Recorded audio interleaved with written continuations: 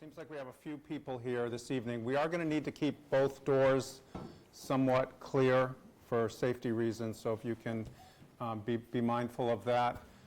We have a public comment list that I know a number of people have signed up, and we'll have lots of public comment tonight. We'll also take online comment. So I'd like to start this evening, as we do, with remembering a few members of our community that have passed away recently.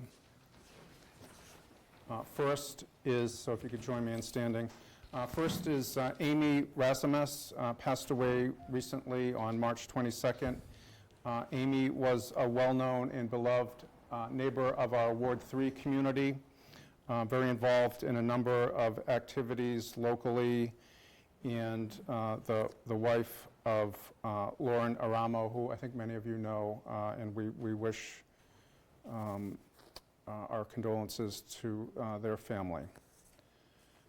Next, Nicholas Costello. Nick Costello, aged 89, of Amesbury, died peacefully recently at home in the comforting presence of his loving family. Originally from Albany, New York, Nick enlisted in the U.S. Army, was assigned to a Nike missile base in Nahant, and met his wife Cynthia in Lynn. They started a family, moved to Amesbury in 1969. Nick, for those who knew him, was really the embodiment of community service. He was a member of the PTA in Amesbury, school committee member, town selectman. Greater service called, and he was elected to the Massachusetts State Legislature for a number of terms, first as state representative that included Newburyport, and later as its state senator. Very involved in environmental, social justice issues, and he also authored a women's health legislation requiring insurance companies to guarantee free mammograms and pap smears to patients. He was Amesbury's first mayor. After retiring from mayor, he served for a number of years as the executive director of Link House and contributed in many ways to our community here in Newburyport as the president of the Maudsley Arts Center in Newburyport. And one of his proudest achievements as senator was securing the Maudsley Estate as state parkland, which I know many of us enjoy to this day. So he leaves a tremendous legacy, leaves his wife Cynthia and 5 sons and their wives and 5 grandchildren, including his son, former state representative and former Newburyport City Councilor Michael Costello. So our condolences go to his family. Bob Spiro died at the age of 87 in his childhood home in Falmouth. Bob graduated from Falmouth High School, enlisted in the Navy, met his wife Nancy, married in 1963, and moved to Newburyport. He worked as a salesman for plumbing and heating companies, fishing boat charter business, instructor for boating, and it was noted in his obituary that he never retired.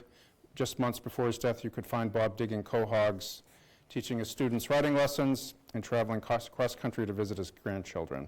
So he's survived by his wife of 61 years, Nancy, daughters Kimberly and Kelly, and he was also the father-in-law of our fire chief, Stephen Bradbury.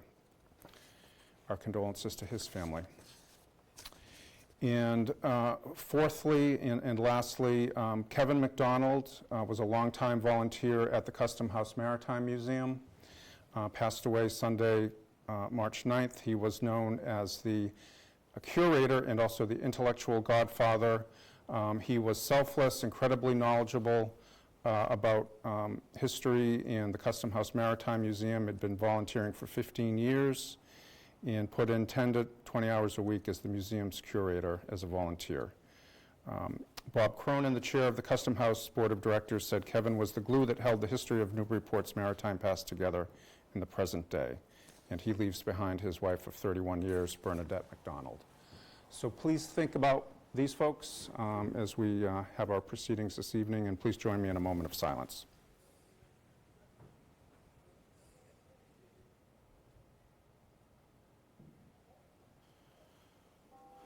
Thank you. And if you would join me in the Pledge of Allegiance.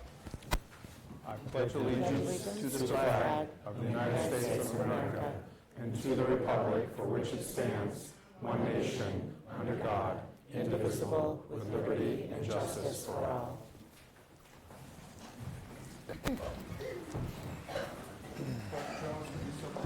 call the roll. I'd be happy to, Mr. President. The roll call for the Newburyport City Council meeting on March 31st, 2025.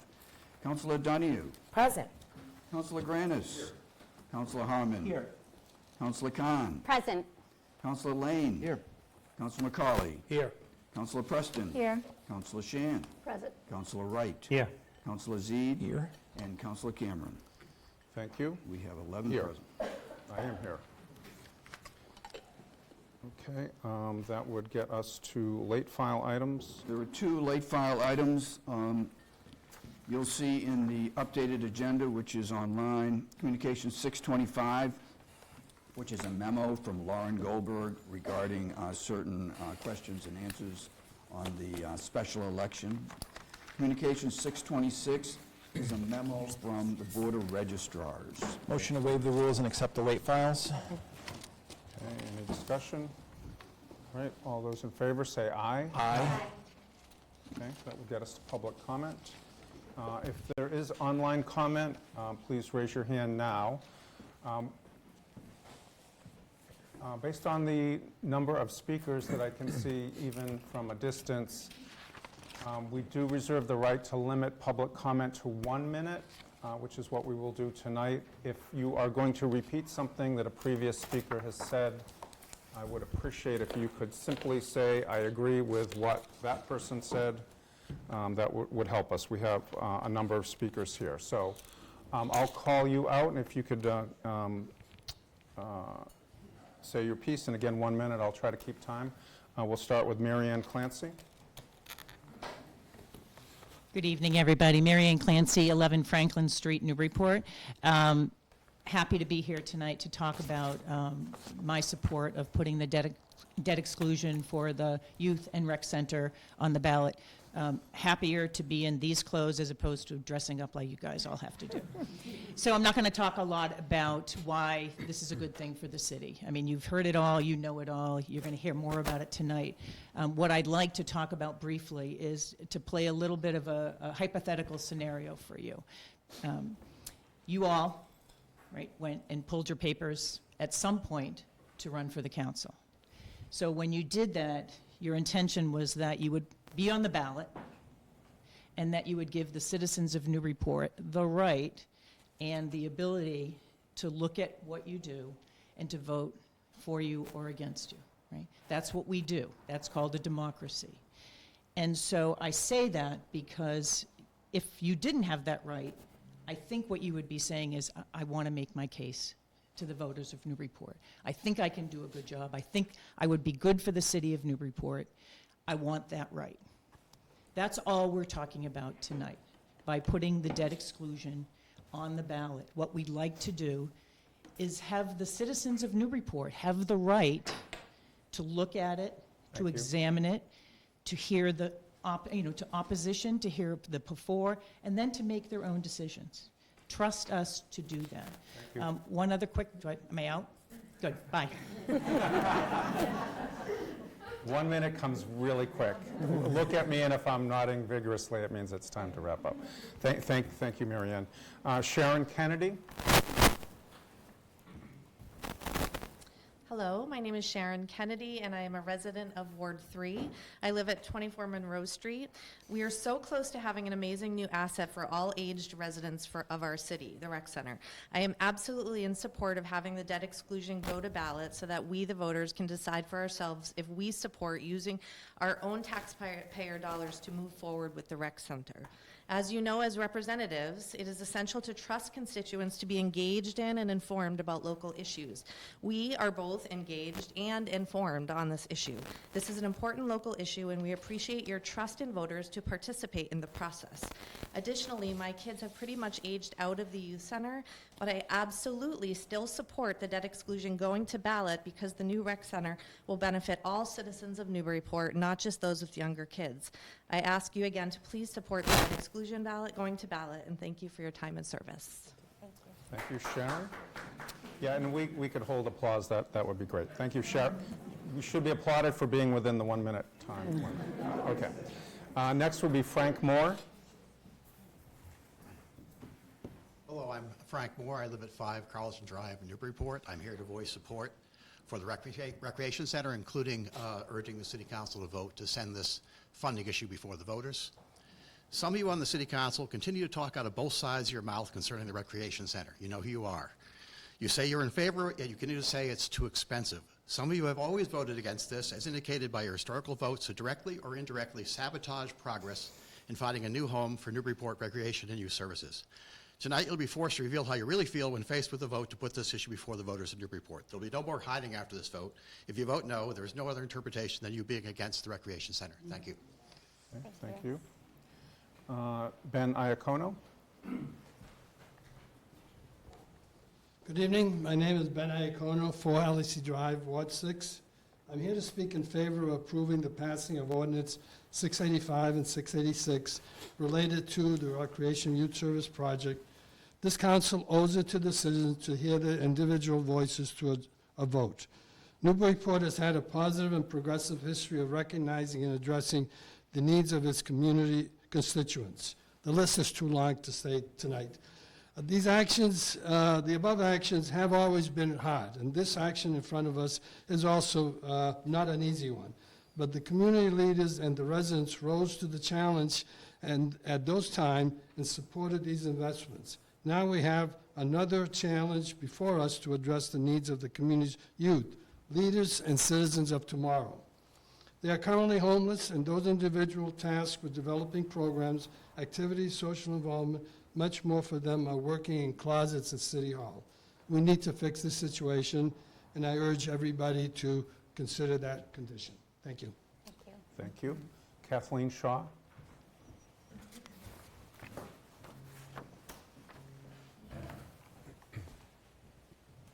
Thank you for having public comment tonight.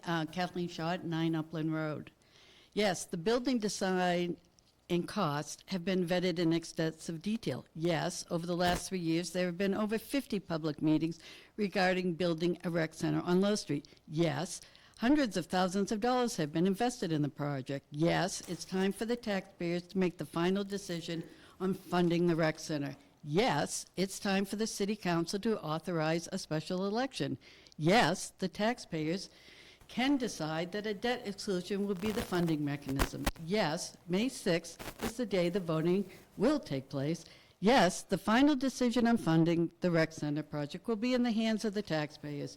Yes, I will willingly pay a net tax increase for a average single-family home of about $16 a year. And yes, I am committed to the democratic process and the decision of the voters. City councilors, I respectfully ask you consider a yes tonight for a public vote on May 6th. Thank you.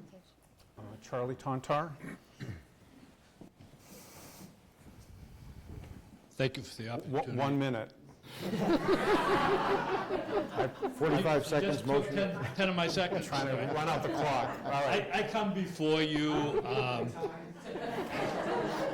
I come before you as the ghost of councils past and the physical embodiment of how long this has been before this body. All right. When we first started considering this, I believe the council president had a full head of hair, and that's how long it was. We knew from the moment that the youth services was relocated to the Brown School that we needed to find a permanent home for it. And we were lucky that the Brown School boiler lasted as long as it did. In the fall of 2020, when property became available on Low Street, I thought it was a good idea. I mean, it was a good deal to buy anyway, but I sponsored the bond order to purchase that property a little over a year later. The council voted in favor. I think it's time to vote. I urge you to do so, and I urge you to vote in favor of putting this before the voters. Thank you. Thank you. Michael Strauss. Good evening, Mike Strauss, 56 Federal Street, Chair of the Newburyport Energy Advisory Committee. I'm here to talk about just 2 to 3% of the rec center. I know you're going to be talking about the cost, and the easy thing to cut on costs is the solar system, and that's really a foolish thing to do. It's $255,000, and it's not when you think of costs, the cost is really the cost of ownership. So you're not going to pay that. You're going to borrow money at municipal rates, say 6%. So that comes to around $18,000 to $19,000 a year that you'll be paying for the solar system. But the energy produced, over 100,000 kilowatt hours per year, will bring back over $25,000 to the city. So that's $25,000 in avoided costs versus $18,000 in costs. That's not including incentives, not including solar renewable energy credits. So the advantage of it becomes even greater. And it's even a better hedge against uncertainty in the future. So I recommend that you keep the solar system on the project or find other ways of financing it, which we can help you with in the energy committee. Thank you. Thank you, Michael. Beth Trock?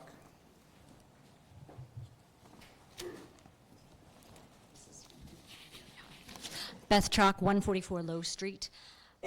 I agree with democracy and all these people who are saying, let us participate, it is time to vote.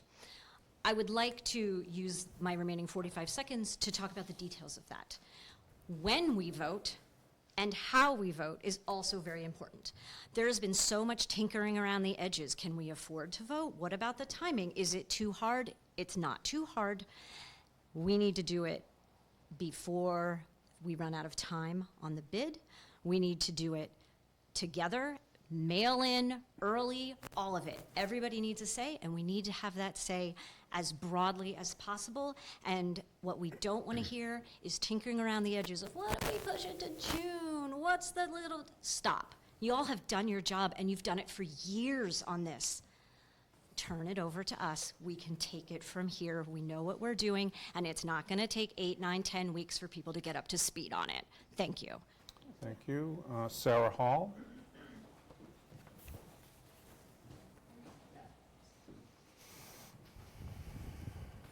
Hello, Sarah Hall, 8 Arthur Welch Drive. I'd like to begin by quoting myself from public comment in April 2019. I'm speaking tonight in support of Newburyport Youth Services. I urge you to fund the feasibility study for the Low Street location. The $65,000 will be money well spent on the future of our city's youth. I made this statement in front of a packed, enthusiastic crowd, much like tonight, and on that night, the City Council voted 10-1 in favor of funding the feasibility study. This was an essential first step in the process towards building a youth center and a real win for NYS supporters. But that was 6 years ago, when only a handful of you were on the council. In fact, you all are the 4th group of councillors to deliberate on this project. If the council were capable of getting a community center built, then we would have one by now. Your job is to represent your constituents, and the majority opinion here will remain unclear unless we put it to a public citywide vote. This is why I urge you to vote in favor of the orders before you tonight. If you don't, you're effectively killing this project, which has received significant time, attention, and money from our community over the past 6 years. Thank you. Thank you. Mariah Thornton? And again, if anyone would like to just say, I echo previous speakers, feel free. No pressure. Hi, Mariah Thornton, 8 Francis Drive, Ward 5. I just wanted to say thank you all to the city councilors for all the work you do in our community. It's very appreciated and noticed.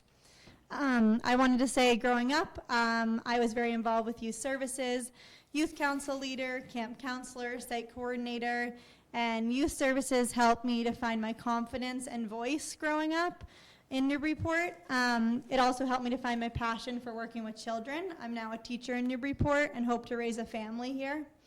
I just wanted to say the city has spent so much time, energy, and money to get to this point, and I want to see the community be able to vote on funding a center where children and adults can flourish and hold the election with enough time to ensure the bid that everyone has worked really hard to get doesn't expire.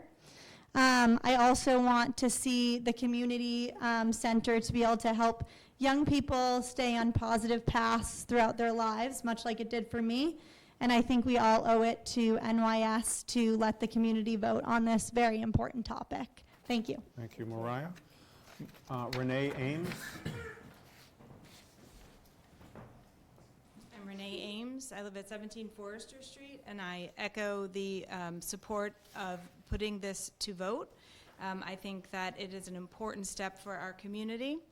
Like Sarah Hall, I've been here many times to voice support for this project. And I would just like to encourage the council to put it to vote, let the citizens decide.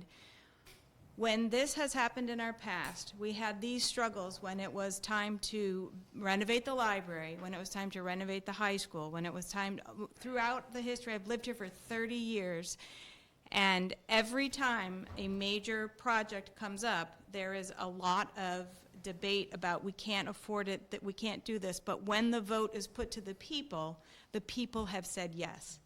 And now we have an amazing library, a beautiful Bresnahan school, a renovated high school, and that is because the citizens of our town said, yes, we want this. So please give our citizens a chance to have a voice to build the community that they want. Thank you. Melissa Baus. Hello, Melissa Baus, 6 Iona Avenue, Ward 5. I echo the sentiment about the need for a vote on this debt exclusion in a timely manner, emphasis on timely manner, so as others stated, we don't lose the opportunity for this bid. We know that the project is not going to get any cheaper. Kicking this can down the road is going to be the last kick it gets. It's going to be in the river. So we need to explore this debt exclusion. We know we can afford it. We're essentially paying a very similar amount already for the high school debt exclusion, which will expire this year. A rec center is a long-term investment in public health, youth development, and economic growth. We've been over this over and over again. Giving residents a direct voice in the decision strengthens trust in local government, ensures the project reflects the community's priorities, and opens the doors to additional partnerships and funding opportunities. So again, I urge you to do the right thing, do the brave thing, make the big decision, and let the taxpayers decide with a timely debt exclusion vote. Thank you. Thank you. Perfect timing. Next would be Ronnie Eng.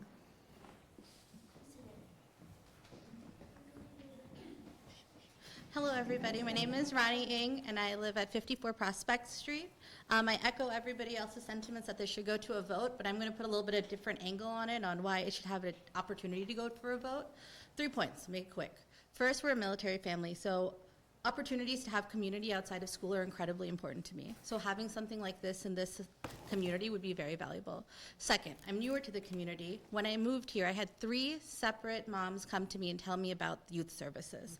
The first mom said they don't know what they would do without youth services. There were 2 working parents, and they would have not survived without it.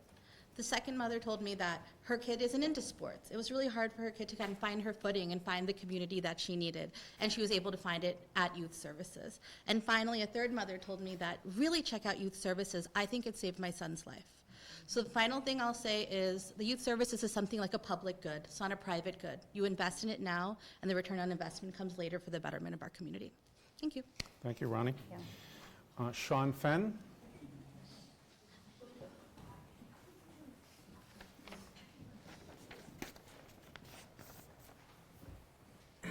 Thank you, Councillors. Sean Fenn, 22 Outwood Street. I agree with much of what's already been said. I believe that this should be put to a vote of the people in a timely manner so that it can be certified before bids expire. And I believe that whether you're for, against, or undecided, that democracy should not be thwarted. You know, somebody told me recently that politics is the art of postponing a decision until it's no longer relevant. I think we can do better than that. I do know that a high schooler would love unlimited time to study for her exams, but at some point, you know, you need to take the test. You either understand the material or you do not. I think that this needs to move on from the study phase. Finally, I do want to say I'm also president of Newburyport Girls Basketball Association, work closely with the boys as well. There has been statements that there's plenty of space available for gyms in Newburyport. That is entirely not the case. We use every available hour, 6th, 7th, 8th grade girls and boys practicing till 9 or 9:30. So thank you, and I hope that this goes to vote. Thank you. Mary Ann Vesey.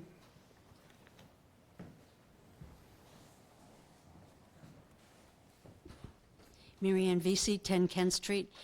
I think it's incredible that we're talking about this on Transgender Day of Visibility, because for me, youth services really represents an incredibly dedicated and beautiful people who really work hard to make the kids in this city feel welcomed and valued. And that's just so important. They're just an incredible service. I think you've done an incredible job getting us to this point, and now we need to take the next step as citizens and vote for this. Thank you so much. Thank you, Mary Ann. John Ritchie. Hi, I'm John Rickey. I live at 6 Christie, Ben's ward. I agree with everything everyone else has said. The one thing I have noticed is there hasn't been any negative comments. The last election, the last special election for the Whittier campaign, over 4,000 people said, this is not something we want here in Newburyport. Last mayoral election, over 4,000 people, again, said, this is who we want. I don't think, if you look at all the emails and calls you might have had, 4,000 people contacted you. If they had, I would be amazed. So I think it's now time, as everyone has said, let at least those 4,000 who seem to show up and vote for various things here in our community actually vote.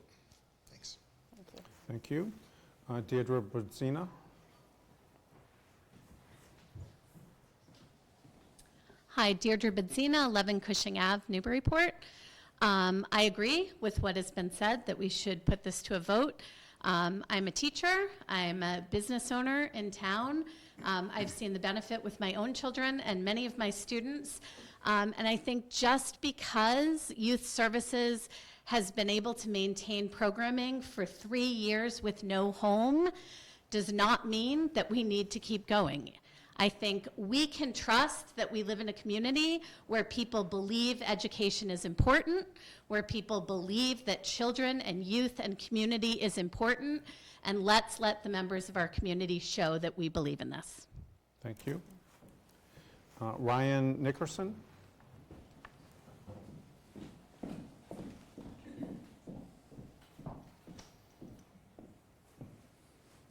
Good evening. My name is Ryan Nickerson. I live at 354 High Street, across from the Senior Center entrance, with my husband, John, our 2 boys, and my parents. As board member of the Port Youth and Rec Foundation, formerly Friends of Newburyport Youth Services, I want to emphasize the decision of the rec center should be made by the community. This isn't a vote about whether the rec center is needed. That has already been discussed. Both you and the council and the taxpayers have already invested significant time and money in this project. It wouldn't be right to let that go to waste without letting the people of Newburyport decide after all this time. The real issue is funding, including a debt exclusion that would send the decision to a public vote. This is a huge, major investment, and the taxpayers deserve to have a say, not just a handful of city council members. Newburyport is an amazing, incredible, special place to live where kids thrive and community truly matters. Let the voters decide on the future of the rec center. Thank you very much. Thank you. Christy Teal.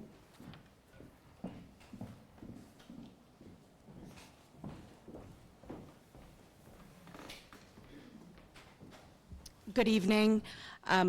Christy Teal, 2 Cutters Court. I'm in Ward 3.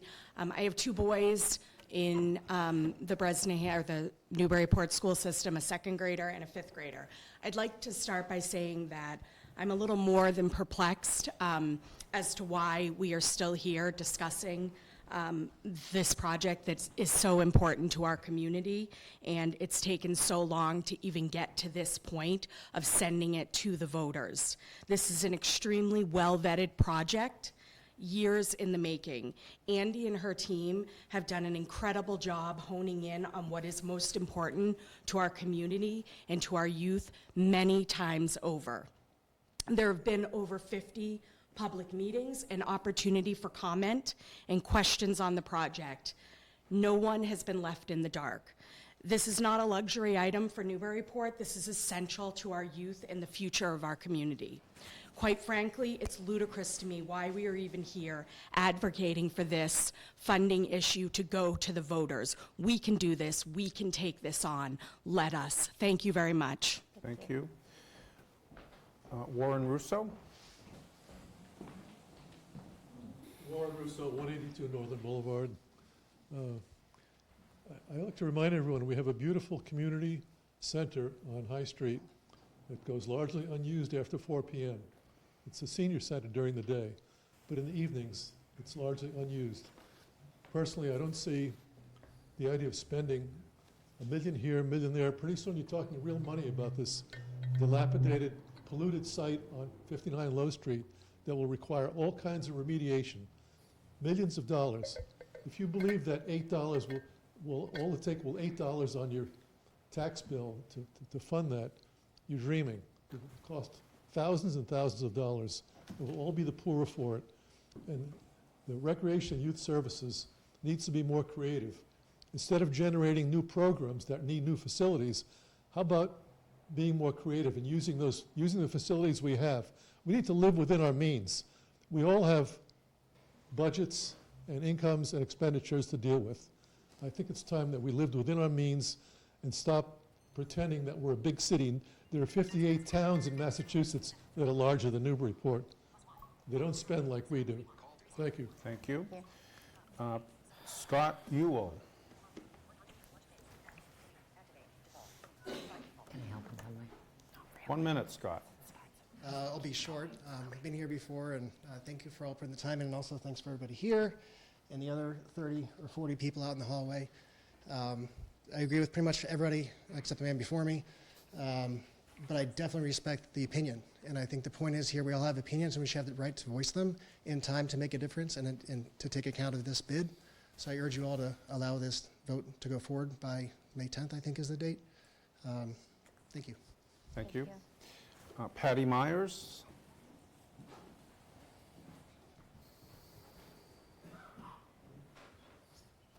Thank you. My name is Patty Myers. I live at 14 Sylvester Street. I am here tonight to speak in support of funding the rec center and putting forth a debt exclusion ballot question. The rec center provides important programs for the young people of the community, and it will be another venue for the many civic groups in our city. As a taxpayer, I am willing to pay a reasonable amount in increased taxes to pay for this center.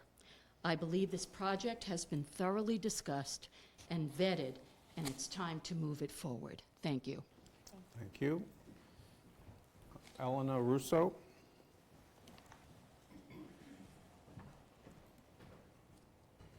Good evening, councilors. My name is Eleanor Russo, 22 Bromfield Street. I've been a resident of the South End for 18 years. I'm also a parent of 2 students who very much benefited from the Newburyport Youth Services, what it was called then, back when they had a dedicated space at the Brown School. Full disclosure, I'm also the low bidder for the general contract on this project. I want to assure you that I would be speaking tonight even if I were not the low bidder, and that's for 2 reasons. The first is that I know that this project is going to benefit all of us, mostly the youth, but all of us in this community, as long as they can get a dedicated space. But the second reason is that I know that you guys have put together a project that is fiscally responsible. I work in construction. I spend most of my days reviewing plans, critiquing plans, and pricing plans. And when these plans came out, I was pretty impressed with the scope, with the reuse of existing buildings, with the scale of the addition. This is a responsible project. So I'm really in support of getting this special election passed. I also would like to take a moment to address Mr. Really Russo. quick, though. Go ahead. No relation. He commented that no other communities spend like we do. This project is budgeted at $7.1 million in construction costs. I currently know of 2 other rec centers being planned in communities in other towns in Massachusetts. Their budgets are $11 million and $19.5 million. Thank you. That's where your bid will come in eventually, too. All right, thank you. And now we're going to move to online. We have 2, that's everyone in, actually, Eric Tracy, I think I missed. Point of order? I'm sorry. Can we not have interruptions like that again? We won't. Eric Tracy? Hello. 1 minute. Thank you, Eric. You're welcome. My name's Eric Tracy. I live at 2 Chatney Lane in Ward 6. The benefits of a new rec center are obviously immeasurable. I'm sure we can all agree on that. However, not every aspect of this project is going to please every single councillor nor every single constituent. So I ask that we please put aside personal views on any one angle of this project and consider every community member's right to voice their opinion through a vote. At minimum, we owe it to the constituents to let them find the final outcome. And if a new rec center were to fail, at least the community will have had the chance to have that outcome. Thank you. Thank you. We'll move to online comment, and Owen Smith, I'm going to allow you to talk. If you could unmute yourself in 1 minute. Yep, good evening. Owen Smith, 175 Story Avenue. I'm a Ward 5 resident. I sent the City Council an email with merits of why this should go to a debt exclusion vote. But I'd also like to speak about the timeline. This obviously has had a significant amount of civic engagement over the years. Providing reasonable notice, which would be in early May, would be enough time for the voter to be informed and make plans to vote. So, I don't see the sense in delaying it to kick the can further down the road to maybe miss the guaranteed price we have on the project and delay it further. And secondly, to address some of the comments about how it's a toxic waste site. Well, yeah, of course, if we need to remediate it, we're going to have to remediate it for whatever use the city chooses if it's not the use zone. So those costs are going to have to be taken. And they're going to be cheaper now if we do it now than if we wait till later. Thank you. Thank you. And I'm going to... You are muted again. Potential to talk. Kristen Farrell. Could unmute yourself, Kristen? Hi, can you hear me okay? Yes. Oh, can't hear me. Yes, we can hear you. Can you hear us? She's just muted herself again. Okay. Oh, We there can- I am. Yes, hi, thank you.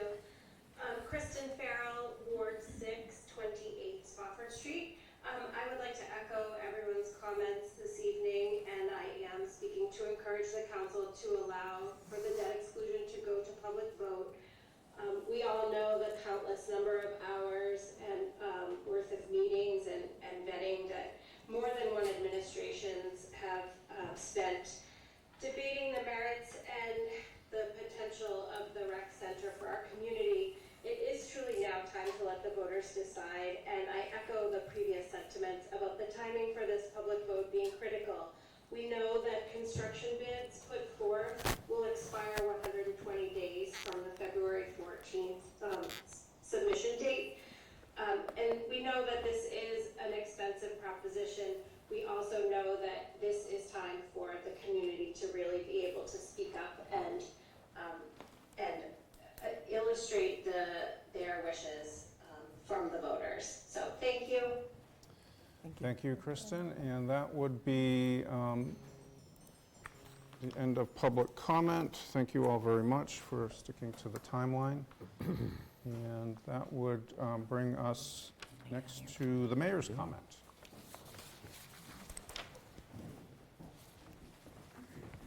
Good evening, Sean Allen, 5 Lower Street, Ward 5.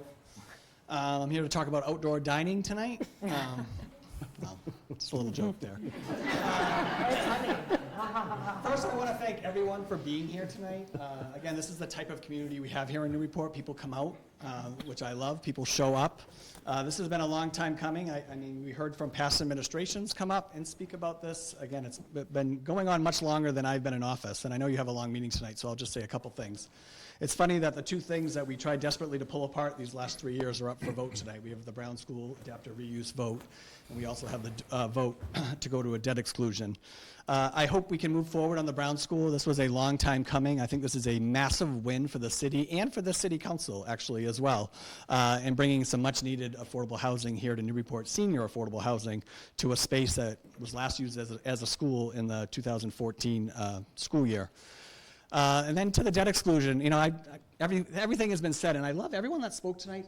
had their own spin on it, right? It wasn't the same thing over and over again, because this project means so many different things to so many different people, which is really just shows you the impact that this project could have on our community. But I will say about the debt exclusion, you know, you all have platforms that you get to speak from. Let's put it out to a vote, and if you don't like this project, speak from your platform, and you can go there and try to change some minds. I'm going to do the same thing. But that's what we should do, because that's what debating is all about, and getting to best results. So please, let's put it on the ballot. It has been long enough. Let's let our voices be heard. And again, we'll have 49 days or so to get this information out to the public. It's funny, I don't know if Owen Smith just said it, but there's 49 days between the preliminary election this fall and the general election, and there'll be 49 days until the vote here in May as well, if we can pass this tonight. So let's get it done. Thank you. Thank you. Thank you. Any questions or comments for the mayor? Mayor, don't leave yet. John. Send him back. Send him back, please. Send him back. Mayor. I think Councillor Lane wanted to ask you something.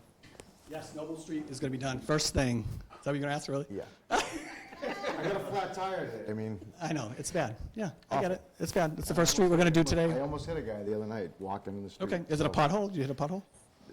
They patched it, looks like, since that happened this Okay, morning. I'll get him to patch it again, but that's our first street we're doing this You know any date or time frame? I don't. So DNR just got the contract again for our paving. I have a meeting with DPS tomorrow. I can find out exactly, but we're working with Allied on our sidewalks and our street work right now. And Noble's a little, I have to ask you, especially Noble's today. a little different because we got to do the drainage there too, but that's the first thing we're going to do. Great. Okay. For Coombs Circle, right? Yes. Okay, anything else for the mayor? Nope. All right, Last thank- chance. thank- All right, have a good thank meeting. you, Mayor. That will lead us to the consent agenda. It would. The consent agenda this evening consists of the following. The approval of the minutes for March 10th of this year. The following communications. Communication 623, revolving rec services account mid-year report. Go to Budget and Finance. Communication 624, 2025 parklet applications approved by the clerk. No material changes to be received and filed. Application 250, the Basin Application Tent on Water Street, license and permits. Application 251, Block Party, Ryan Road at Phillips Drive, to go to license and permits. Application 252, 15th Annual 5K, September 28th, to go to license and permits. Application 253, Heinz Flag Day Race, 5K, on June 14th, to go to license and permits. Application 254, movable sign application for Merrimack Valley Glass and Mirror, to go to license and permits. Two transfers. Transfer 217, Harbor Master Dredge Project, $72,000 to the same amount. Harbor Master transfer in. Transfer 218, Finance, pre-cash, $16,000, $250, to go to municipal insurance, same amount. Again, Budget and Finance. Both of those transfers going to Budget and Finance. Appointments. Appointment 536, a reappointment for Rosemary Deasy, 8 Fenders Ave, to the Council on Aging until 6/1/2030.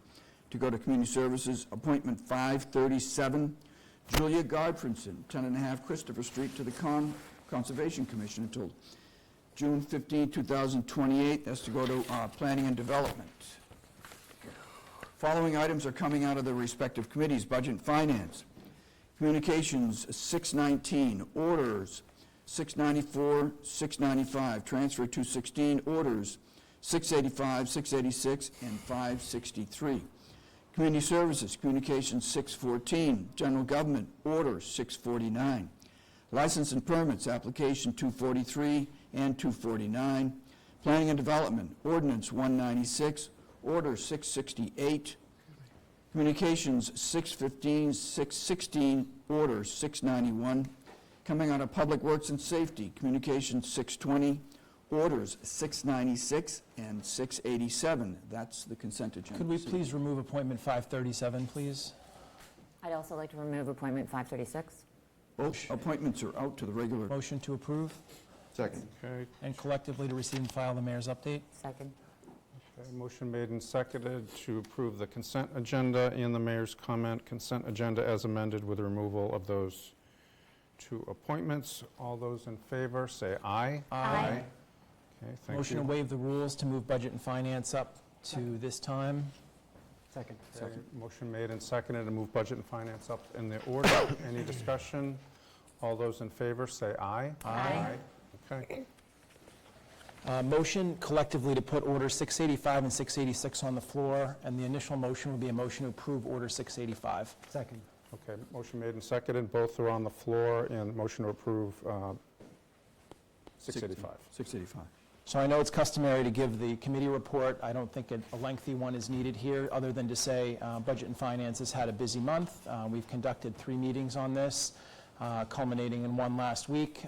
We covered a range of different topics, having had a range of different attendees and public comment, as well as invitees from various departments. Both of these were submitted to the council with no recommendation. I yield for now. Councillor Harmon, then Councillor Lane. Thank you. Apologies, I know we've just heard a lot of public comment along the same lines, but I thought it might be helpful to take a little bit of a step back from the work that we've been up to recently. I know this has been a long, long time coming. It started well before I joined the council, but I just want to reflect on why we're here and some of the work that we've been conducting along the way. In my mind, calling this a rec center misses some of the importance of what we're really discussing. To me, this is a home for a department that's been in need of one for several years, limiting their ability to provide services they're otherwise fully equipped to provide the community. It's a hub for the community, a gathering place for all sorts of recreational and other activities, a third space, a safe space for vulnerable folks, and a place for a community to create connections. And lastly, it's an investment in the future of Newburyport. The benefits of the investments made by previous generations are so clear and tangible to us in our revitalized downtown, preserved historic churches, museums and landmarks, libraries, schools, parks, and the senior center. A rec center would only add to the lives of future generations and contribute to making our city an even more attractive place for people to live. Without going through the deep history of this, just the past few years, the will of the council has been to purchase the property at 59 Lowe Street. The will of the council has been to fund the creation of architectural designs and construction documents, along with all the necessary permits and vetting by boards and commissions, waivers and approvals for the project. It was the will of the council that we see the hard numbers following a thorough bid process. I believe we have done everything in our power to responsibly evaluate in great detail the proposed project and its funding sources. I am proud and impressed by my colleagues' diligence in making sure we fully understand and make public the details of the proposal. And so tonight, I hope it will be the will of the council to let the citizens of Newburyport vote on whether to move forward with this project, and that we can do so in a way that allows ample access to the ballot and certifies the election in time to capitalize on the bids we have in hand before they expire. Thank you, Councillor Harmon. Councillor Lane and Councillor Zeid. Oh yeah, Councillor Lane, the bad guy, standing up. I don't disagree with anything you just said. So, in the past, I've had some hesitation about this amount for youth services. I still have hesitation about this amount for youth services.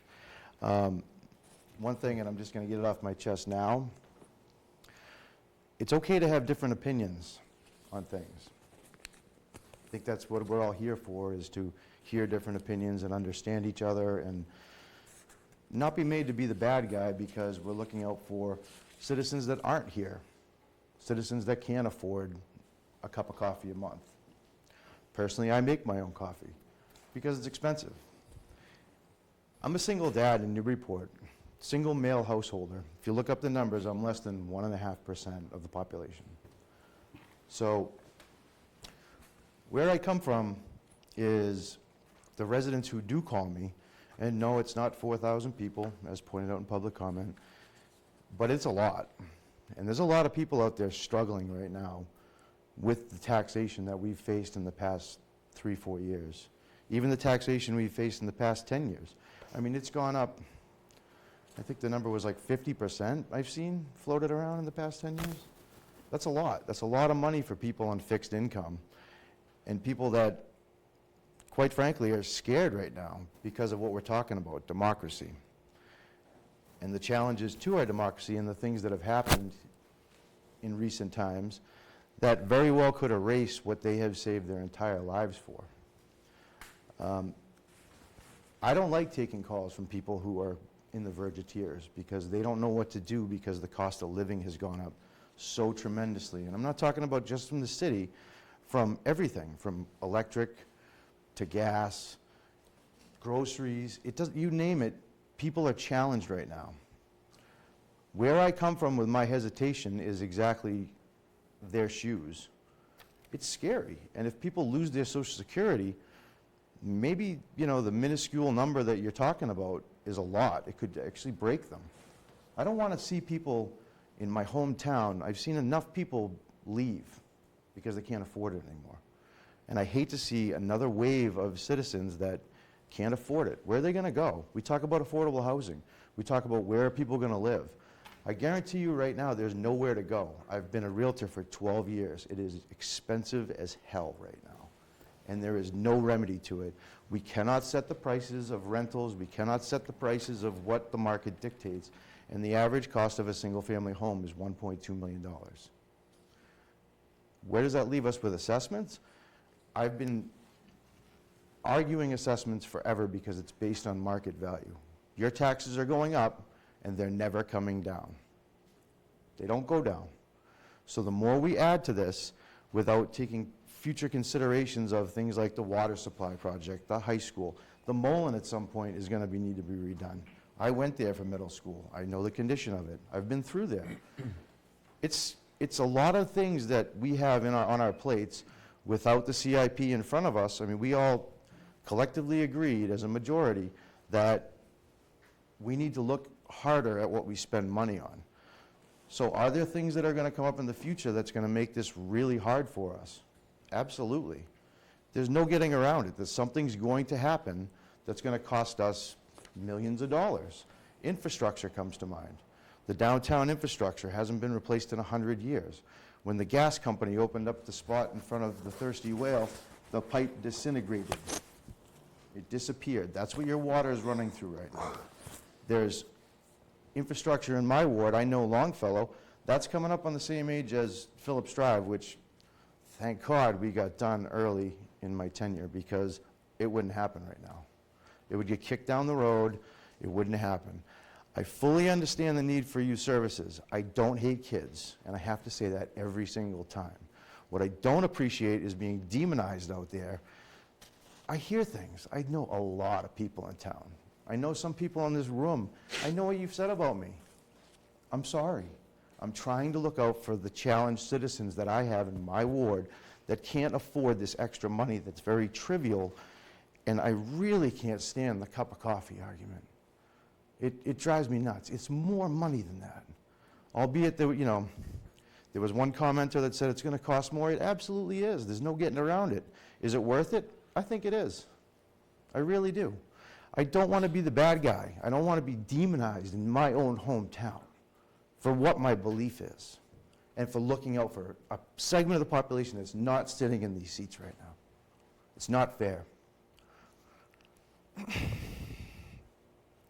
That's where I come from. I don't discredit the services and the kids that benefit and the people that are going to benefit in the future. That's not the problem. I'm scared of the residents that are going to have to sell their home, and I look out for them. So I'd appreciate not getting the sneers, not getting the eye rolls, the conversations, oh, we'll just replace him. If he says no, I've said this in the past too, you want a one-trick pony? I can't even count how many hours I've spent on city council to the detriment of my relationship with my son, my career, my business, my free time, to just turn around and get kicked, you know, from behind. Oh, I'm sorry. I'm sorry I disagree with some of you in this room, and I'm sorry you feel that strongly that you want to say whatever you want to say about me. I'm not a bad guy. I love my son. I love kids. I was a preschool teacher at one point. Believe it or not. Nap time was my favorite because they made me take a nap with them and none of them would sleep. So I had to get that off my chest. I'm not going to stand in the way of a vote. I'd like to see us get more creative with the amount. If we're confident that this is going to be a debt exclusion, I'd be a lot more confident moving this number higher, to be honest with you. If we need it and you believe firmly in it, put the whole thing through. Let the public pay for it. If they want it and they vote for it, great. But I can rest easier knowing that it's not my fault, that someone's going to have to be in a really difficult position. This economic climate scares everybody. There's not a single person in this room, I don't think, that has a little bit of uneasiness about what's going on in the world. Maybe a couple of you. But for the whole, you should be scared. There is things disappearing, there is things going on that are not okay, that are way out of the control of anybody in this room. Newburyport can't control the world. We can't control what happens, worldly factors. I had been saying that the city's been overspent for years, and we continue to spend money. The spending, it's like a drunken sailor out there. Like, when does it stop? When do we realize, like, we've put ourselves in this position? Do you think that garage was my favorite? Council President knows it was not my favorite. I bring it up all the time. I hate that garage. I will not park in it. I don't care if there is not a single parking spot from here to Plum Island, I'll walk, because I can't stand it. Would I rather have seen a youth center with the $8 million or so that we have sitting on the corner? 100%. So we're cleaning up the mess from the ghosts of councils past, I guess you could say, who have said vehemently it's been a priority to them. But every turn, they kick it down the road. Put them in a condemned building, stick them in a corner of City Hall. It's never stopped. So what I'm asking the council, if there's an appetite for increasing the debt exclusion for the vote. And if there's that appetite, I'll move the question immediately. Thank you. Councillor Lane. Councillor Zede. Thank you, Mr. President. I'll hold my broader comments. I'd like to make a motion to amend to strike the last sentence of this order. It begins with, "It is the intention of the city that the debt service on $2 million portion of this appropriation be met by borrowing, be included within the city's levy limit." Second. Okay, so motion made and seconded. If I may speak very briefly, please. specifically on the amendment. Over a year ago, I actually proposed the debt exclusion and the $2 million, to much derision, frankly, from the mayor, and several people also didn't like the idea at the time. I'm excited to hear that now it's a great idea, so just wait long enough and you can get a second bite at it. The reason I want to strike this is that we've actually learned a lot through our committee process about how debt exclusions work, and the reality is that if the voters approve a debt exclusion, it is up to the full amount of the project over the entire life of the project. So a statement of intent here not only does nothing, it actually creates mis and disinformation, unfortunately. A lot of people, and the newspaper, keeps harping on a number of $4.5 million for a debt exclusion. That number does not exist. It doesn't appear anywhere here in the law. This is where we make laws, and so you have several numbers you can point to. The one I like to just keep my eye on is 8.29 plus, and 8.29 is the stated figure for the project. The reason I add a plus is we did learn in our committee deliberations that even at 8.29, it's not immediately ready to open its doors. For example, it will need things like furnishings, and others feel that there will be other needs across the way. So this has to go. The council president asked for clarity during committee. This is mandatory for me in order to vote for a debt exclusion. So my cards are on the table. Thank you. Councillor Khan, then Councillor Donahue. Thank you, Council President. So on the amendment, let me give a little context. I think the statement was made that this was really not the desired route and that we all think it's great. And so I'll just say right here, no, I still don't think it's great. Exactly to the point that was stated by the previous, the councillor from Ward 6. If you think about it, Prop 2.5 was established to control overspending by cities. The reason Prop 2.5 was there was to ensure that taxpayers were not taxed above a certain amount. And if we wanted to go over the Prop 2.5, that's through the debt exclusion. So I was really originally a fan of everything within the levy, Prop 2.5. Because that's not adding an additional amount, and we had seen from administration the bar graphs that shows what's within what we're being taxed at now and that we're allowed for that control versus what it takes now to go above that. So I recognize we want to make a compromise. We want to find the optimal way to make people happy on what do we want to send to the voters. Because to pay for this within the levy means we make the decision, the councillors, and we can't get 8.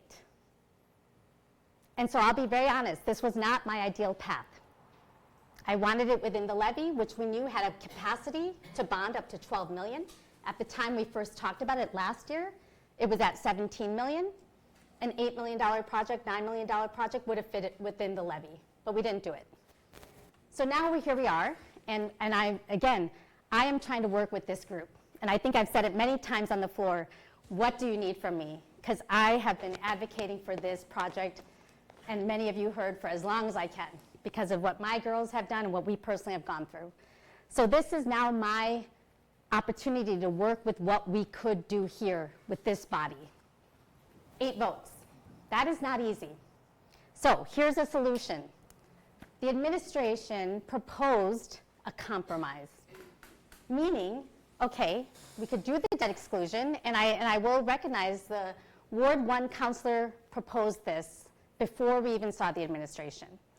And my gut reaction when we saw it last year was, why? You know, that was still when I was like, we could do it within the levy.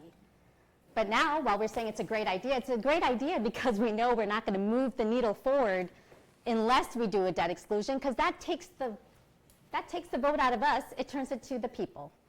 So yes, I am going to support the debt exclusion, but not by taking out that $2 million from the levy limit. Because that is now what we're doing, and think about it like filling a glass. We're basically saying that $2 million, which is within the levy, does a couple of things. It reduces the overall burden that we're going above, because remember, the administration could still go up to the levy limit. So that $2 million within the levy limit controls the, quote, overspending I hear about here by the administration. So it doesn't logically make sense, what we're talking about. So that's why moving it all to the debt exclusion, now we're giving free rein. The administration could go up to the levy limit, plus we're now going to add the debt exclusion. Because as we make any decision here, we should be thinking the outcome is it's going to pass. That's our fiducial responsibility. We can't assume it's not going to pass. We have to assume it's going to pass, and what's the best way to pay for it. So I do not support taking anything out within the levy limit, because I think that's the protective factor that we're trying to do in terms of controlling what Prop 2.5 was set out to do. Thank you. Thank you. We did Councillor Donahue, Councillor Zeid, Councillor Wright. And again, we should focus on the amendment. Yeah, understood. Thank you. Thank you, President. So I, of course, I have a lot I would like to say, but I will just focus on the amendment. You know, I also, this was not my favorite path. This was not something that I really thought would be the right way to go. But given all the conversations and all the public comment and all the comments so far, I am willing to compromise for the sake of getting this done and sending it to the voters. If it takes that amendment to make that happen, then I will support it. But if it is just to keep pushing and belabor the point of not supporting the project in the end or the vote in general, then that's unfair. So I hope this is genuine, and if it is, then yes, let's move forward. Thank you. Thank you. Councillor Wright, and then Councillor Thank you, Council President. So I think the point that everyone has to understand, and it actually took me a while to get there myself, the debt exclusion is for the total cost of the project, period. Although this administration has committed to spending a certain amount of money within the levy limit, there's no guarantee that future administrations will uphold that promise to all of you. So at any time, they can go up to the full amount of the debt exclusion. And the legal language in the debt exclusion is the 8.8290 figure. So this is a 30-year bond. There's a lot of administrations that can pass through the door that have the ability to say, oops, we need to do something else with what we pledged for the $2 million. So although I appreciate the efforts of this administration, I don't think it makes any sense at all to have this included in the language, because at any time, any administration can go up to the full amount of the debt exclusion by law. So this is, it's a nice thing to express this sentiment, but it doesn't bind this administration, and it doesn't bind future administrations. Thank you. Councillor Zeid. I'd just like to ask the finance director a question through the chair. So just to continue the point that Councillor at Large was making, if an administration chooses to take the full amount out of the levy, Mr. Manning, what recourse do you think the city council would have? So the amount of borrowing would be up to the $7,555,000 figure that's in the loan order. So there'd be no way to go above and beyond that, as that is the figure that's being presented before the voters for the debt exclusion. That is the project we are presenting. But yes, there are situations where your city leadership could change, and the mayor or city council, they could have different policy directives, and there could be an appetite to shift more of the burden onto the taxpayers by increasing the levy limit calculation, essentially bringing the full amount above and beyond what we're legally allowed to tax. But really what I see as the guardrails are twofold. The public would be notified first when the mayor, whenever, if ever, that mayor were to propose that in an annual budget, it would come through that mechanism, and then the city council would naturally need to adopt it. So there's one step, and then as a second step, they would also then need to approve the tax rate that includes that higher amount. So yes, I fully recognize that the debt exclusion is for the project itself. It's not saying that, yes, the city will definitively borrow $2 million within the levy or outside the levy. That's just the way the law is written, but I certainly understand the nuance there. So as a practical matter, Mr. President, I submit to you and to my colleagues that the problem with this is it's not being used in its intended fashion. It's being used to imply that debt exclusion is less than it is. That's my personal view on it, and that's why having a clean debt exclusion so everybody understands is the most important thing, and that's why I've proposed this amendment. Thank you. Further comment on the amendment, Councillor Preston? Yeah, thank you.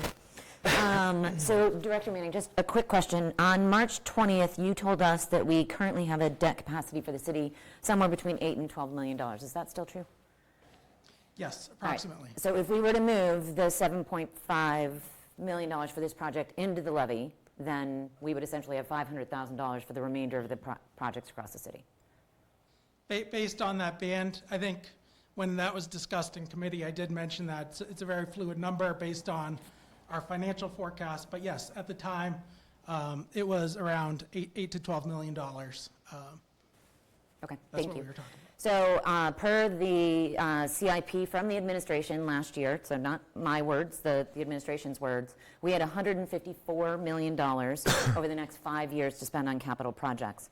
Of that, $68 million are for critical water and sewer upgrades for continued access to clean drinking water and effective wastewater management, $11.5 million for improvements in schools, $10 million for streets and sidewalks, and importantly, only $3.75 million for Whittier, which we found out just last week will actually be closer to $31 million for the city.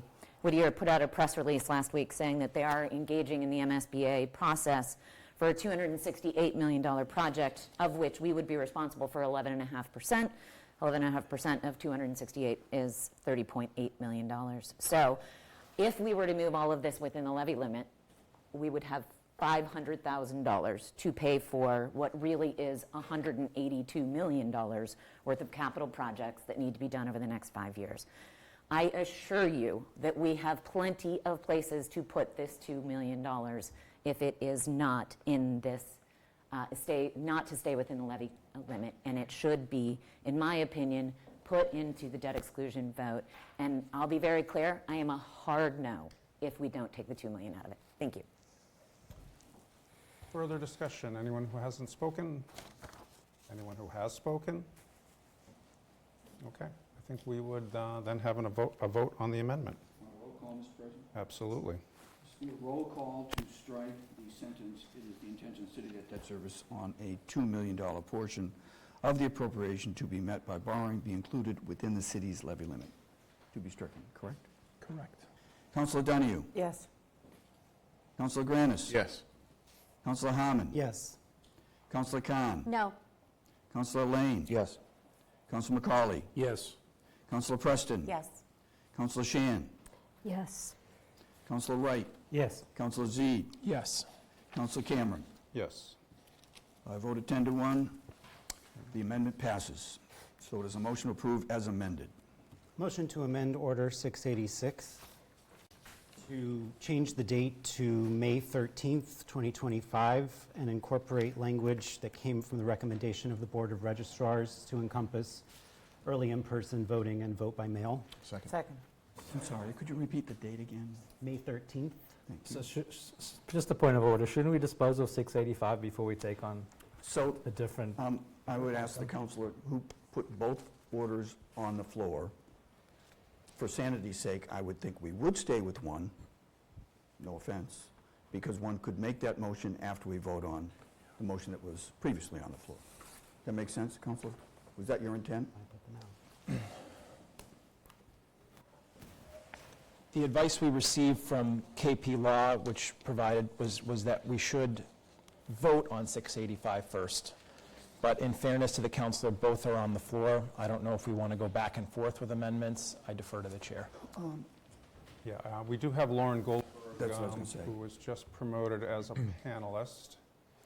And Attorney Goldberg, hello, good evening. Thank you for being with us this evening. I don't know if you've been able to hear that. So we have, the two orders are both on the floor being discussed. There was a motion to amend the loan order, the bond order. That's Order 685. So there was a motion to amend that. And then a motion has just been made on the vote order, 686. Our technical question, I don't know if it's a legal question, and we do understand from your opinion recently that we should take the loan order up first and then vote on the vote order.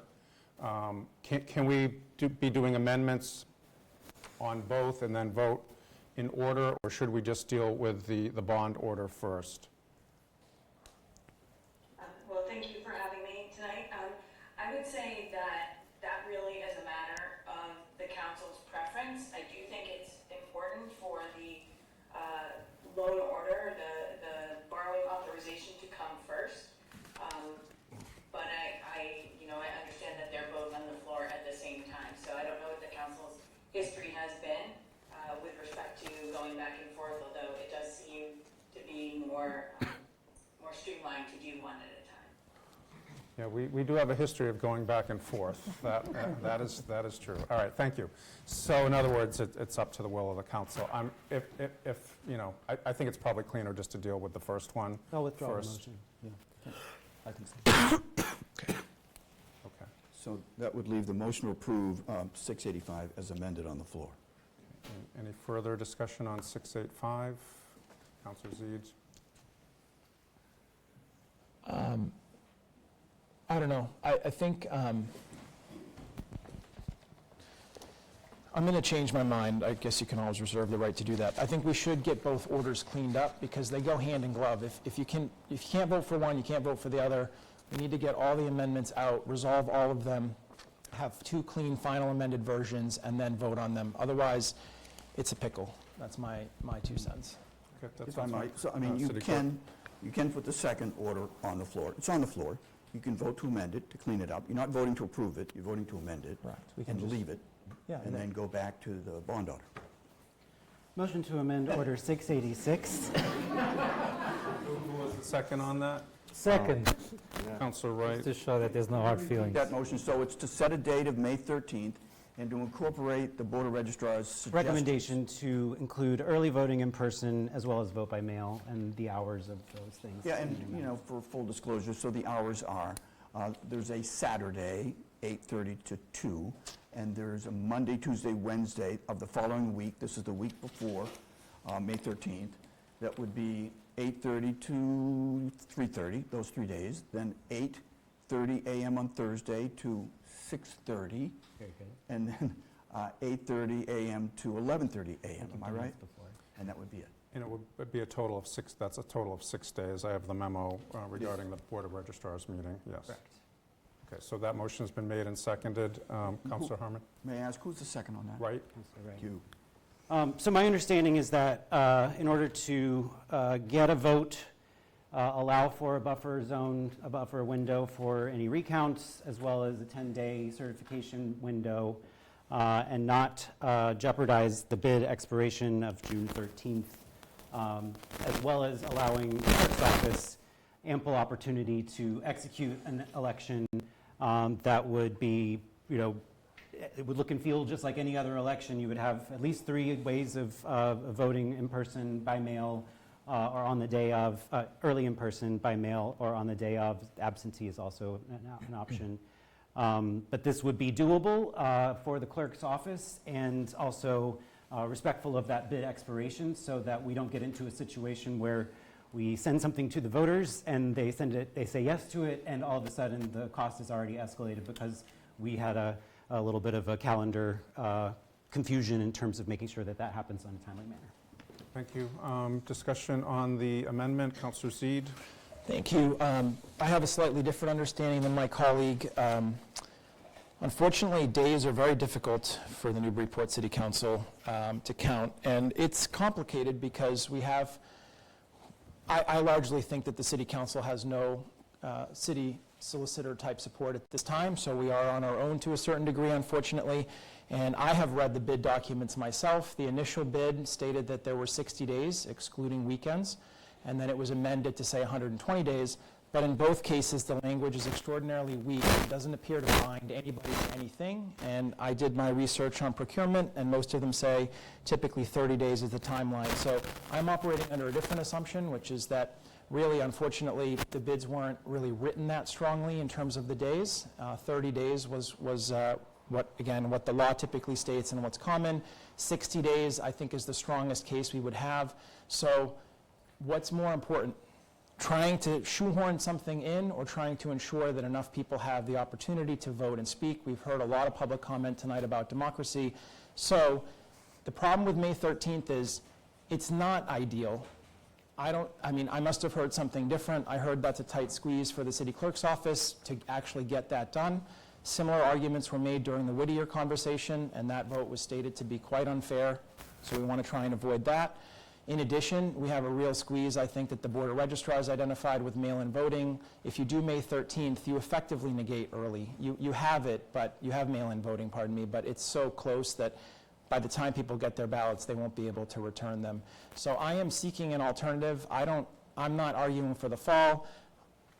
I don't really want to go to June, but we're stuck in a bunch of days that are very difficult. And the last piece I want to make is the main heart behind going at least a week beyond where we were with May 6th was to get the budget. And the budget's not going to be presented to us until May 12th. There's no possible way anybody can read and consume the budget in 24 hours. So I'm asking the sponsor to reconsider. If there's another date that he could put forward, that would be something that would be appreciated. Okay, further discussion? A question was directed to you, so, okay. I'll wait. Councillor Preston? Thank you.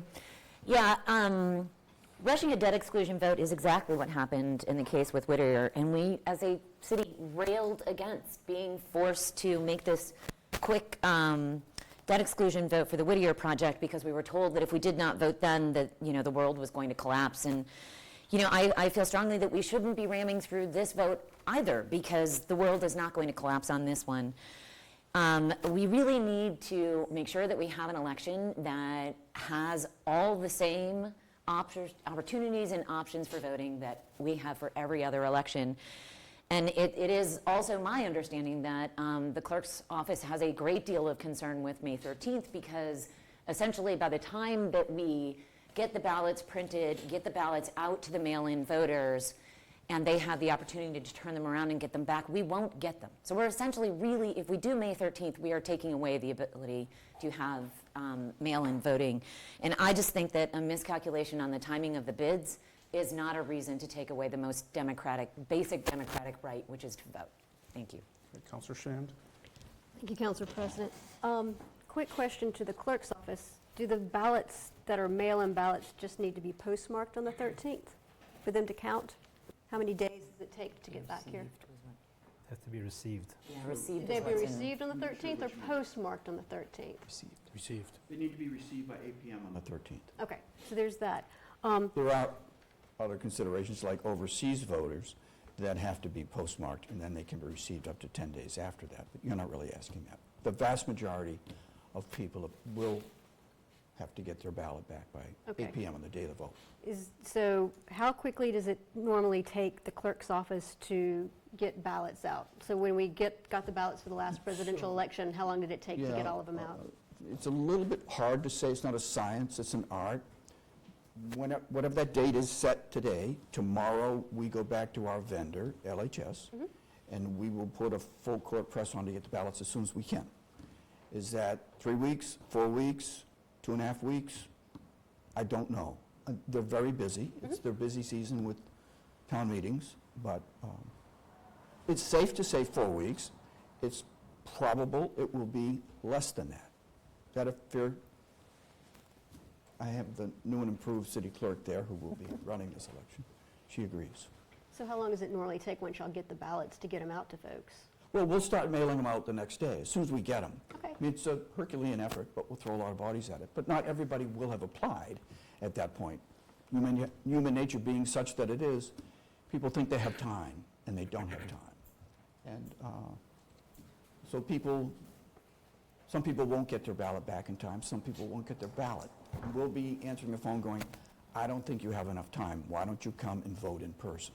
If they're in town, that's what our recommendation would be. But typically, you can get them out, and if folks get their ballot, and they know it needs to get back on that day, when it's an important vote, people will FedEx them. Yeah. Okay. A fair statement. All right. And as far as the 120 days, I too read the bid documents. 120 days is 120 days, and I too work in the government procurement stuff, and when you put 120 days on it, that's what it means. So I agree with the June 13th date. So June 13th or May 13th? the June 13th date on the end of the 120 days. Yeah, but you should know that I sit on the Board of Registrars. We don't get involved in that issue.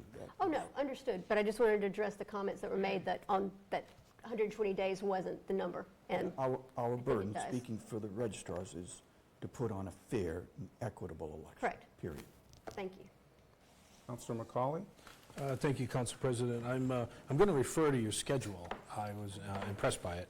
But I have to say that in our last meeting where we were talking with the clerk and we were talking about just elections, the conversation came that a typical election called by the state needs 7 weeks to run, and that is all hands on deck. And they asked for a preference, and they said 8 would be better because we're going to be down an employee as we're wearing ties tonight. So I'd be struggling to ask the clerk's office to do it in 6, as it says here, when they say the minimum is 7, and they prefer 8 going forward. So unless something has changed between last Wednesday and today, I'm going to ask that we hold to the 8 weeks. Thank you. Thank you. Further discussion? Councillor Khan? Yeah, thank you. I mean, I think we're discussing the proposed amendment to May 13th. Yeah. And I too was part of the conversation where I think many of us were trying to understand what are the elements and familiarity with the clerk's office in doing this work. Maybe we just flat out ask the clerk's office, how would May 13th look? Because, and just for people to understand why we're really trying to give more time is, I know when I was here and when we talked about it in Budget and Finance, there was a lot of concern about not the front end, but the back end. So, and the back end meaning when the election, after the election, making sure that if there needs to be a recount or all the other types of things that might happen, certification we know is 10 days, to make sure we have that buffer. So May 13th seemed like a really good option, and given looking at past time periods between primaries and the regular election and what the state allows, I think the state has an element that we talked about. May 13th still seems like it's doable. So I just want to get a reaction from the clerk's office. If this was May 13th, how do you feel about it? So, I'll be honest, when Councilor McCauley, Ward 5 councillors, said we reacted with 7 weeks, prefer 8, that's our honest reaction. That's what we're used to when we go from preliminary to a final, going in September. They cut it back from 8 to 7. Every clerk I know went, ouch. And we scramble like crazy to do that. 6 weeks is, we would try to do anything. I would tell you the chance of error is greater. The chance of people not getting the ballots is high. There'll be people disenfranchised if you cut it back. Is May 13th doable? Yes, it's doable. Is it ideal? Heck no. June 10th is a better date, if you want me to participate in the debate, which I shouldn't. But I know the dates that people have thrown around. You know, Memorial Day gets difficult. May I continue? Do I still have the Please, floor? yep. You said June 10th. I just want to make sure we're talking May 13th, but I'm hearing June 10th is ideal, right? I think you just said that. Without a doubt, I could say that, speaking for the whole clerk's office and everybody that would work on it. Got it. It's ideal. That's not saying Right. we can't do the 13th. It's June 10th Yes, is ideal. and I think we could all recognize meeting ideal is probably seen with the regular elections. I mean, this is a special election. We saw with Whittier. I don't think we could say special elections are ever ideal. One of the things that I think we all recognize here is that special elections are done not very often. And when they are done, it's a unique situation, but it's a democratic situation. And I have a lot of faith in the clerk's office that if democracy needs to prevail, we have an office that could deliver. And obviously, it's dictated by a lot of state guidance. There's a board of registrars. There's an impartiality, which I am very grateful for, because there should never be that kind of politicized aspect of the clerk's office. That's us. And when you have special circumstances, a lot of it has to do with big documents. You know, we talked a little bit about kicking the can down the road, cost escalations if we have to rebid this. We have a locked-in price. We have a time period. And we have a clerk's office that we know is very competent. And I will say one more thing. The special election is not for candidates. It's a ballot question, a simple ballot question. And I would argue that we shouldn't try to create a little bit more obstacles or trying to say it's not going to be a fair election, not everyone's going to have the opportunity. The Board of Registrars, it's very clear in the memo, all the things you get when you do a regular election are in place. Nothing different. So I would encourage us to try to think a little wisely here on looking at all aspects, the front end, the back end, the outcome. Thank you. Anybody who hasn't spoken on the motion? Councillor Wright? So I've got 2 points to make. One is I rely heavily on the clerks saying that 7 to 8 weeks is what they'd be comfortable with. So I'm very comfortable taking on their recommendation. The other thing that's important to me and maybe to others is that the further we are along with our regular budget process, more information allows for better decision making. So I would like to say that I would prefer to do it much later, not much later, but maybe a week, maybe 2 weeks later. So we're further along in the discourse about the regular budget. Because those two things together, the regular budget and this debt exclusion question, should be considered holistically as one thing, because that's what the taxpayers are going to be making their decisions on. So I would prefer to be in the 7 to 8 week window, which is what our clerk's office has said they'd be most comfortable with. And the other benefit to that is that we'd be further along in the budget process for this year. Councillor Harmon? Thank you. I just take a little bit of an issue characterizing this as rushing or ramming something through when we've been working on it for 5 years plus as a community. So the vote itself, I think we want to be responsible, make sure that, as I said when I proposed this amendment, that we're providing every access point to citizens to exercise their vote. But if we need to stretch or push ourselves in terms of the clerk's office in order to execute that, I have faith that they can do that well. I think, May 20th would be an alternative date. I don't think May 20th is preferable to the clerk's office.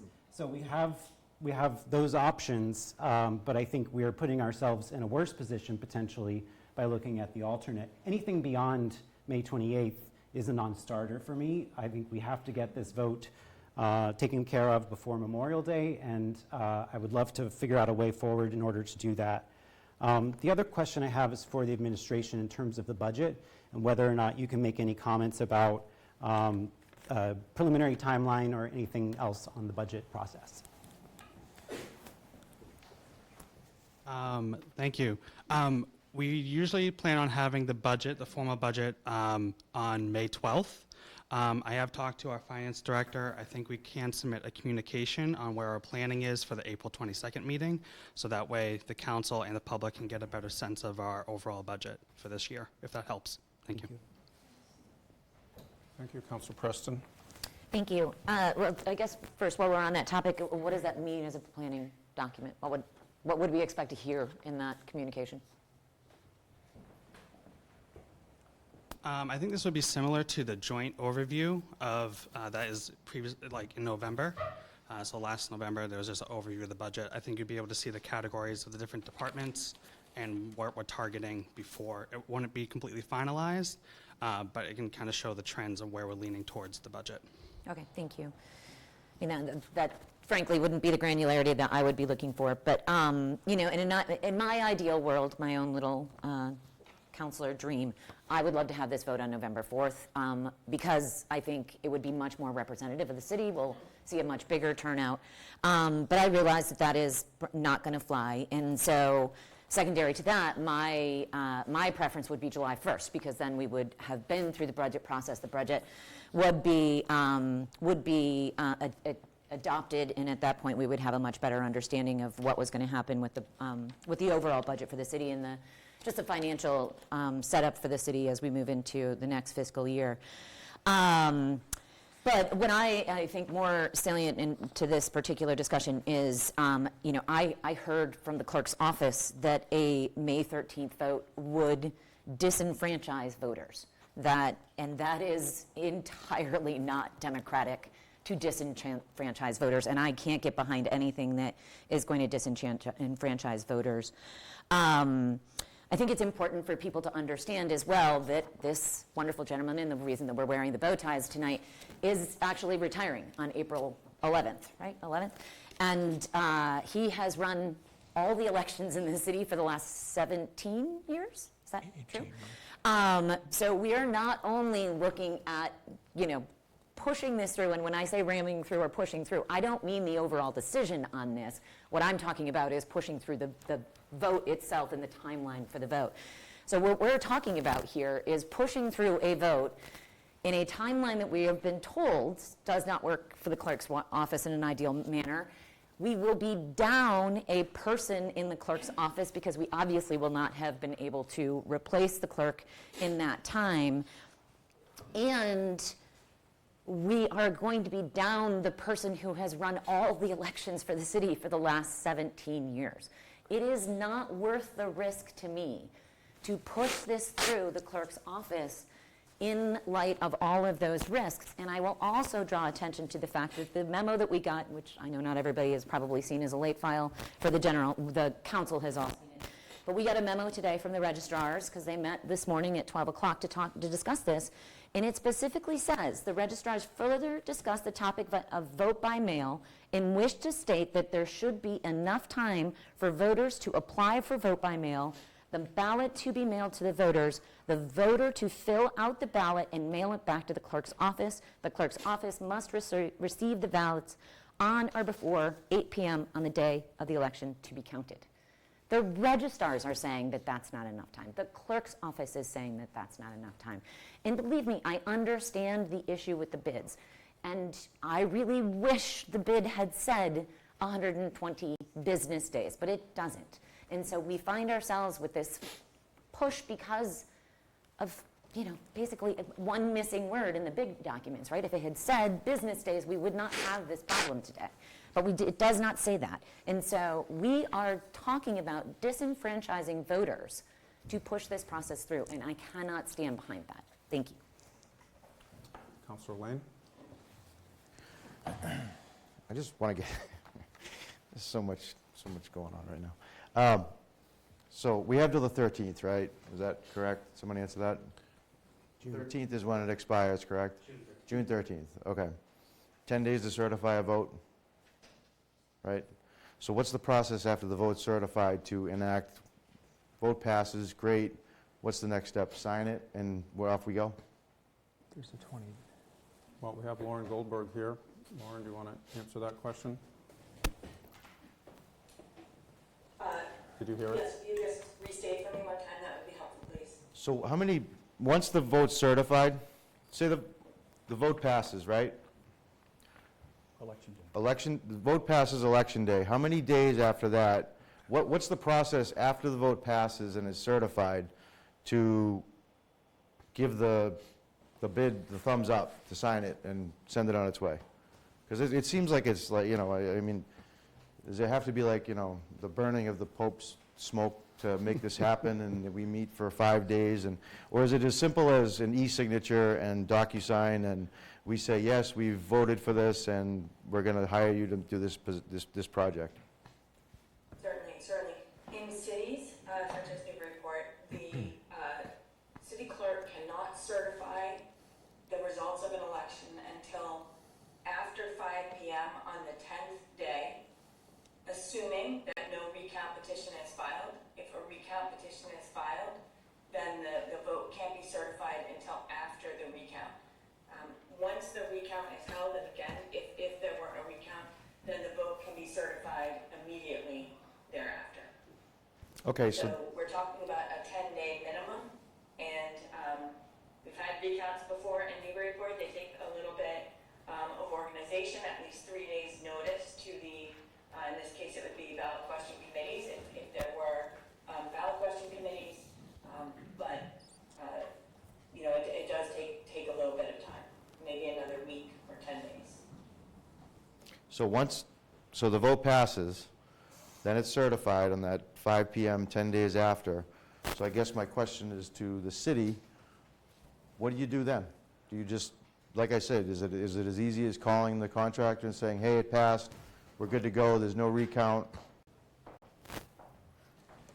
So the bid documents say that the city intends to enter into a contract with the contractor by 120, and it was intentional that it was calendar days, not business days, because business days would have been 6 months. We would have been asking the contractors to hold their bids, which is not realistic. So you would have to award or notify the contractor that they have won the award, and then you'd have to get the contract compiled and signed. So that's going to take a few days. So we could, in essence, have the contract ready to go before then. So it would only take about a day to get it signed once it's certified. I would say it would probably take 2 to 3 days at the bare minimum. So 2 days. So I don't understand, I mean, to me, it smells like there's a lot of fear in the water of the budget coming out and influencing votes, but in essence, what are we're not trying to deceive anybody here. We want everybody to vote with the utmost of integrity and with information so they can be informed voters. I just don't understand why we're trying to like push this through quicker. Is it because we want to illustrate that everything's great and the spending's okay, so go ahead and vote one way, when then in 3 weeks they're going to turn around and look at the budget and go, oh, I didn't know we were coming forward with that, and this is what our taxes are going to go up on top of this, and then Whittier steps up and says, oh. So, I mean, if we have faith, and I believe that we all speak with faith in this room that this is going to pass, like Councilor at Large said, I have faith it's going to pass, just from what I've heard in this room. Why wouldn't it? It's a great cause. So why would we, what are we arguing about dates for here? We should be able to push this out with the clerk's recommendation. It's going to get certified within 10 days. It's going to take 2 to 3 days, so let's work backwards. So June 10th, so June, like right before June 1st. June 1st we should have 3 days? June 3rd. June 3rd? So why don't we work backwards and just go with the vote for that is going to work within that time frame, instead of rushing this through? Like, this is a huge decision for people. So full well speaking with, you want more time for a campaign, trust me when I say that. Give people enough runway to get their mail-in votes, do their homework, whatever that may be, whether it's a budget or wherever they're getting their info from, great. But give them enough time to digest it, vote, and we're on two opposite sides of the spectrum, and to me it just smells like a lot of fear. And I don't operate in fear, I operate in abundance. So let's all assume this is going to pass, and how many days do we actually need? It sounds like we need about 13, 14 days. So 14 days before is when we want to have that vote. 10 days to certify, contract's all ready to go, vote passes, let's have a party, everybody post on Facebook, hooray, sign the contract, and we're on our way, right? Councilor Khan, Councilor Harmon. Yeah, thank you. I mean, good questions. I mean, yeah, like, why is this date so important? Nothing nefarious, I'll tell you that, not from my end. And I don't think anyone here. One of the things that's important, and it was called out, the clerk's office, and checking in with them on good dates, which I think many of us did. So I'll be honest, I talked to the clerk's office. So this is date coming with some information from there. And I also want to say, if there is a need for a recount, which is the democratic process, we need to buffer that in. It might be a close election, and it'd be really bad to not do the recount for it. So that's why I think I would rather err in that coordination on what works given the staffing, who's available at the clerk's office. Irregardless, Clerk Jones won't be there. No matter how we try to get him here somehow, he just won't be there. And I'm sorry to say that, but, and I thank him for everything he's done for elections. But he has an amazing staff. We have an amazing new clerk coming in who has been there and doing these elections. I have a lot of faith in, and I think her whole team I have a lot of faith in. I just want to make sure that if a recount is needed to be done, if we need to factor that time in, I'm telling you, and the bid's no longer valid, we've already upped it by another $1 million, $2 million, fire station was $3 million. So I'm really just trying to be fiscally smart here and really manage all the people's time properly, as well as our own time, and of course the city clerk's office as well. Councilor Harmon. Oh, thank you. Just to reiterate and not repeat, I'm not living out of fear that it won't pass or any of that. It's fear that what we're going to do is let the time clock run out. And the fear that I have is that some people's strategy. Because what happens if this vote goes through and passes and Clerk, yeah, please, no. we're trying to sort this out, people. Just have some common decency. If the clock runs out on this bond that we are looking at right now, and the bid expires and the price goes up, then it comes back to us, and we have to then get 8 votes for a bond to increase this, because the costs I think we all have talked about at length. We expect that those will go up. And so my fear is that we will enfranchise the voters of Newburyport to make a decision, and they will embrace that decision and want to build a rec center.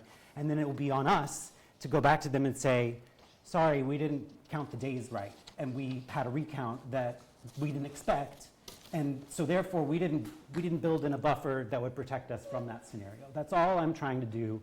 And I think, to the at-large councilor's point, maybe it would be useful to hear from the woman who will be city clerk on any of these dates. Unfortunately, we'll be without Clerk Jones, about whether or not this is doable. I was just going through, for example, the Whittier, it looks like in my quick analysis, I think we had about 6 weeks across the holiday season from that school committee deciding to put this to a vote and executing that vote. And we had, I think, over 30% turnout on a cold, dark Tuesday in January. So I do, and that election only allowed for in-person voting. And so I do think we're doing our best here to make an informed decision, to let people be heard, and to make sure that when they're heard, we have an airtight agreement in front of us. That's all I'm trying to ensure with these. Councillor Donahue, Councillor Zeid, Councillor McCauley. Thank you, President. So initially, we had gotten from administration a date of, May 6th? And we had our debate in committee and landed on a different date. But it does make a lot of sense to have that buffer for a recount, myself having experienced one. It's something that you do want to be prepared for in the most unlikely event. That being said, there's a lot of comments about, giving enough lead time, runway time, et cetera. I think we heard through public comment that, clear as a bell, that I don't think anyone in the city is not informed about this issue and not ready to make a decision on it. Clearly, there's a sentiment that we all do want it to pass, but that doesn't mean it's going to. That doesn't mean that people aren't going to come out, as at least one public commenter has tonight. There is that percentage of folks who are going to come out to say, please don't spend my tax money. As we saw loud and clear with the Whittier vote, that is what they came out for. So I have no residence that the public will come out and do their due diligence however they need to. And if we have, as was stated again, in this manner, we have the multiple choices, whereas the Whittier vote we did not. Options to vote, and that's significant. And I do think that the 13th of May is a date that is potentially going to be a very tight squeeze, but again, not impossible for the clerks, and will give us that buffer for all the things that are actually potential to come up in an election. And I just don't think that we should dismiss the fact that the 120-day bid is, truly a gift to not take for granted, I guess, because as we heard, that is not standard, that is not typical, and as we heard from the developer, as a public commenter, we know that this company is as a vested interest in the community, and I think that's important to understand, but we can't ask them to do something that's impossible, that no business could do, no developer could do. So I think it would behoove us to consider that buffer and stay within the 120-day margin for the bid to stay in place. So I'll yield with that. Thank you. Thank you. Councillor Zeid. Thank you. I just want to state that questioning councilors' intentions is outside of our rules and decorum. So my intentions are to have a vote we have confidence in. That's it. Number two is we have differing assumptions on the 120 days. I just want to read into the record what the addendum said. It said the city anticipates awarding the bid within 120 days of the bid due date. Project completion is expected within 16 months. I don't see how that creates an obligation for anybody other than maybe the city to maybe award the bid. So I think it was faulty, and I think that needs to be stated on the floor. It is the central heart of this entire argument. And my last thing is just to move this along, I'm going to make a motion to amend to May 27th on top of the amendment, which has been ruled in order in the past. So it's an amendment on top of an amendment to see where the conversation lies. Is there a second on that? A second. Second. To which date? May 27th. And on the amendment of the amendment, I don't think May 13th was proposed in bad faith. I think we all recognize May 20th has some challenges of its own. But if you have to go on either side, it seems to me that going on the other side makes more sense and not essentially nulling out in-person voting, mail-in voting. The only other option to have is to go with the shorter timeline and be upfront in saying that mail-in voting is not actually a reality, because by the time people get their ballots, to turn them around is very fast. So May 27th is the proposal. Councilor McCauley, then Councilor Sheehan. So first of all, as a point of... So again, this is the amendment on the amendment. So point of order on the amendment, the 27th is the day after Memorial Day. I'm aware, So yes. if we're okay with that, okay, I'll stick with that. I thought we were trying to go the week after, but I'll stick with that for the conversation that goes on here. In terms of the overall, the amendment, yes, I'd be in favor of it. This is part of the tough part of the debate, and insinuating that councilors are trying to run out the clock, all of that, I feel is inappropriate. We're all trying to do the best we can right here going forward. I personally think it's going to be a very close vote. I think there's a lot of people who are afraid to come to meetings like this, who don't come out at night, and are very much, as the Ward 6 councilor had mentioned, afraid of being bullied in many ways based upon their opinions. So I do think that we need to have a full election, and a full election has a number of back office items. Not everyone's knows how they're going to vote. If we're going to do that, we'd run the city on flash vote, right? And we know how that worked out with the last chief of staff, right? So let's not go down that pathway going forward. The council got this in February. The council wasn't working on this for 3.5 years. The administration was.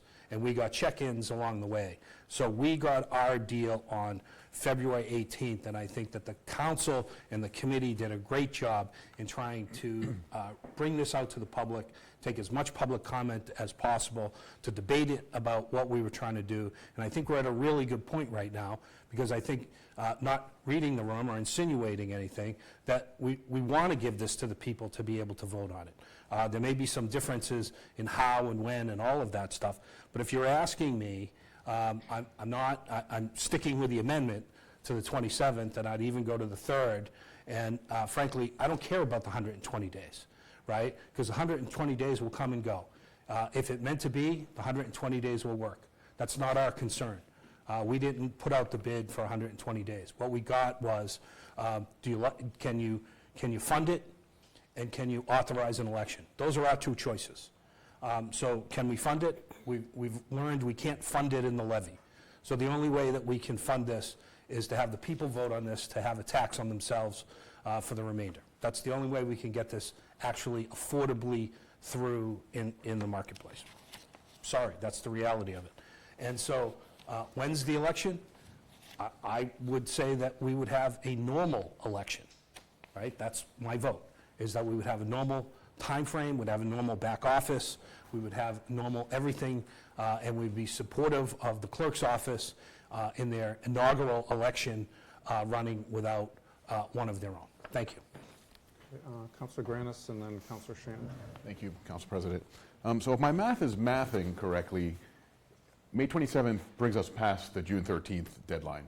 May 27th, 10 days to certify, brings us to June 6th, plus 2 or 3 days for the contract to be signed. That gives us around June 9th, plus an additional buffer of 10 days if there's a recount. That brings us to June 19th. So if we go on May 20th, add 10 days, that would be May 30th, plus 2 or 3 days for the contract to be signed. That would bring us to June 2nd, plus 10-day buffer for if there is a recount. June 12th brings us 1 day before the 120 days. Why are we trying to bring, why instead of, I understand that the clerk's office needs a certain amount of time to get this election done properly, and it's real. However, going past the 120-day mark, it does no service to this city. It does no service to the folks who are interested in having this building built, and then it goes back to the drawing board, and it'll be a $10 million building. So let's compromise here. Instead of May 13th, May 20th. Thank you. Councilor Shannon, then Councilor Lane. Thank you, Council President. I agree with the Ward 3 counselor. I think having an election the day after Memorial Day seems a bit disingenuous to the voters. I mean, talk about having it at a time when people are taking vacations. I guess everyone could do mail-in, but that seems, most folks like to do it on the day off. So I think I would go with counselor from Ward 3, go with May 20th.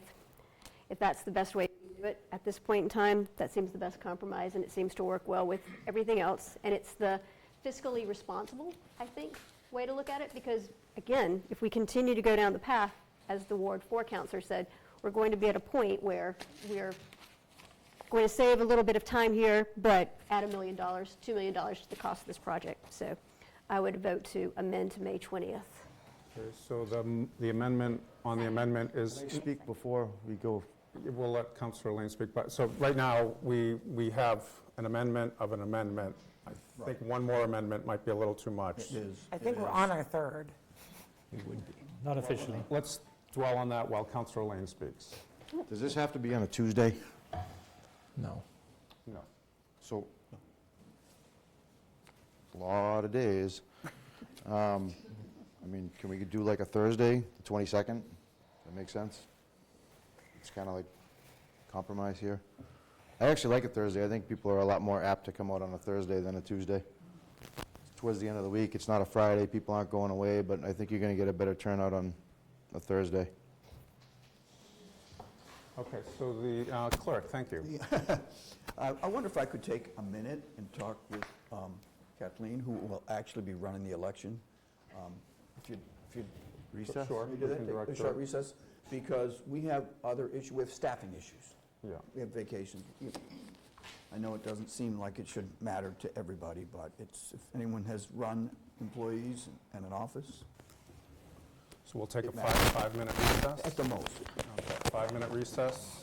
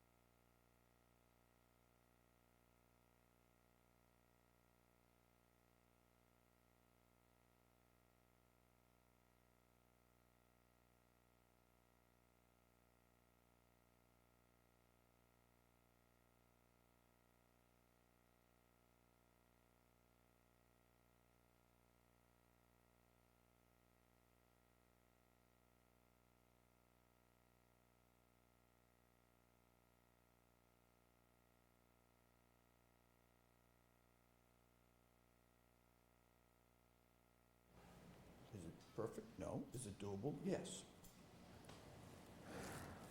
I would be open to adjusting my earlier amendment. I'm not sure exactly where we are parliamentary-wise with the ones stacked on top of each other. So right now, we have a amendment on top of an amendment. I'll remove mine. Well, it was, yeah. I think I was the last one. You were three. Oh, okay. I think the last one I'd written down, which is the fourth motion on the floor, was May 27th by Councilor Zede, seconded by Councilor McCauley. And then I know you said something, I didn't minimize it, it's just that. So, yeah, I believe the last motion on the floor was the amendment of the amendment, and that was to move it to 27. the 27th, made by Councilors Zede and McCauley.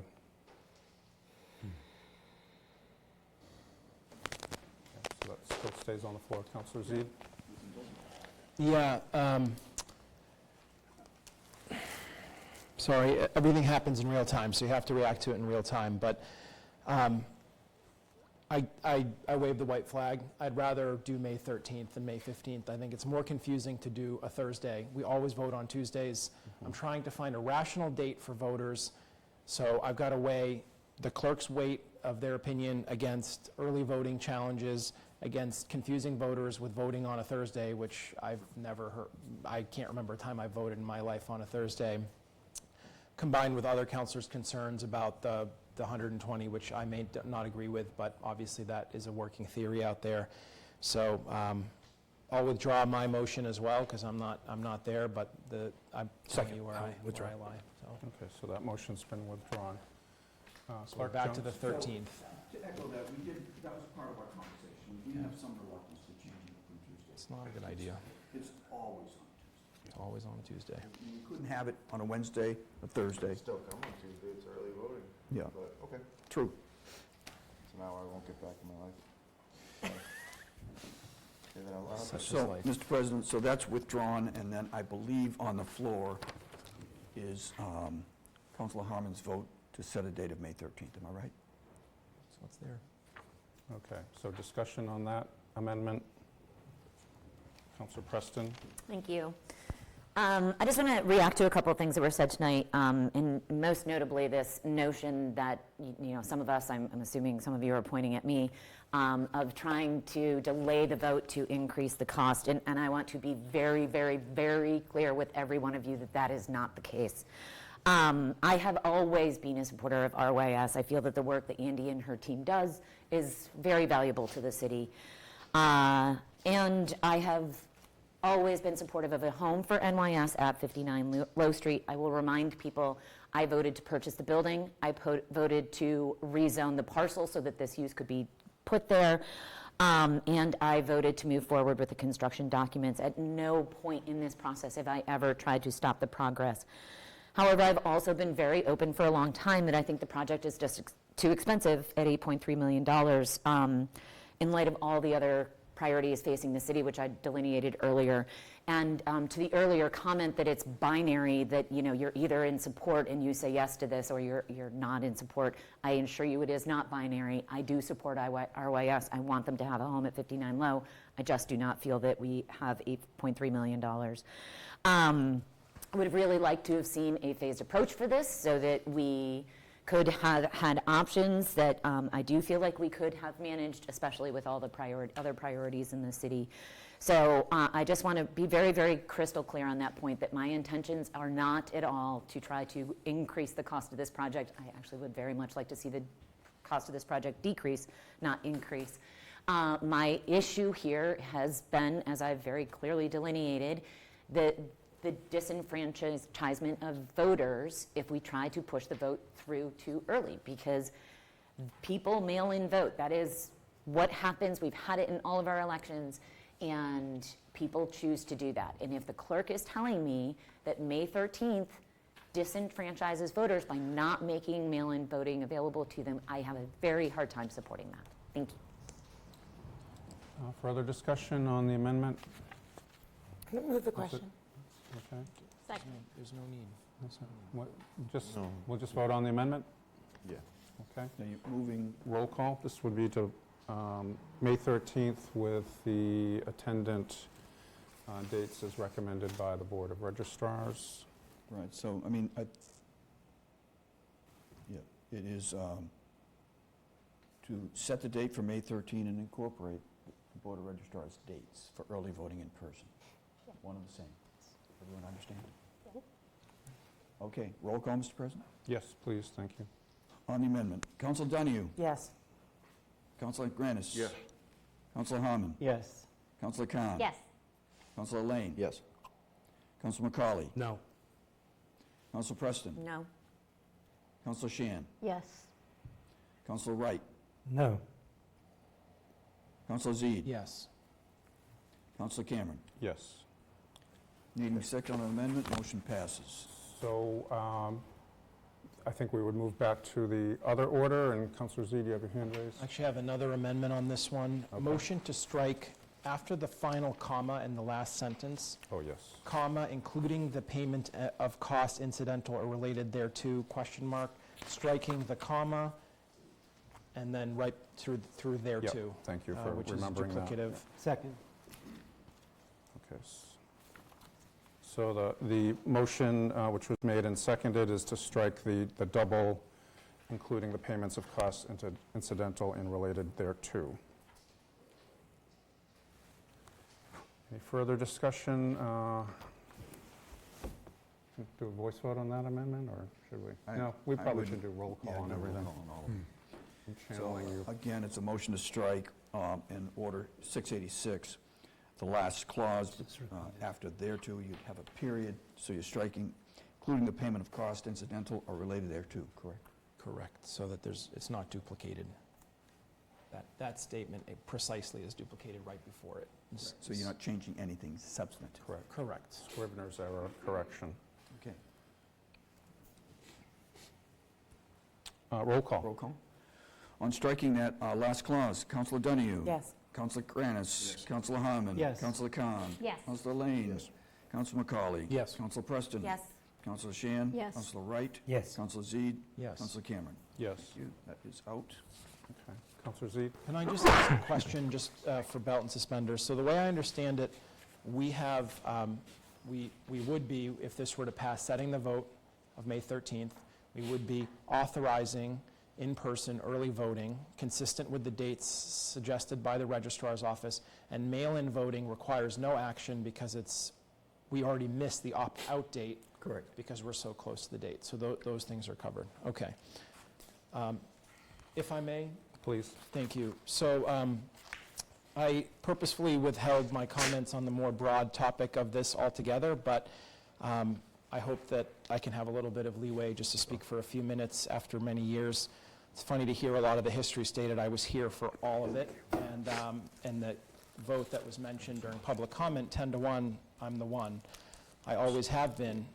And any rational political scientist would tell you that the easy thing to do tonight is to just say, give it to the people, let them speak, and sit down. And I thought a lot about that, taking that, what I think is a little bit of the easy road, and I just can't. I feel I need to say what I understand from learning throughout this process and what I think will be a difficult decision for voters to have to make. So it was really neat, I think, and interesting to hear so many sort of thank the council for their work in vetting this project, and that's absolutely true. I mean, I've chaired dozens of those meetings myself, and many people pointed to the volume of public meetings to show how much consideration this project has been given. But what's so interesting to me is at the conclusion of all that, we're here today because we actually don't have consensus about this amount, how to fund it. And so the debt exclusion is giving us a way out of that conundrum. But as you've heard from others, and I don't think it's any big secret, the number of votes needed to fund this out of the levy don't exist. And we could test that if we really needed to, but I think most have agreed that that is not the case. And another person during public comment said it's about hiding. I've never hidden. I wouldn't vote for this from the levy because it's really, the position we find ourselves in is one of having a tremendous amount of needs and basically insufficient resources combined with constant tax increases that we can't seem to get under control. So debt exclusion's a way out, but I want to be clear that it's going to exacerbate affordability concerns in the city. So about half the time on the city council, we talk about making Newburyport more affordable. The other half of the time, we talk about spending all the pennies that we have. And I never am able to figure out how to connect these two things, but they do connect. They do intersect all the time. And so a lot of folks here even tonight said, let us talk about how to spend our tax dollars, but I want to be clear, these are excess tax dollars. They're extra tax dollars, and that's the decision that has to be made. And I'm very happy that colleagues saw fit to help us clarify exactly what's at question. So the debt exclusion helps by giving us a way out, but it also has some negatives in the fact that it is going to exacerbate those concerns. And when you go into the polling place yourself, you're not just voting for yourself to pay the extra, you're voting for everybody, whether they can afford it or not. So that's just something that will have to be considered. I've chaired, I think, 6 budgets, and the sad conclusion I've come to is no one cares about budgets. That's the reality.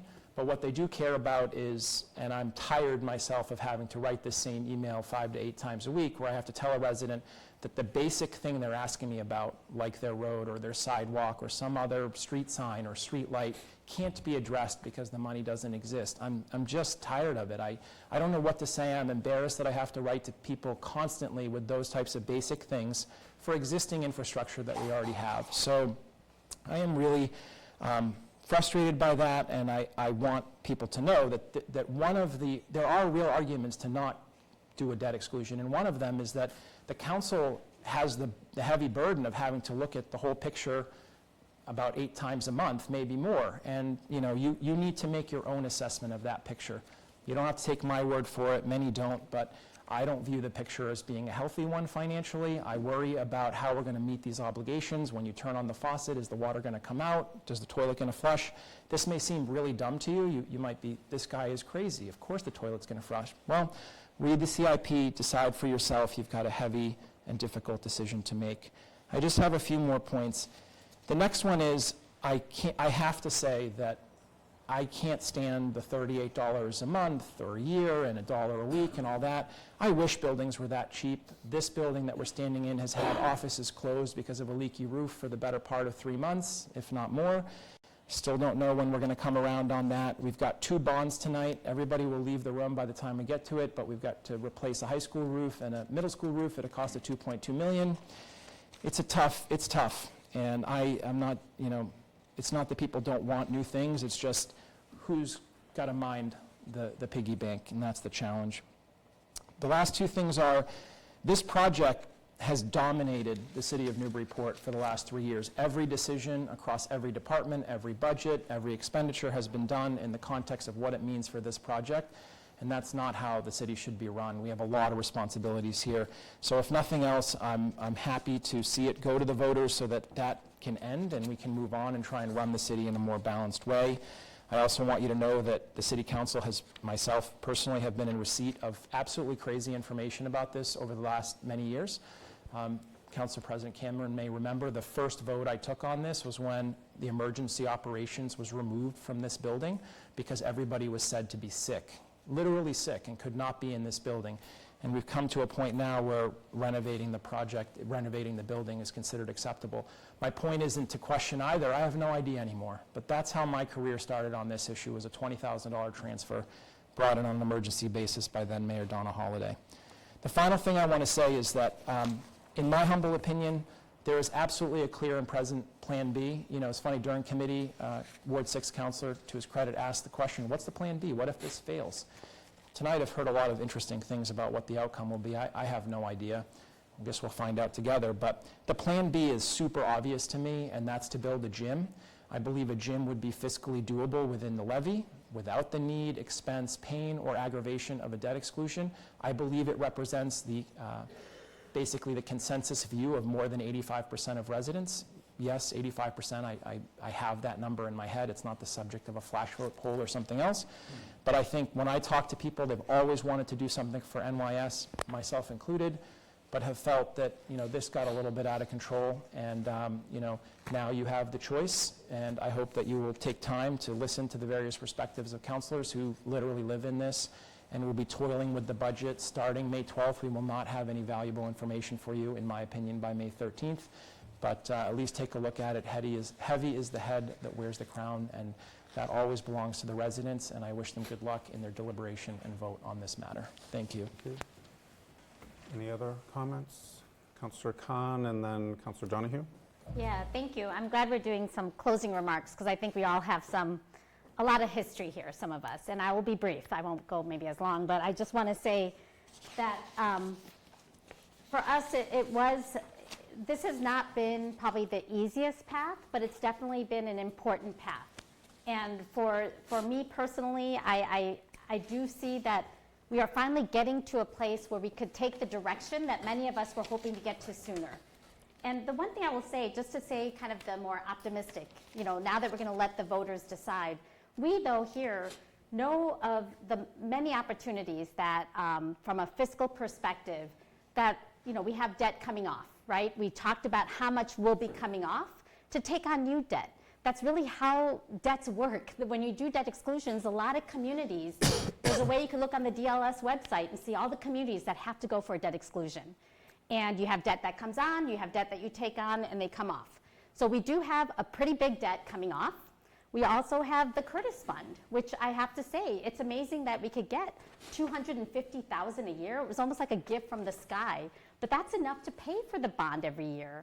So I feel like there's so many things that we have before us to really look at. So from my perspective, sitting here, yeah, we've been hearing so much from the public because this is such a valuable asset that we could bring to our cities. And we know the kids that have been there, have been going there, have been benefiting from there. You couldn't do a better way. One public comment said it perfectly when they talked about just what they heard from people. And the biggest thing is investing in our youth because those are the folks that will be sitting in these chairs and living in this community. Thank you. Thank you. Councillor Donahue. Thank you, President. So I also want to take this opportunity to kind of lay out my thoughts since we were just deliberating on individual amendments. When I took office in 2021, the first thing we did as a body is buy the building. We decided to buy the building, and we did that.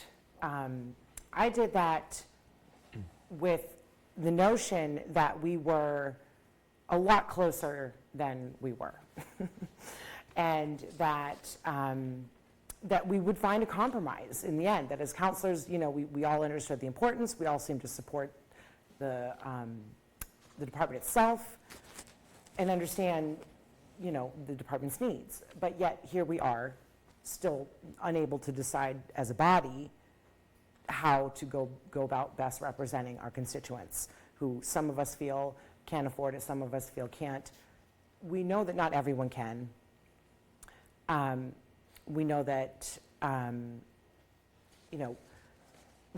we're pretty much mostly on the same page, but we can't quite get there because of the numbers and who's comfortable with spending how much. But we did hear in public comment that this is not an outrageous build for a youth center, that in 2 other communities in the Commonwealth, they're seeing much, much higher numbers.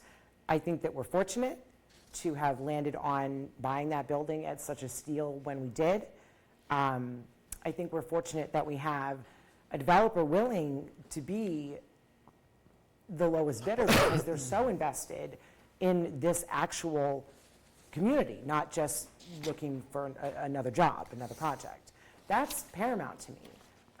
And it goes a long way to show that this community has really been rallying behind this department for quite some time. And personally, while I was not able to utilize youth services for my son most of the time due to the location at the Brown School and my inability to drive to the various locations that they've been operating out of since then, the one program that he's ever been excited about is Dungeons and Dragons. And when they had it on the slate for this March, he was so elated. And it just filled my heart because the kid is not into sports. He's not into the most typical things, and I barely get him off the screen or the video games.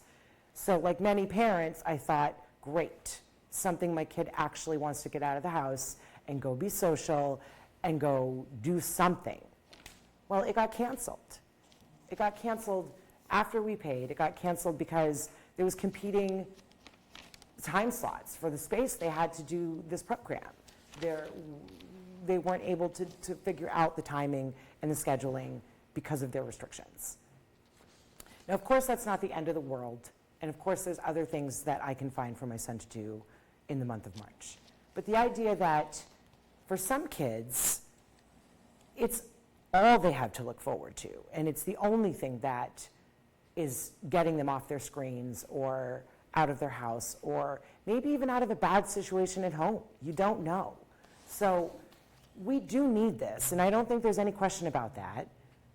But if we say anything other than let the voters decide at this point, because we clearly can't, I just feel we're wasting everyone's time. So we've come this far. I feel we've done all we can do as a body, and it's time to let the voters decide. Thank you. Thank you. Any further comments? Councillor Granis? Thank you, Council President.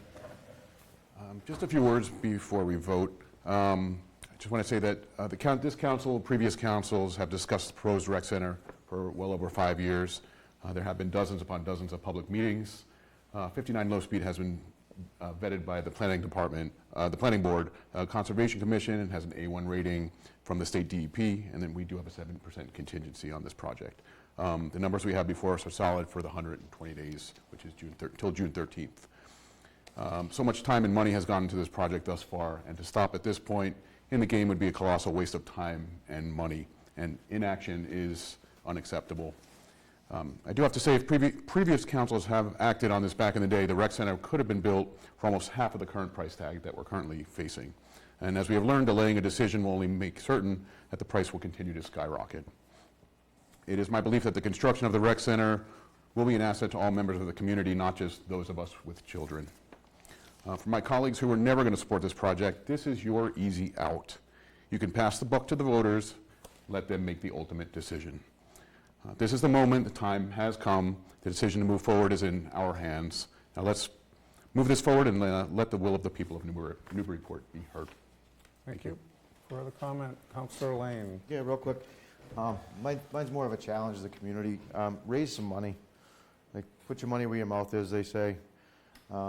Salisbury had a thermostat from when they did the Boys and Girls Center. They raised a ton of money. North Andover, we already know that they raised a ton of money. I've reached out to, connections that I have for huge donations, NBA, WNBA, Adidas, Under Armour. I've reached out, I've tried my best. I would love nothing more than to walk in here and plunk down $2 million and say, here you go, to the same people that are out there criticizing me that I don't want the project. I want the project, but I want to protect people that can't afford it. So raise the money. Get out there and, let's start like a community effort to actually get this, push the lever a little bit. Little things, drive-ins are great, like the movie theater stuff, great. People in Newburyport, there's a lot of people here that you'd be shocked if you knew who lived in your neighborhoods, and you know them. Ask them for money. That's all I'm saying, and just be kind to each other about the whole thing, I guess, in closing, is understand. People are going to have different opinions. They're going to come from different aspects. Don't hate on your own community. It's awful. It's ugly. This is a community center, and to see people, getting ripped apart for different opinions, it's not a community. So Newburyport has always been, as far as when I was a kid, really tight community. It was different, so to speak, and Clerk Jones knows, and the guy on the wall up there, he ran things a lot differently. Thank God we're not at that level. But just treat each other with respect and dignity, and understand that people are going to have different opinions, and get out there, raise the money, and make it happen. Thank you. Are we ready to vote? So the motion had been made at 7:47 to approve Order 685. That's the loan order. That motion had been made by Councillor Zeid, seconded by Councillor Harmon. Now as amended. Now, yeah, if I may, Mr. President. So it's a motion to approve. Now as amended. Thank you for the correction. That was, all right, so roll call on. Yeah, for the record, the amendment is the striking of the $2 million, the last sentence. Correct. Okay. Yes, I'm ready if you are, Mr. President. All right, roll call. This is a motion to approve as amended. 685. Councillor Donahue? Yes. Councillor Granis? Yes. Councillor Harmon? Yes.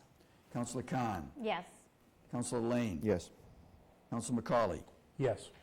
Councillor Preston? Yes. Councillor Shan? Yes. Councillor Wright? Yes. Councillor Zede? Yes. Councillor Cameron? Yes. Motion to approve Order 686 as amended. Second. Okay, further discussion? So 686 is the ballot order. 686, just for the record, has been amended. Yep, so to May 13th with the language from Board of Registrars. Board of Registrars The letter. strike of the And the strike of the Strike is final, sheet. including the payments of costs incidental or related therefor. So instead of May 6th, it will be May 13th. And Correct. then we're adding the Board of Registrars' language and definitions of early voting in person.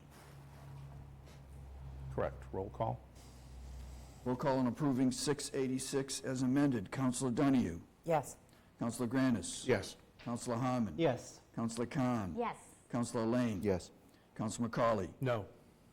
Councillor Preston? Yes. Councillor Shan? Yes. Councillor Wright? No. Councillor Zede? Yes. Councillor Cameron? Yes. Motion passes, needing 8, receiving 9. Okay, 9 to 2. All right, thank you, everybody. If people want to leave, we give you a minute to quickly, you can stay. It could be a long night. Thank you for your patience. Quietly, have your conversations outside, not in the hallway. Thank you for being here.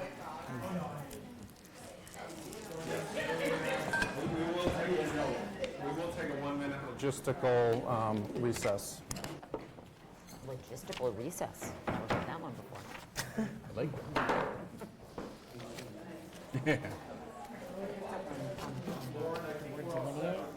I just want you to know that my latest email from council using the word delineate, and who talks like that? She's like, no. Oh, there you go. We'll see if you blast me. I thought to myself, hey. I hope he's listening. I don't know word to use.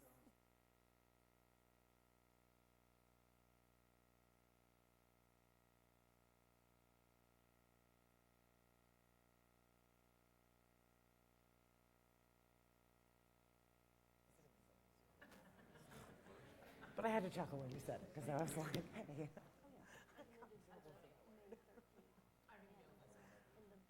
It was to me, it was just to me.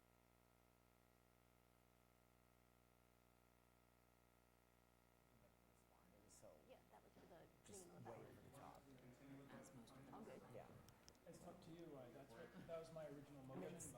He's kind of a little harassing. The firefighters, yeah. I just.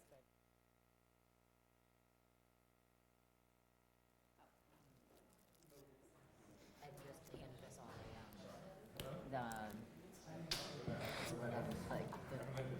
is for Richard. That's not the word I'm looking for. It's the word I'm looking for. Oh. What? Resolution. Resolution. There you go. Okay. It takes a village. All right, so we're back in.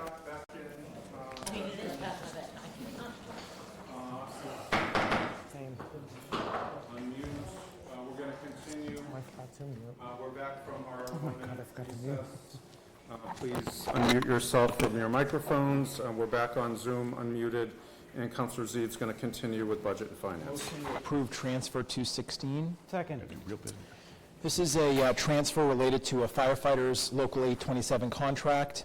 The Committee on Budget and Finance met about this on March 13th, and we had a fairly lengthy conversation about it.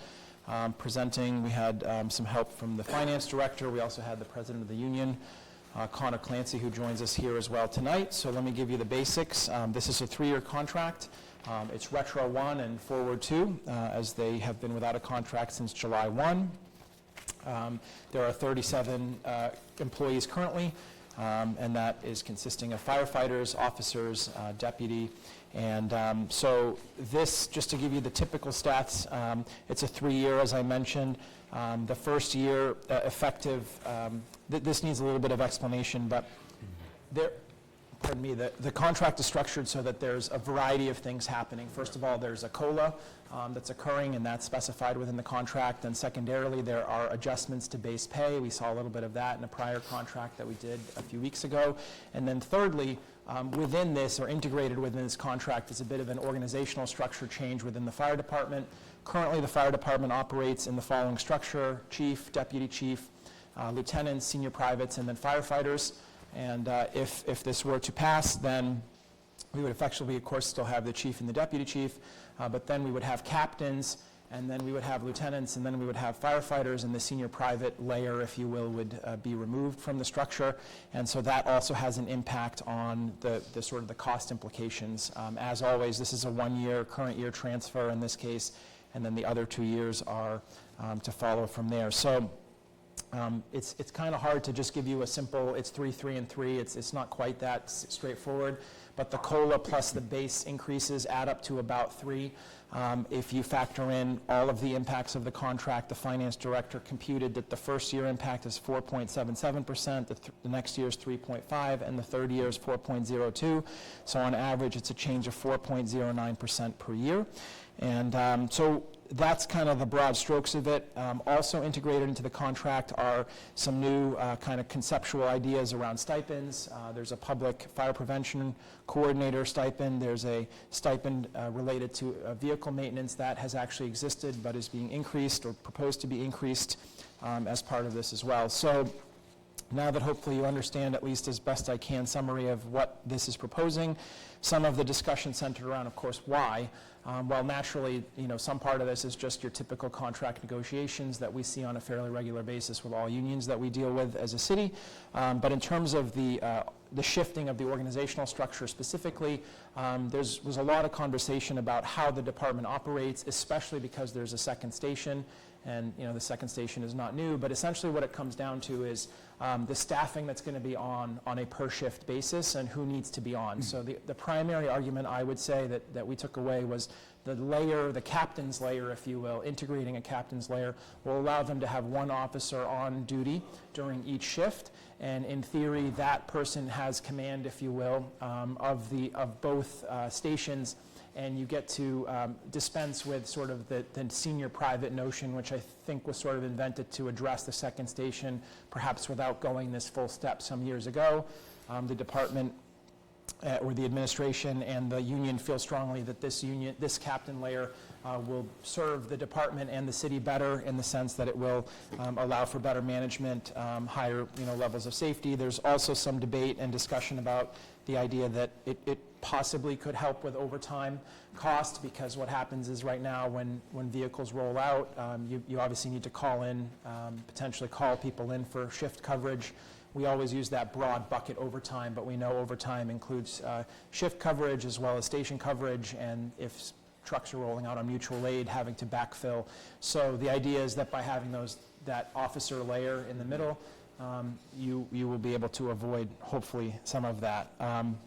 Lastly, they have a whole rollout plan, so it's not like this all happens in 1 year. The captains sort of get filtered into the department over the intervening years, and in part that's because there are civil service rules about how long somebody has to be in a role before they can ascend to another role, and so they sort of have this mapped out, and I think it will take about 3 to 4 years for the cycles through to work through for all the captain positions to be filled, which is part of why the per year changes are obviously not linear. They're not all exactly the same.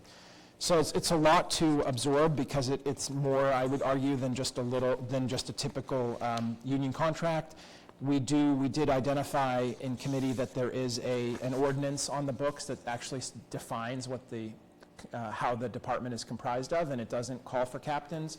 I did speak with the Public Works and Safety Chair, and if this is to go, then it would stand to reason that in the next packet you'd see an update to that ordinance to bring it in line with this.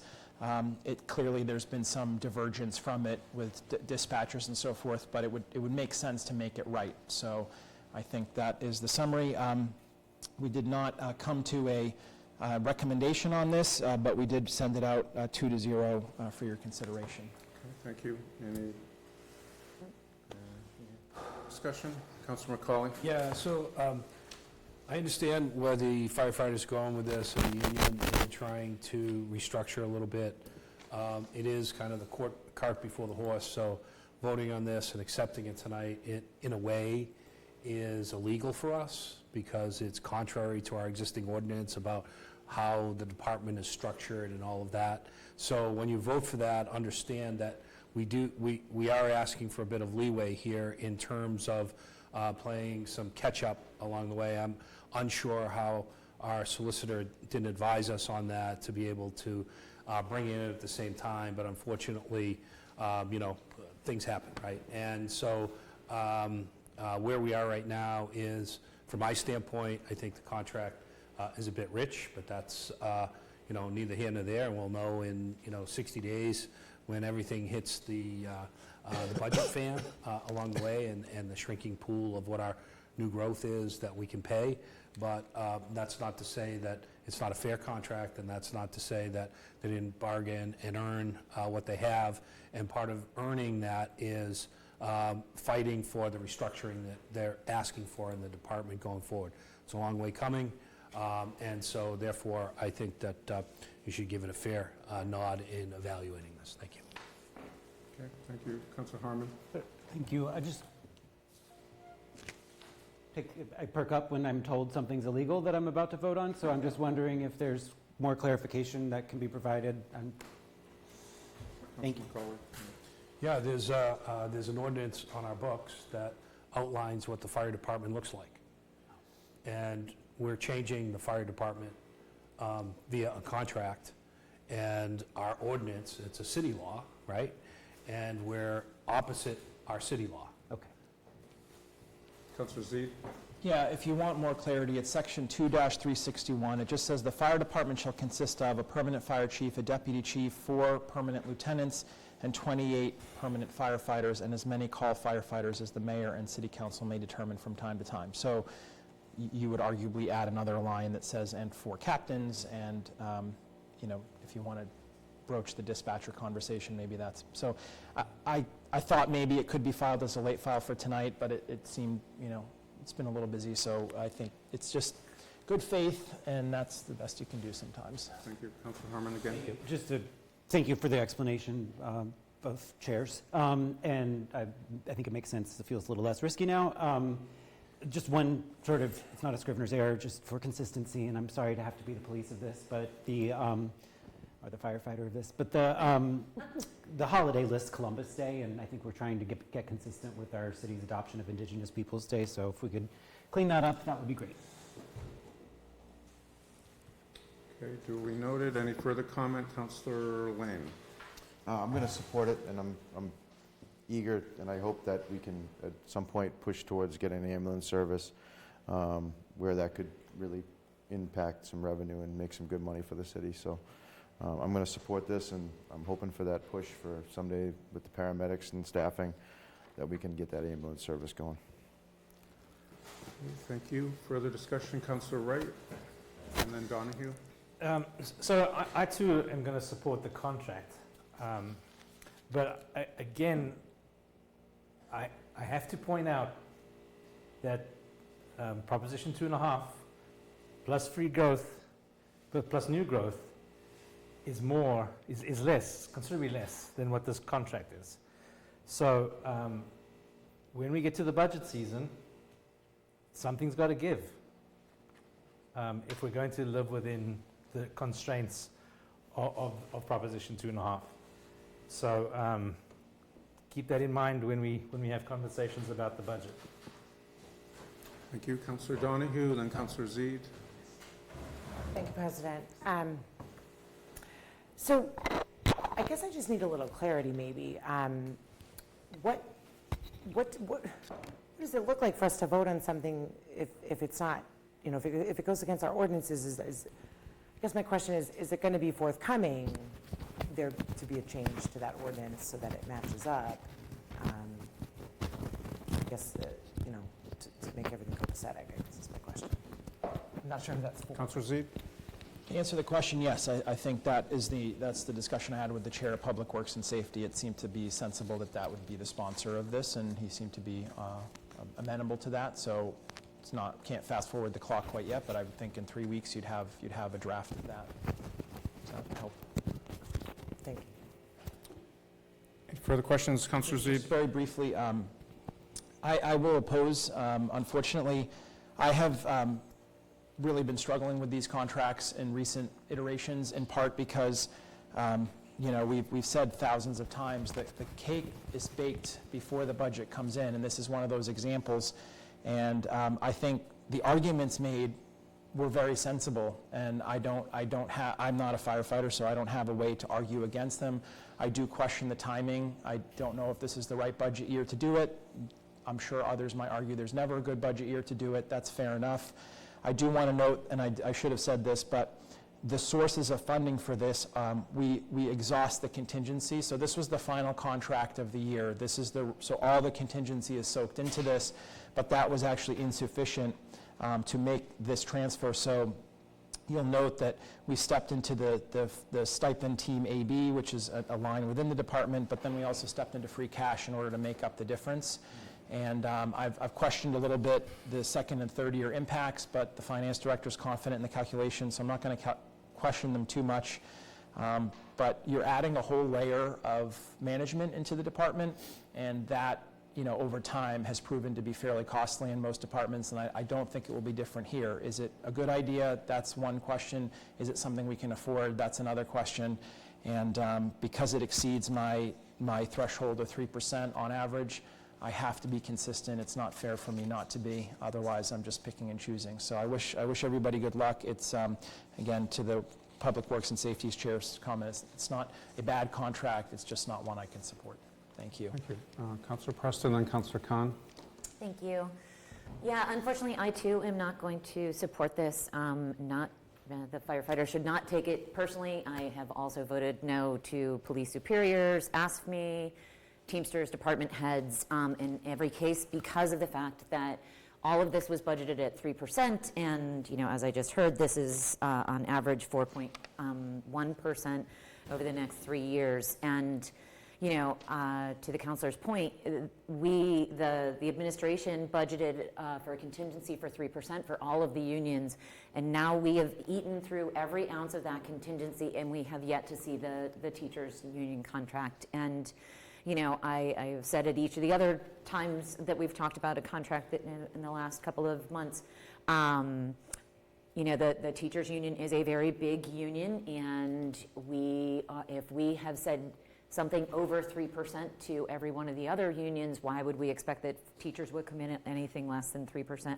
or at anything less than what we've offered to the other unions? So I, too, am not going to support this, and again, it's not that I don't necessarily feel that it's a bad contract. It is just more than the city can afford. Thank you. Thank you. Councillor Khan. Thank you, Council President. So I feel like it's a familiar place we're always in, where we're coming in to something that's already been discussed and agreed upon. And I wasn't at the Budget and Finance Committee meeting, but I did just watch it and noticed a couple of additional types of stipends, which was important to kind of understand where they're being funded from. And I think we saw the public education SAFE coordinator was funded by a grant, if I'm not mistaken. So there are some things embedded in here that it was really helpful actually to watch that meeting and get a lot of those questions answered. So, I'm not going to be one. I hear everything my colleagues are saying. This is something with the contracts that we're starting to see. Really, it's going to be about managing expectations going forward. And all I could say is to the administration and wherever we could see, or I know it's really hard because you're negotiating. At the same time, there's the timing of the contracts, and I appreciate it's not an easy balance. But areas such as like our ordinances kind of following along, anything that can be done in terms of an engagement from the councillors, and I'm not sure exactly how that could look like, maybe some type of meeting with the Budget and Finance, or just, I wonder if there's areas that, come in the future that we could get a little bit more of, not involvement and being part of the union contract negotiation, but maybe expectations to understand. And I'm not sure if that's even possible, so I might be throwing out something that is not reasonable, but knowing that it actually just ends up getting approved here, it might be good practice. So I'd love to hear maybe what other communities do to maybe update, apprise, here are some things where, I realize this is it's probably very sticky, so I will appreciate maybe whatever ways can be done that other communities do better. But I will be supporting this, and but I think the red lines are very helpful to walk through and see the changes. So thank you. Further discussion? Councillor Lane, Councillor Donahue. Well, 2 cents, I am going to support this, but a note to the administration that, to coin a phrase, winter is coming, and budget season will be much different this year than it was in the past. And there's going to be some really hard decisions coming up in the future. And as you've seen all around the state of Mass, there's been strikes for teachers, and you start to get towards that line where you can't afford it and you run out of money. Just know what you're up against when you come into budget season. Councillor Donahue, and then I think we'll take a vote. Thank you, Chair, President. I am going to also not be supporting this because I do feel it is just a little too inflated. And after our last round of contract negotiations, I'm not comfortable with this, the way this went. After last round, we had at least one staff member that got no raise at all, and then others that were felt the negotiations didn't represent well. And knowing that we have more negotiations coming up with the unions, the over 3% is also, to me, just, I don't think we can afford it or sustain it. More importantly, I don't think we can sustain it, and I think it is going to get quite lean, and I would echo the words stated previously, so thank you. Okay, further discussion? Roll call? So, Councillor Z, the second was by Me.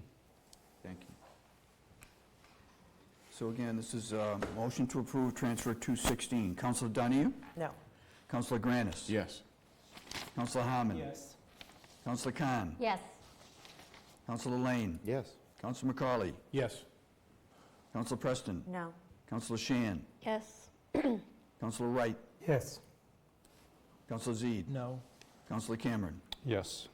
Needing 6, receiving 8. So, Motion passes. with apologies, I'd like to make a motion to waive the rules and withdraw Order 675 from committee.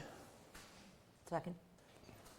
So 695. 675. So again, with apologies, this is all on me. I had too many things, and this is a gift from the daily holding companies to the fire department. And I'd ask for your consideration in allowing me to remove it from committee and provide the committee report. And then if it's not happy, then we can continue it. But if people feel that we've uncovered, we had 2 meetings on it. So let me just see if I can get assent to. Just a motion Just to move it? waive the rules and take it out of committee, and then I'll make a motion. Second. Seconded Can I just ask a Preston quick McCauley. question on this? Can I ask a Point of question? information. Kept talking. So, For information? Somebody didn't Point of second it. information, Councillor Lane. Is this the same daily holding companies that did? Yes. I just want to take it out of committee, and I'll tell you the whole story. Okay. I promise. Okay, so motion to remove from committee and waive the rules. Made and Waive the rules seconded. and remove from All committee. those in favor? Aye. Aye. All those opposed? Motion to approve Order 675. Second. Thank you for your grace. So, as I mentioned, I just want to at least present what we found on this, and then I get a motion to approve. We can, I'm not here to push anything tonight. So, Order 675, it is a gift acceptance. The gift amount is $20,000. It is not a cash gift. It is a Lucas chest compression system to be donated to the fire department. What is a Lucas chest compression device system? This is essentially a device that can do CPR on a patient, and this is being offered by the Daily Holding Company Incorporated. Yes, indeed, this is the same Daily Incorporated associated with the Colby Farm Lane development. We immediately asked that question in committee, and we got that answer. Evidently, the principal or one of the principals of that firm also owns an EMS company and has donated, I believe, one of these to Salisbury and has chosen to offer one of these to the city of Newburyport. In our first meeting, again, we immediately asked the question the Ward 6 councillor did to identify the party making the donation. And then we did have a series of questions, what is this typically used for? Would there be grants we could use to purchase something like this, perhaps rather than accepting this gift? Is it tied to a specific brand, training, and other costs that may be associated with it? And how is the donor connected to this from an EMS perspective? So we then held it in committee at that time. We did receive back a memo from the deputy chief, who's also the EMS coordinator, and they answered some of the questions in this way. Part of the donation was to provide training for the device, so that was one of the questions, what are the training requirements? They feel, however, though, to avoid conflict, they will not train with the donated training. They will do it with Atlantic, who we normally do training with anyways, and they'll train all 38 EMTs in the department on it. We also asked about standard of care, and then the answer was, long story short, is that the department endeavors to have as much suitable equipment as possible, but it's not like we're obligated then to equip every truck or every thing with one of these devices. Then next was the daily question. So yep, they donated to Salisbury Fire, and so that's partly how this came about. There was a discussion about bids on our EMS contract, as our EMS is outstanding. I think the intent was that they wouldn't work with this party, but I think in being fair, if it's an open bid process, anybody can bid, and it goes through procurement. That's how it works. The last one that I maybe could ask for quick help on is what there was some annual testing or certification costs, but I lost it in my notes or something. That does the device need to be tested? Or we asked about maintenance. Oh, here it is. Barry Salt said $1,500 a year, and they have a life of 10 years. So we did have that. We did not come to a recommendation on this one, which unfortunately was the name of the game. Actually, no, I apologize. This one we did. We came to a recommendation to approve 2-0. We did have the Ward 2 councillor join us and also raised concerns about the donating party.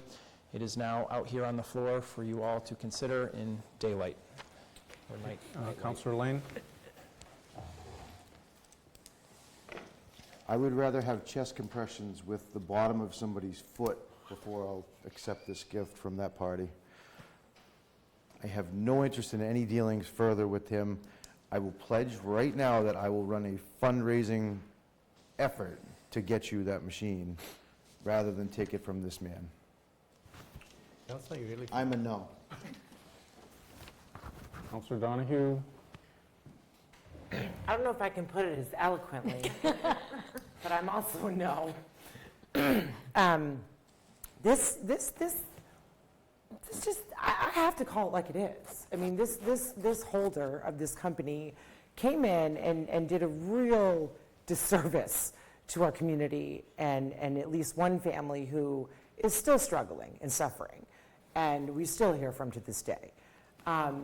What he chose to do as a developer speaks volumes of the type of business person that he is in general.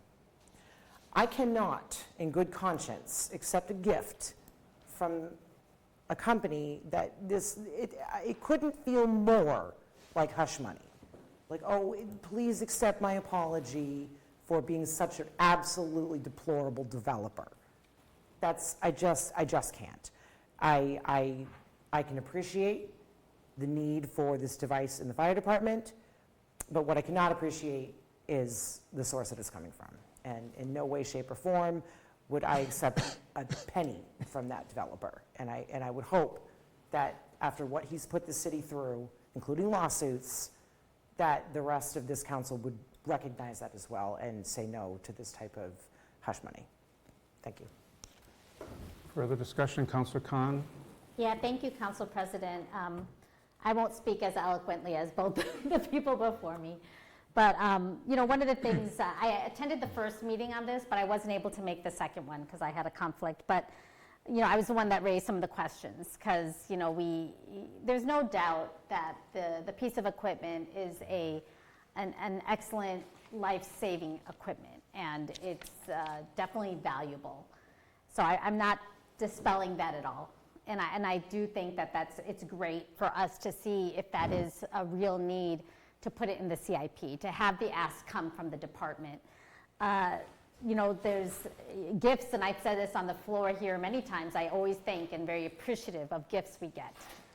But this one did make my eyebrows raise, because this name and knowing that this is also a business area they're also involved in, we do need to look at the source and the expectations. And in this one too, I just don't have a great feeling. And I do also kind of agree with what was said by the Ward 6 councilor. You know, if there is a desire for this piece of equipment, let's see what we could do and plan for it. Like, this is what we're gonna need to do, this is the life of it, this is how many we need in each of our apparatuses. There's an effective plan. And I do hear, I've heard other EMS companies do donate it to communities. It's not unusual. So, and I recognize that. But again, I think it's because of the particular company and the history I too personally witnessed, and it was not an easy time to just see some things that I really don't want to revisit. And so that's how I feel. I will be supporting my other two colleagues that spoke before, and I will not be accepting this. Thank you. Further discussion? Councillor Seed? I supported this in committee, and I'll support it tonight. I first think that this is a vindication of the public acceptance of grants and gifts, which we now take for granted, but for many years was not the case. This would have just happened and never reached the floor. The second thing is, it just doesn't feel like a punishment to the donor to not accept it. It feels like a punishment to the residents. I don't know how. I mean, you get to have your say here, so you can certainly speak your mind, and that's fine, but it actually, to me, it shines a bigger light. And if and when the EMS contract goes out, if this company chooses to bid, it's immediately suspect. And so I think the system works, and you know, I took a lot of years to get to the point where we're accepting all the grants and gifts publicly. So, you know, I feel the desire for vengeance, but I don't see how we get it from here. And if it can serve the residents, it's just hard. I don't know if it's an apology. It doesn't matter. That's something that gets dealt with through the courts and through other processes and systems. So I don't disagree. It's not as straight, nothing is a straight line or as easy as it sounds, but I just struggle to wrap my head around how we're punishing the donor by not accepting it. Okay, so Councilor Preston, and then maybe we move it along in the interest of all. Yeah, just a quick question. What is the genesis of this gift? Is it something that they reached out to us about? Is it something we reached out to them about? Like, how did this come about? Through the chair, I don't know if you want the chief to address. Go ahead, Chief, please. Thank you. Yeah, so they reached out to us in Salisbury, daily holding companies. I didn't even know, you guys brought up, I didn't even know they owned Pride Star. That totally shocked me. So he just reached out, hey, you know, Salisbury's got a gift. Do you want one too? And I said, absolutely. So that's basically it. So and it's already saved a couple of lives in Salisbury, by the way. Councilor Preston. Yeah, that actually last point is, so I too, no, you can say, you don't have to stay now. I have no love for Daly. I don't think any of us really do, right? But it does seem, you know, if nothing else, I'd like to get the guy for $20,000 extra. So to the chief's point, you know, believe me, boy, I don't want to give them any leeway on anything. But at the same token, if this is something that could save a resident's life, you know, and we say no to it, boy, I would hate to have done that just out of spite. So I'm going to be spiteful and support this and take $20,000 away from Daly. But I do want to be really clear, I don't like the guy or his company. Just one last thing. Thank you, Councilor Donahue, Councilor Lane, and then maybe we'll move it to a vote. Yeah. Councilor Donahue. I just wanted to make sure that I'm clear on this. So the piece of equipment is worth $20,000, but then there's a $1,500 a year for the lifespan of the equipment. Is that right? I was asking the chair, I'm sorry. Chair BNF. I'm sorry, I'm actually directing this to the chair of the Budget and Finance, I'm sorry. That's the testimony we received in committee was that the unit needs some kind of testing or certification, and it has a life of 10 years. The number of $1,500 per year was offered. That's what I was offered. Okay. What we were told. It's on the So recording. quick math on that is $15,000. And I'm just trying to weigh that out with the 20 and then an additional 15. And so what are we, are we netting 5? I mean, I'm just trying to, suss that out as well, so. Okay, Councillor Lane, and then we'll look for a vote. Councillor Lodge raised a good point. I'm trying to stay in order. I don't appreciate the donor one bit, but if it can save a life, then I guess one life is worth more than my personal feeling and how much my disdain for that person is. And sure, we'll take it, and like Tom Petty says, don't come around here no more. Thank you. All right. Seeing no further discussion, we can do a roll call for this. Okay. 20 grand. This is approving Order 675. Councilor Donahue? No. Councilor Granis? Yes. Councilor Harmon? Yes. Councilor Khan? No. Councilor Lane? Present. Councilor McCauley? Yes. Councilor Preston? Yes. Councilor Shan? Yes. Councilor Wright? Reluctantly, yes. Councilor Zede? Yes. Councilor Cameron? Yes. Motion passes. All right, motion collectively to receive and file Communication 619 and Order 563. Second. So Communication 619 is a memo regarding the funding of the Brown School Gymnasium demolition, and 563 is the original NRYS bond debt exclusion. So 619, we had ingested into Budget and Finance in the last meeting. I probably should have gone to Planning and Development. It was intended to assist with the conversations around the cost of demolition and potential funding sources, and the administration was seeking to provide us some information. Nonetheless, we did discuss it in committee. I think it did help provide some clarity around, A, what the potential costs are, the timeline, and the potential funding sources, with the understanding that none of those three will be exactly known until they are known. So they're going to go out to bid on that hopefully sooner rather than later. The demolition currently is being talked about for the fall, and that would be something that would be done before the land disposition could be closed. And funding sources include the ones that are shown there, including the current Brown School Fund, and then there are other funding sources. The state grant is mentioned as a potential source, and even potentially going to the AHT for additional funding. I think the sort of broad theory was trying to stay off the free cash rail as long and as much as possible. That would be a last resort. So initially I thought this might get referred to planning now and they'd continue, but I don't think it's necessary, so I'm suggesting a receive and file for your consideration. And Order 563 is really moot at this point, so it is time to retire it. Can I just real quick? Further discussion, Councillor Lane? I have to leave the meeting. Okay, Councillor Lane's I going just wanted to say thank you. Thank you. Appreciate My it. pleasure. What did you need, sorry? I just wanted you to recite the motion. So you're receiving and filing 619 and Order 563, NRYS debt exclusion. receiving and file that also? Yes, please. Yes, thank you.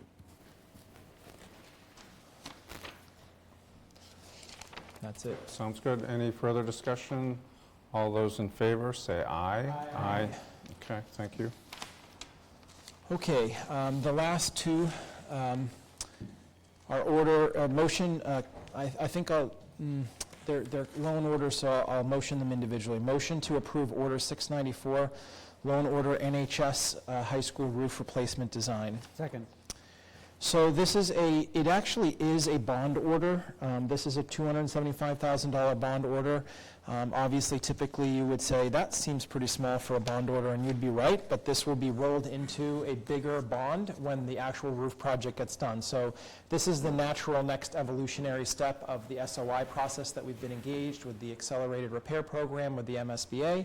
So as you know, we were quote, invited into the pipeline and all that, and now we need to do a design.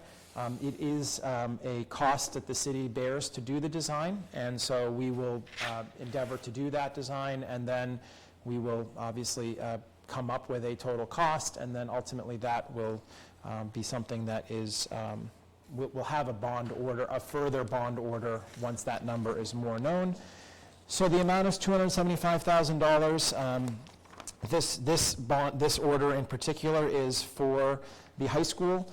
So we did ask a couple of questions about this. I would say most notably was around the high school labs. You know, that was an idea that was tossed around a few years ago. It really would live on this part of the roof where the roof is being replaced, and so the answer was really that I would say is no longer under active consideration. It would sort of be illogical probably to do the roof and then take it up to, say, put an addition on, but it did sound like there was still interest in refreshing the existing lab space that was within the high school. Second thing is this does not account for the entirety of the high school roof. This accounts for the portion of the high school roof that is essentially aged out. The other parts of the roof don't have a tremendous amount of additional life, but have some additional life. I want to say it's around 5 to 8 years. They wouldn't be eligible yet for MSBA because they have a certain timeline on that. And then lastly, we asked, does that seem like a lot for a roof design, or how complex is a roof replacement? And the response received was that yes, evidently it is more complicated than just taking the shingles off your house and putting new ones on, with all the appurtenances and things that are connected to the roof. They are very hot on this. They want the loan order signed tomorrow, I'm told, tomorrow morning, so that they can move this forward. And the last thing is order 694 and 695. The total cost estimated of our local share, once the MSBA, I believe the reimbursement rate's 43%, meaning we'll pay 57, they pay 43, for both projects is about $2.2 million. It was 2-0 in committee. Thank you. Further discussion? So they were motion for approval separately? Yeah, just because it's a loan order, I'll make a motion on the other one here in a moment. Take up 694 first, if there's no discussion. So the motion was made and seconded. It was made and seconded to approve Order 694. Do a roll call? Councilor Donahue? Yes. Councilor Granis? Yes.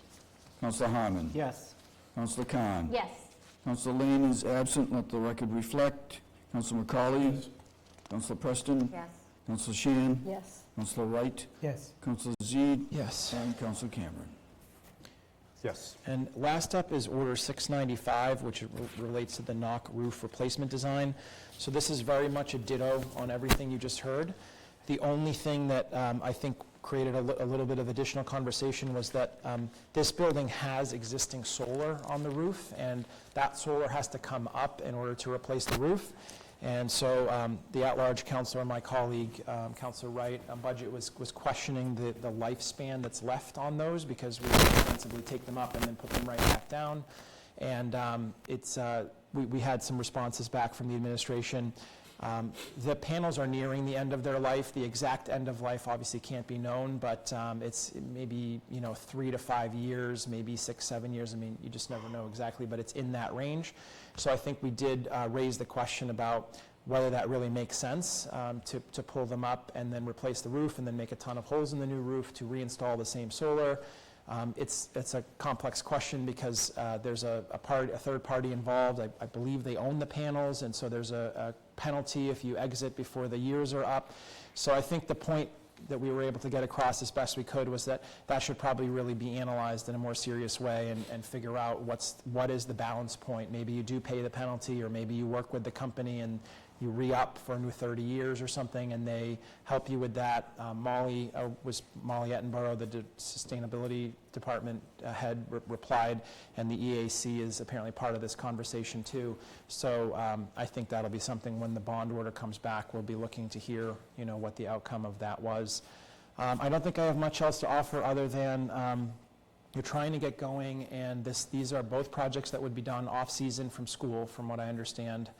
And so I don't know they can pull it off for this summer, but maybe they'd be, and the MSBA has their process too, so I think we'd be looking maybe at next summer, something like that. So the bond order may be this fall, I don't know, to be determined. Okay, thank you.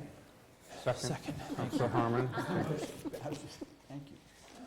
All right, any further discussion? So were these solar panels from like 2006 or so? Is that? I didn't get the exact year, but when the major school renovation. When the major reno was done. So it was a little later, okay. Okay, thank you. All right, roll call? Roll call on approving load order 695. Councilor Donahue? Yes. Councilor Granis? Yes. Councilor Harmon? Yes. Councilor Khan? Yes. Councillor Lane is still absent. Councillor McCauley? Yes. Councillor Preston? Yes. Councillor Shan? Yes. Councillor Wright? Yes. Councillor Zede? Yes. And Councillor Cameron? Thank you. Yes. So I am absolutely spent, but we have Budget and Finance on Thursday. Probably most notably, we got the CPA applications in tonight. We haven't even referred them yet because we haven't done that part of the agenda, but ostensibly they will be committee of the whole, so if you are interested or wish to send questions, please do. Thank you. Would we be interested in going to planning and development for the Brown School since Zeta Insights is So here? moved.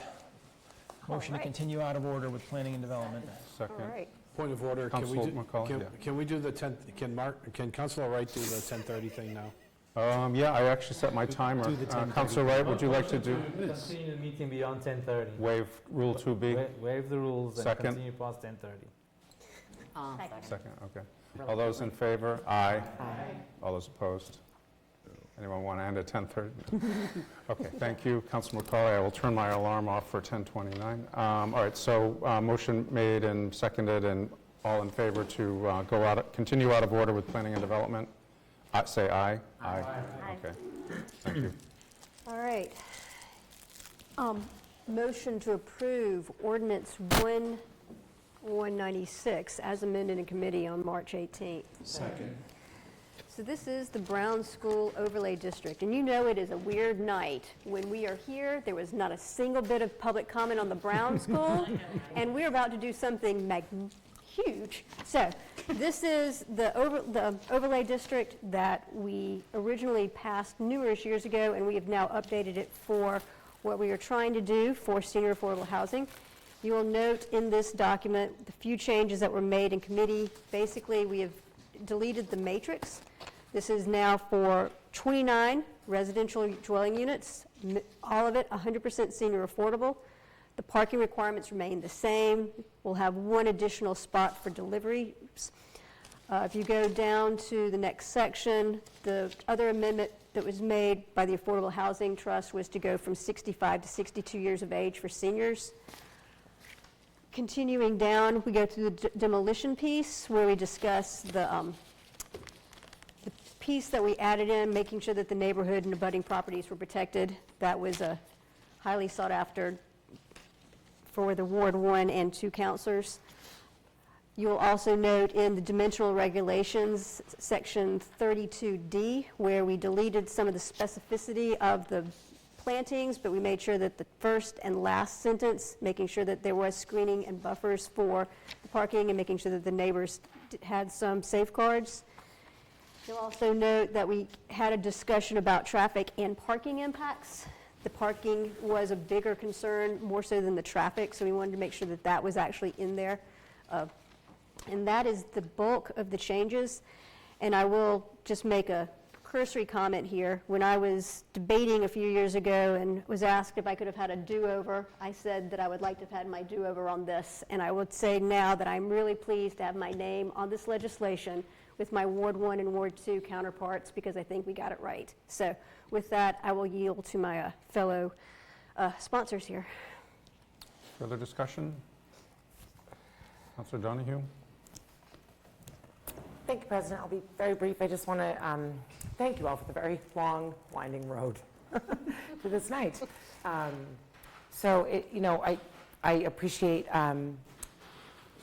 appreciate the at-large councilors' comments and compliments and all the kind words. I want to also thank my ward neighbor, Ward 1, for really keeping this very consistent and clean and representing all parties. So I think this is a good compromise, and I think that we've landed on something really exciting. And moving forward, pretty pleased to see this affordable senior development come to fruition. So thank you all. Thank you. Councilor Zede?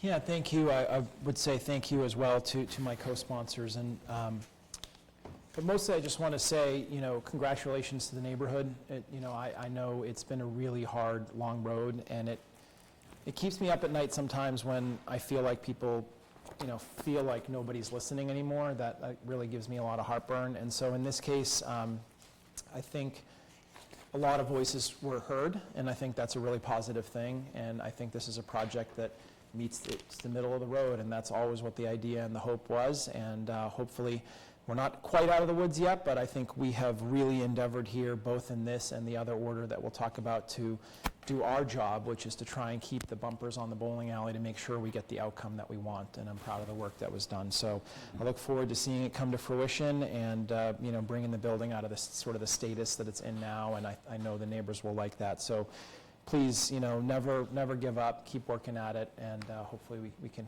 always find something that works. Thank you. Who wants to be the second? Second. Thank you. Wonderful, thank you. Okay, Just any soaking up further seconds here discussion? Do a roll call on ordinance 196, first 196. reading. Councilor Donahue? Yes. Councilor Granis? Yes. Councilor Harmon? Yes. Councilor Khan? Yes. Councilor McCauley? Yes. Councilor Preston? Yes. Councilor Shan? Yes. Councilor Wright? Yes. Councilor Z? Yes. And Councilor Cameron? Yes. Motion passes 10-1. Motion to approve Order 668 as amended. Second. This is the disposition order. This is our job giving the administration the building. So you have an amended version on your desk because what was in the council packet was the original. We had a lot of discussion back and forth, and when we finally came to a discussion, an agreement on the demolition of the gym, we did not associate it with a cost. I think the Ward 1 Budget and Finance Chair gave a good summary of what the discussion was in Budget and Finance regarding what funding is out there right now. So the letter H, the closing of the transaction is contingent upon the city being able to complete demolition of the existing gym and associated work, was the compromise that we came to in committee. The committee voted 3-0 to bring this out. Again, proud of this work too. So I'll let my fellow Ward 1 councilor speak to this if we want to go further. Councilor Z? I would just say that having reviewed a lot of disposition orders, I think we did our absolute best to try and get into every dark corner and every shadow of where issues may lie. Again, I think we are lucky to have harmony on what we want, but our job is to paper it. And so can we absolutely guarantee we found every corner? Of course not.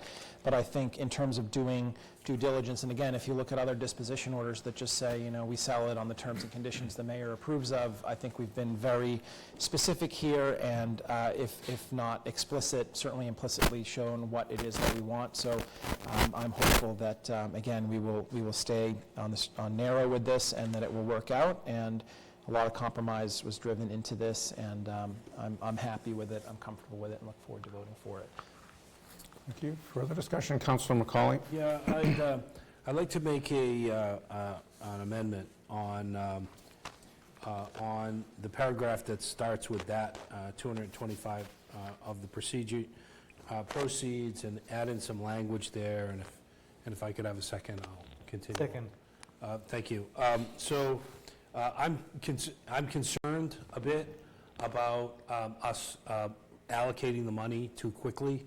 We have a January 1st, 2028 date that is a potential buyback for the same $450,000.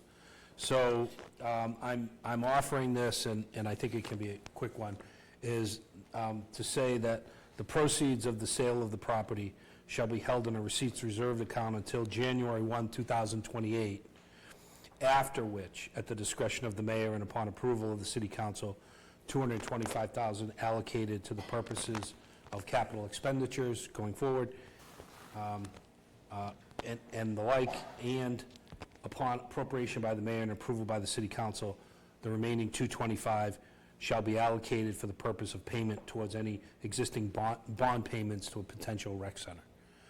And I say that for two reasons. One, I'm offering up some protection that if the developer needs to sell that back to us, that we have the cash available to do that. And then the reality is that this isn't going to close until next year, right? We have to get the gym out of the way. The plan is to get it done in the fall, and that next year. So getting the money now for the rec center, we're now going to get the money to the rec center until later. If the vote passes, then we'll just be able to pay down the existing, as we've talked about. So it's really a sequencing thing more than anything else, and I'm sure that if people like it or don't like it, I'm trying to offer some protections to both the city and the developer as well. Thank you. Okay. Could we reread that? Sure, I could. I would take that whole paragraph that says that. At the bottom. That 225. At the bottom. That 225 at the bottom of page 1.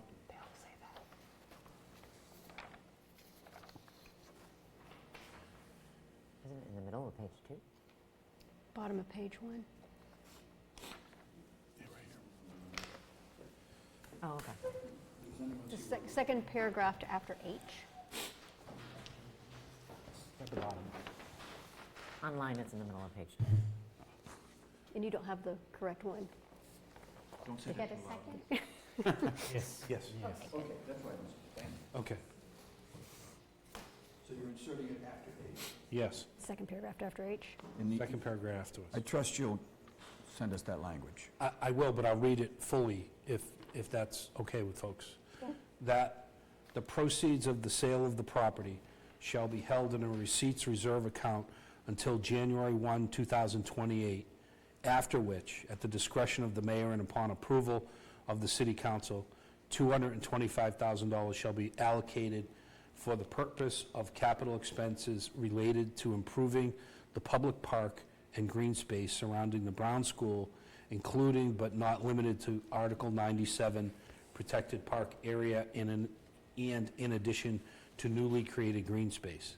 And upon appropriation by the mayor and approval by the city council, $225,000 shall be allocated for the purpose of payment towards any existing bond payments for a potential rec center. And then it would go on, the next paragraph would stay the same, that upon request, Director? Yes. Okay, amendment made and motion made and seconded. Discussion on the amendment.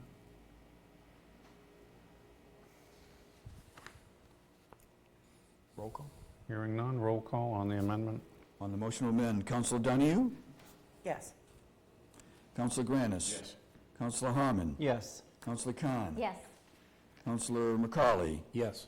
Councilor Preston? Yes. Councilor Sheehan? No. Councilor Wright? Yes. Councilor Zede? Yes. Councilor Cameron? No. Okay, by a vote of 8 yes, 2 no, and 1 absent, the motion to amend passes. So on the floor now, we have order to approve 668 as amended. Any further discussion on the order as amended? Hearing none, roll call. Roll call on 668 as amended. Councilor Donahue? Yes. Councilor Granis? Yes. Councilor Harmon? Yes. Councilor Khan? Yes. Councilor McCarley? Yes. Councilor Preston? Yes. Councilor Sheehan? Yes. Councilor Wright? Yes. Councilor Zede? Yes. Councilor Cameron? Yes. Okay, motion passes. Thank you. Councilor We just did the Brown School, folks.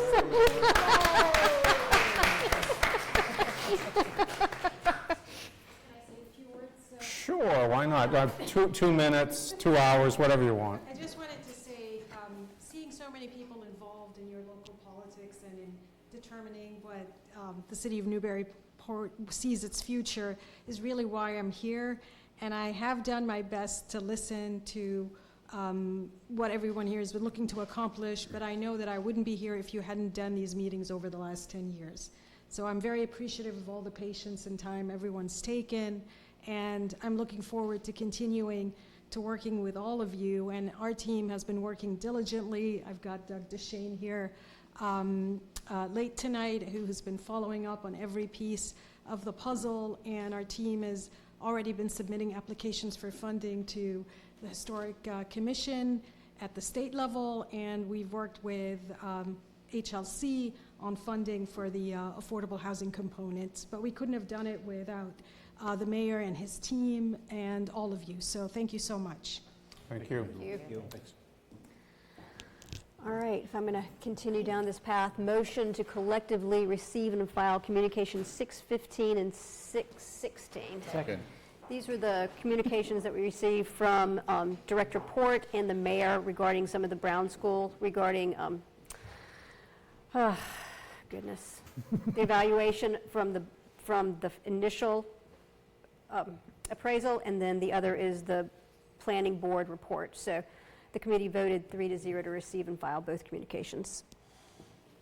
Okay, any further discussion? Collectively, motion made to receive and file. Who was the second on that? That was, It's always going to be Councilor White. He really wants one, people. Can we get one to him sooner or later? You could have the next one. Voice vote, all those in favor of receiving and filing those two, 615 and 616, say aye. Aye. All those opposed? No. Okay, so that would be a 9-1. All right, motion to approve Order 691, preservation restriction on 350 High Street. Second. So we did discuss this. We appreciate anyone bringing their property to having a preservation restriction in 350 High Street. It's one of the prize gems of the community. We didn't have too much discussion, but I do know when we took public comment, we did have applause from the back row, and they're here today too. So we have figured that we got it right. With that being said, the committee voted 3-0 to accept this preservation restriction. Okay, any further discussion on Order 691? Hearing none, roll call. on the motion to accept, so moved by Councilor Sand, seconded by Councilor Granis. That's right. Damn. Councilor Donahue? Yes. Councilor Granis? Yes. Councilor Harmon? Yes. Councilor Khan? Yes. Councilor McCauley? Yes. Councilor Preston? Yes. Councilor Shan? Yes. Councilor Wright? Yes. Councilor Z? Yes. And Council President Cameron. Yes. That's it for P&D. Okay, now we could resume the regular order, I suppose. There's lots of ways to make things. That would bring us to the regular agenda. If I remember correctly, we had Yeah. Two appointments. two appointments, 536 and 537. So on 536 is Julia Gottfredson, correct? Yeah, that's what Sorry. Seven. Then you want to go first? Sorry. 536 was Rosemary DC, Council on Aging. Motion to approve. 536? Second. 536, yes. And that's a first reading. That is a first reading on a reappointment, yes.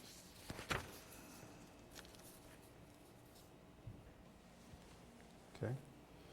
We don't need a roll call yet. We would on the second reading, correct? Correct. See, I have been paying attention. All right, so any further discussion? Rosemary, order appointment 536. All those in favor, say aye. Aye. Those opposed? Okay, appointment 537. Motion to approve on first reading. Second.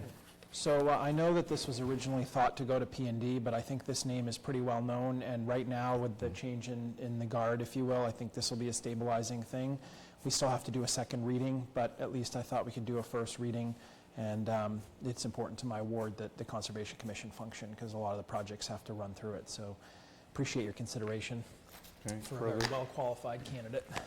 further Agreed. discussion? Okay, Agreed. all those in favor say aye. Aye. All those opposed? Okay, thank you. That gets us to communications. Communication 621 is the letter of disapproval from the mayor with respect to the parking ordinance. Motion to table so that we can take it up with the ordinance, which has been resubmitted. Okay. Motion to table made and seconded. Can we just do it now? Why don't we just do it? Take it out of order. You want to take the order too? Sure. Let's go. We can't. Or it's an keep ordinance, I bouncing around guess. here. Yeah. I'm happy to do that. We've done everything else out of order tonight. Yeah, we could, It's 194. we could do ordinance 194. Okay. All right. Okay. Council Preston? All right, so this is, the communication is the, To approve. oh, yes, sorry, motion to approve ordinance 194. Second. Thank you. Oh, and you even got it.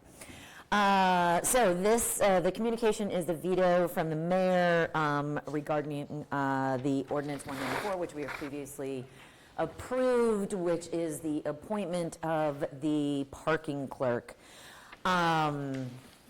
So just a couple things. So you'll note that the mayor mentioned both in the communication with his veto as well as at his mayor's report from our last meeting that they would be working to obtain a second opinion, yet have not offered that opinion, and per this chief of staff earlier today, does not intend to do so. But based on the administration getting a second opinion, I had asked the council president to get another opinion as well, which is the late breaking news that the office of Lamke and Lamke that's on your desk. Apologies for the lateness of it and frankly some of the several typos that are in it, but I literally did not read that until I got in this room tonight because it was not delivered to our inboxes until about 6:40 this evening. But anyways, this new legal opinion affirms the council's authority to appoint the parking clerk.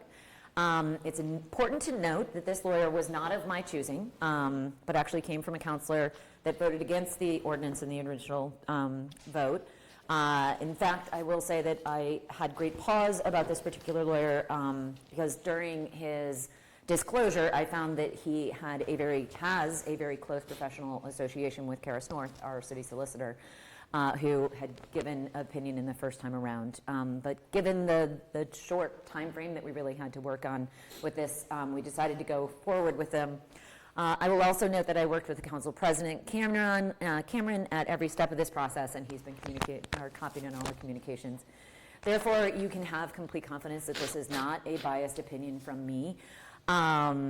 We will get a more complete opinion in the near future that will include all the supporting information that is the basis of this opinion.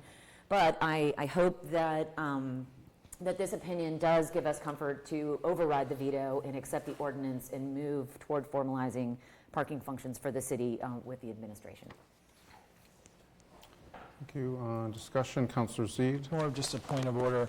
I just offer a friendly amendment to the motion that I think it's motion to approve Ordinance 194 explicitly to override the veto or the letter of objection offered by the mayor, just so that it's clear what we're doing. So moved. Okay. So motion to approve ordinance 194 and to override mayor's veto. Exactly. And the only thing I would add to that, and thank you for that, that is a better motion to be made here. The one thing that I will say is that because of the veto, the ordinance here, we would need a supermajority, so a 2/3 on this.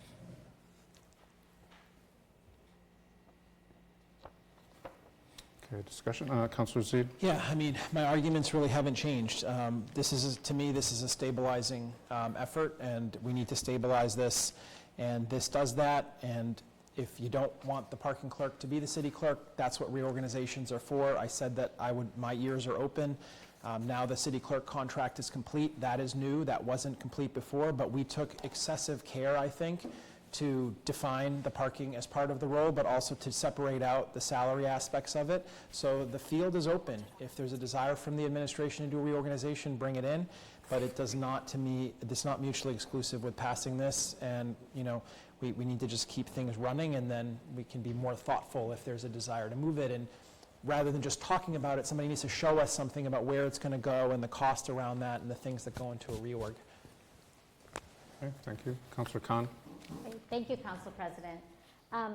So I was the one that kind of helped, through my work with MMA, identify firms. One of the things that I was actually trying to get before we did the original vote was to get an opinion, and that the council used that budget line item to do that, and this is the perfect example. So it's unfortunate that we had to wait so long, but I do want to make a comment that having close relationships, I think it was said that they're very closely tied to Attorney North. I just want to clarify, actually all the municipal lawyers know each other, and they're all part of the same municipal association. It's almost like me being on the MMCA and working with my colleagues in other communities. It doesn't mean that you're beholden to somebody because of that. It's a very small world, and everybody knows each other. In fact, the KPL attorney here, everyone knows her as well, and they've all served on different boards. So that really shouldn't be a factor. I think each one still takes their job very seriously to review the documents and make their determination. So with that said, I would definitely support the action of the ordinance. Before I was a no, but this was kind of what I was hoping for, is to get another opinion, and that this really does meet what I need to comfortably make my vote on this. So I will support the ordinance and not going along, whatever, to, what do we call it, a junk, whatever we said. However the motion was, override the veto. So I will be supporting the ordinance. Thank you. Okay. Further discussion? Point of information, just to be super sure, we're going to make one vote. If we say yes to approve this, we are overriding the veto. Correct. Okay, thank you. I just double-checked the charter. The pertinent language is that if the council, notwithstanding the disapproval of the mayor, shall again pass the order. Okay. And so approving it is passing the order. Thank you. It then by two-thirds vote, it's deemed then in force and effect immediately. One reading. Councillor Wright?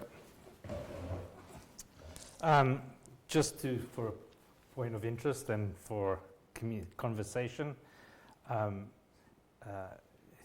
in light of the mayor reappointing Karis North and her law firm, we've now had an opinion from another attorney, and it was very interesting that the information that was provided to us tonight about the election issues was from yet another attorney. So it's not exactly a glowing endorsement of the mayor's choice in legal counsel. Further discussion? I'm just going to add as a point of information, and I did support Councillor Preston's interest in getting this opinion. I had discussed this with Councillor Khan at an earlier stage and did not go forward at that time. I think people should read this carefully, regardless of how they're going to vote on the override. I mean, there definitely seems to be a fair amount of ambiguity to the Ward 1 councillor's point, and I've said this, but, again, just not trying to get into a debate. The whole thing needs to be straightened out for sure, including, Mr. Lamke's, Attorney Lamke's. There appears to be a void in the ordinances and charter clearly addressing this issue. I think that's a true thing. So appreciate everyone trying to fight through the murkiness to get this moved along, but I think, this is one chapter of it, and I think there will be others, and hopefully we'll get to a place where everybody knows who's doing what. So, thank you. Councillor Preston? Yeah, just really briefly, I agree with you. I think, this whole thing started, of course, with the appointment of a new clerk and the fact that there was a lot of ambiguity around the appointment and the parking clerk and whether the parking clerk is the clerk and all these sorts of things. And I quite frankly, at the time, really thought I was just plugging a hole, which obviously has turned into something much bigger than that. But I don't disagree with the council president. I think, we really need to memorialize this and get this in our ordinances so that we can have some clarity about it. I don't think that this absolutely ends, sort of how we look at the parking function in the city. I think it takes a major step forward, but I think we still need to be a little more clear about the parking program as a whole, and I hope we can work together to do that. Thank you. Thank you. Okay, hearing no further discussion, seeing no further hands, we'll do a roll call on the motion to approve the ordinance 194 and override the mayor's veto. Councilor Donahue? Yes.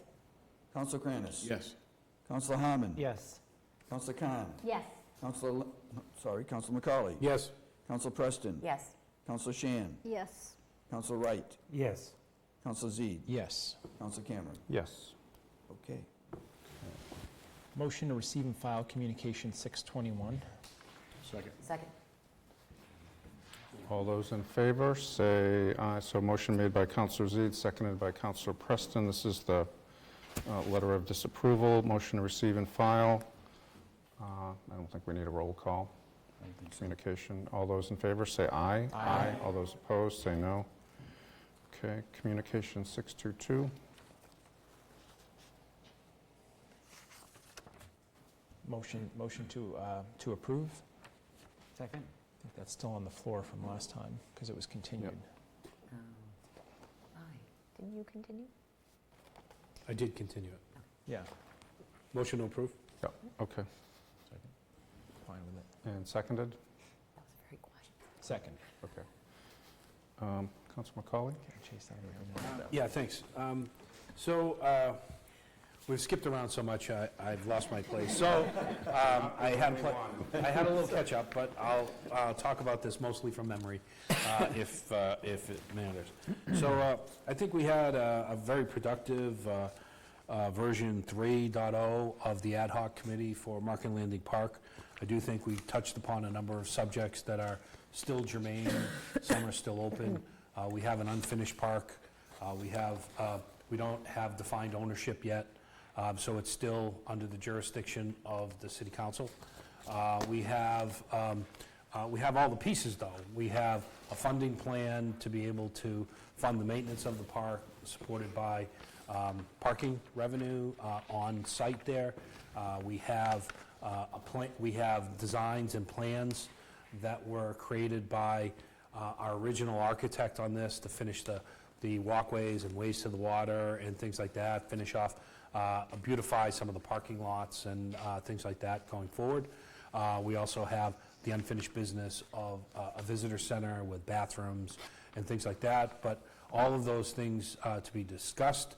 I think where we left it off was really in conjunction with the Waterfront Trust, trying to get a singular entity. Remember, we're trying to create a uniform experience for park goers, and we still really can't have two people or two different companies supporting the maintenance down there. So what we kind of sort of have is the Waterfront Trust helping us out and them helping out and doing some mutual purchasing going along. I think our longer term ideal would be to create a operating lease of some sort structure on both sides, where we would not necessarily grant them the land, but actually work out a long-term lease for them to maintain and operate that land for us in perpetuity going forward. And that would come with maintenance and support, which would be over and above our initial and original commitments that we have to the Waterfront Trust, which are the parking arrangements as well as the capital expenditures that we have to, that we're liable for in terms of things like the boardwalk and things like that. So overall, I think it's good. Unfortunately, I think there'll be a need for a fourth, maybe in this fall, going forward to hopefully wrap these things up, but you know, it is what it is. Thank you. Thank you. Any further discussion? Councillor Zede? I just have one small amendment. Under number 4, oversee the completion of 1B, I would like to strike the last sentence that says there remains approximately $500,000 in the construction fund. Yeah, I kept trying to strike it, so. You did, or? I kept trying to strike it. I just don't think, I don't think that's correct, but. It's not. And so I think it's just better to just remove it. Second. Okay. All right, is that friendly amendment, I guess? I don't think there's any funds left, but we're trying to get clarity on that. All right, so that is on Communication 622. So motion on the floor to approve as amended. All The friendly amendment. friendly amendment, to strike that. Correct? Yes. First and second. Can just do a voice vote on this, I think. All those in favor say aye. Aye. All those opposed say nay. All right, 10-0. Thank you, Councillor McCauley. That leads us to second reading appointments. Motion to approve appointment 535 George Hazeltine, 67 High Street, to the Waterfront Trust, 5/1/2028. Second. Many seconds. Okay, any discussion? Okay, all those in favor, roll call. Correct. Councillor Donahue. Councillor Donahue on the appointment. Yes. Councillor Granis. Yes. Councillor Harmon. Yes. Councillor Khan. Yes. Councillor McCauley. Yes. Councillor Preston. Yes. Councillor Shan. Yes. Councillor Wright. Yes. Councillor Z. Yes. Councillor Cameron. Thank you. Yes. Motion to approve Order 688, gift acceptance for NCOA 525, 689, gift acceptance COA 2050, 690, approval to pay prior year bills, $239.98. Gift acceptance, City Improvement Society 10075, that's Order 692, and Order 693, grant acceptance, Emergency Planning Zone 9020. And further, to refer Order 697, FY26 CPC recommendations to Budget and Finance and Committee of the Whole. Order 698, gift acceptance, Cigna Health, $189,013 to Public Works and Safety. And to continue, Order 699 to a date certain. It's a gift acceptance PPA 2800 to our next council meeting, which is 4/22. Is that right? That's right. Second. All of that stuff. That's a mega motion I can get behind. All right. Discussion? Thank you. Keep going. Oh, yes. Councillor Harmon, you almost missed your... Thank you. Sorry, just quickly introduce the, for those who are not aware, and I'll be super fast, the gift acceptance Cigna Health going to Public Works and Safety is a fully funded HAWK, is what we've talked about calling them sometimes. Now they have a new name, but I think we know what I mean. The over-the-road traffic signal for pedestrians. This is fully donated by Cigna and the owners of the Merson building. I think it's a great step forward for traffic safety on Merrimack Street. Let the games begin, trying to get your hands on the flashing beacon that's there now, but I'm trying to keep it in Ward 4. But we're very excited about this, no cost to the city. Thank you. Great. Thank you. Further discussion? Hearing none, we've got a lot of gift acceptance, so we'll do... Oh, Councillor Donahue, go ahead. Thank you. Will said Hawk Signal have an APS unit? Will you make sure that they know that? Yes. Thank you. In the committee. Okay, we'll do a roll call on this various combination of Mega motion. things, mega motions. Councillor Zede, seconded by Councillor Wright. Councillor Donahue? Yes. Councillor Granis? Yes. Councillor Harmon? Yes. Councillor Khan? Yes. Councillor McCauley? Yes. Councillor Preston? Yes. Councillor Shan? Yes. Councillor Wright? Yes. Councillor Zede? Yes. And President Cameron. Yes. Motion to approve on first reading, Ordinance 199, amend municipal fee schedule, Section 2I, 2B, parking fees, boats, docks, and waterways. Second. So this is actually just we did the order on these fees, and it shouldn't have been an order. It really should have been an ordinance to get it into the right place. So I'm not asking for an emergency because it's not going to be passed finally tonight, but rather than send it to committee, it's already been vetted. I'm asking you to approve it on first reading, then it'll have a cool period, and then it'll get a second reading. And that way you can get it into the appendix of Unicode. Same substance, no change. Okay. Second. Copy and paste. So made Was Councillor already Zede. seconded. Okay. Second. All right. First reading? Yes. Do we have to do a roll call? Yes. Okay, we'll do a roll call then. To approve first reading ordinance 199, Councillor Donahue? Yes. Councillor Granis? Yes. Councillor Harmon? Yes. Councillor Khan? Yes. Councillor McCauley? Yes. Councillor Preston? Yes. Councillor Shan? Yes. Councillor Wright? Yes. Councillor Z? Yes. And Councillor Cameron. Yes. That would lead us to Back to community services. Look at that. At 11 o'clock. Such an early hour. Motion to receive and file communication 614. Second. Please. Thank you. I actually had originally envisioned this coming right after all of the budget and finance stuff, and it was going to be our light reading after all of that. But Communication 614 is a letter from Dr. Sam Marabi regarding fluoridation of municipal water. We discussed this at the committee, but I think it's pertinent to know that the Board of Health has been discussing fluoridation in our municipal water since October of last year, and at a recent Board of Health meeting, one board member motioned to remove fluoride from our municipal water, but there was not a second on that motion, and so it failed because the other two members of the committee favor keeping the current level of fluoridation at 0.7 parts per million, as is recommended by the federal government. But so Dr. Sam Marabi is a resident and dentist practicing here in Newburyport, and he authored the communication, as I said, that was in front of the committee. He has his DDM as well as a Master of Public Health and recently obtained a Master's in Epidemiology, with a thesis focused on the relationship between water fluoridation and dental cavities in kids across Massachusetts, which will be published later this year. His research shows a very strong correlation between an increase in dental cavities in children aged 4 to 19 in communities without fluoride in their municipal water, and he concludes that there is a strong protective factor for fluoridation of municipal water. We also discussed a meta-analysis study published in JAMA Pediatrics that has been discussed in the community and at the Board of Health pretty significantly, that shows that there may be a correlation of water fluoridation with a slight level of neurocognitive decrease in children. Dr. Marabi highlighted the fact that the study showed that there may be a correlation, but only at significantly higher levels of fluoridation than the levels seen in Newburyport drinking water. There is no correlation of neurocognitive decrease in children at the level of fluoridation used in Newburyport, again, 0.7 parts per million. And the study does not recommend the removal of fluoride from the municipal water.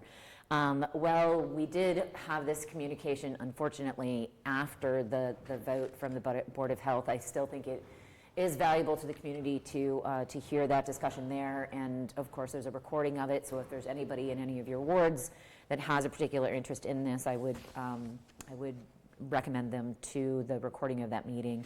The committee voted 3-0 to receive and file communication.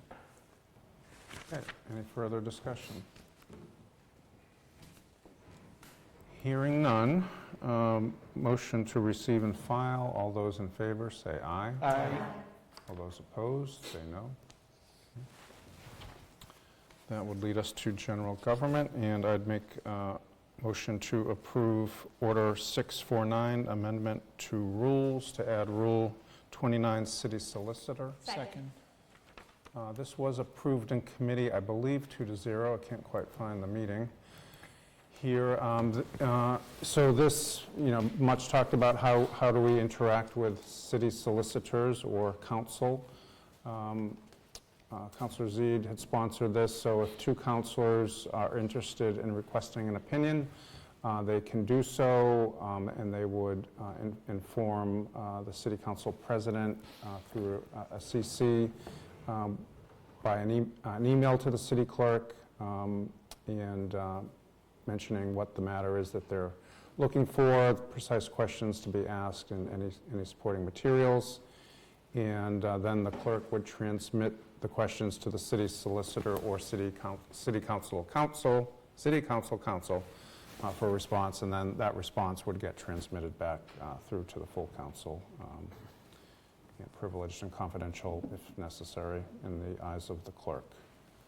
And I think that makes good sense, so support. Any discussion? All right. Hearing none, we'll vote on it anyway. Roll call. You want to do a roll call? Sure. Okay. Approving Order 649. Councilor Donahue? Yes. Councilor Granis? Yes. Councilor Harmon? Yes. Councilor Khan? Yes. Councilor McCauley? Yes. Councilor Preston? Yes.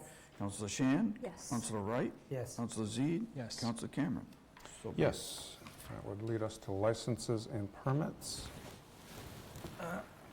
Council President, I'd like to thank my colleague, Councilor McCauley, for running the meeting for me in my absence.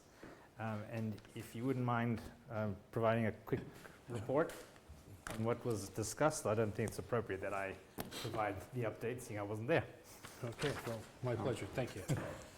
Surprise. Okay, motion to approve collectively application 243 and 249. Second. Application 243 is the Tri-Stack Trek. It's it's an ALS bike ride. It rides through a number of towns. It's a 2-day, 200-mile ride. It's about a half mile in Newburyport. They do it for a break. It's more scenic than anything else. One of the things that they put signs up. They take the signs down, they follow along behind and pick up the trash along the way. They've done this before. This is a recurring type of program. There is a difference in their map this year. Plummer Spring Bridge is now under construction, and so any races using those are off.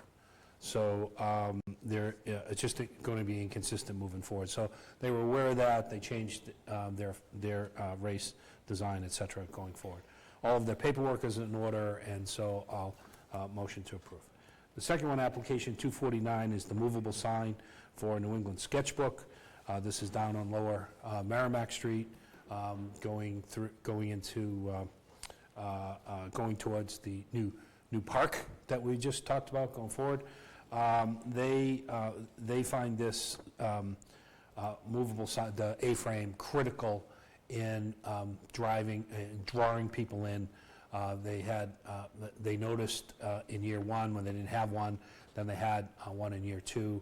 Going forward, they've had no problems with it whatsoever. They put it off the sidewalk in a visible area. I think you can see in the pictures that were accommodating there.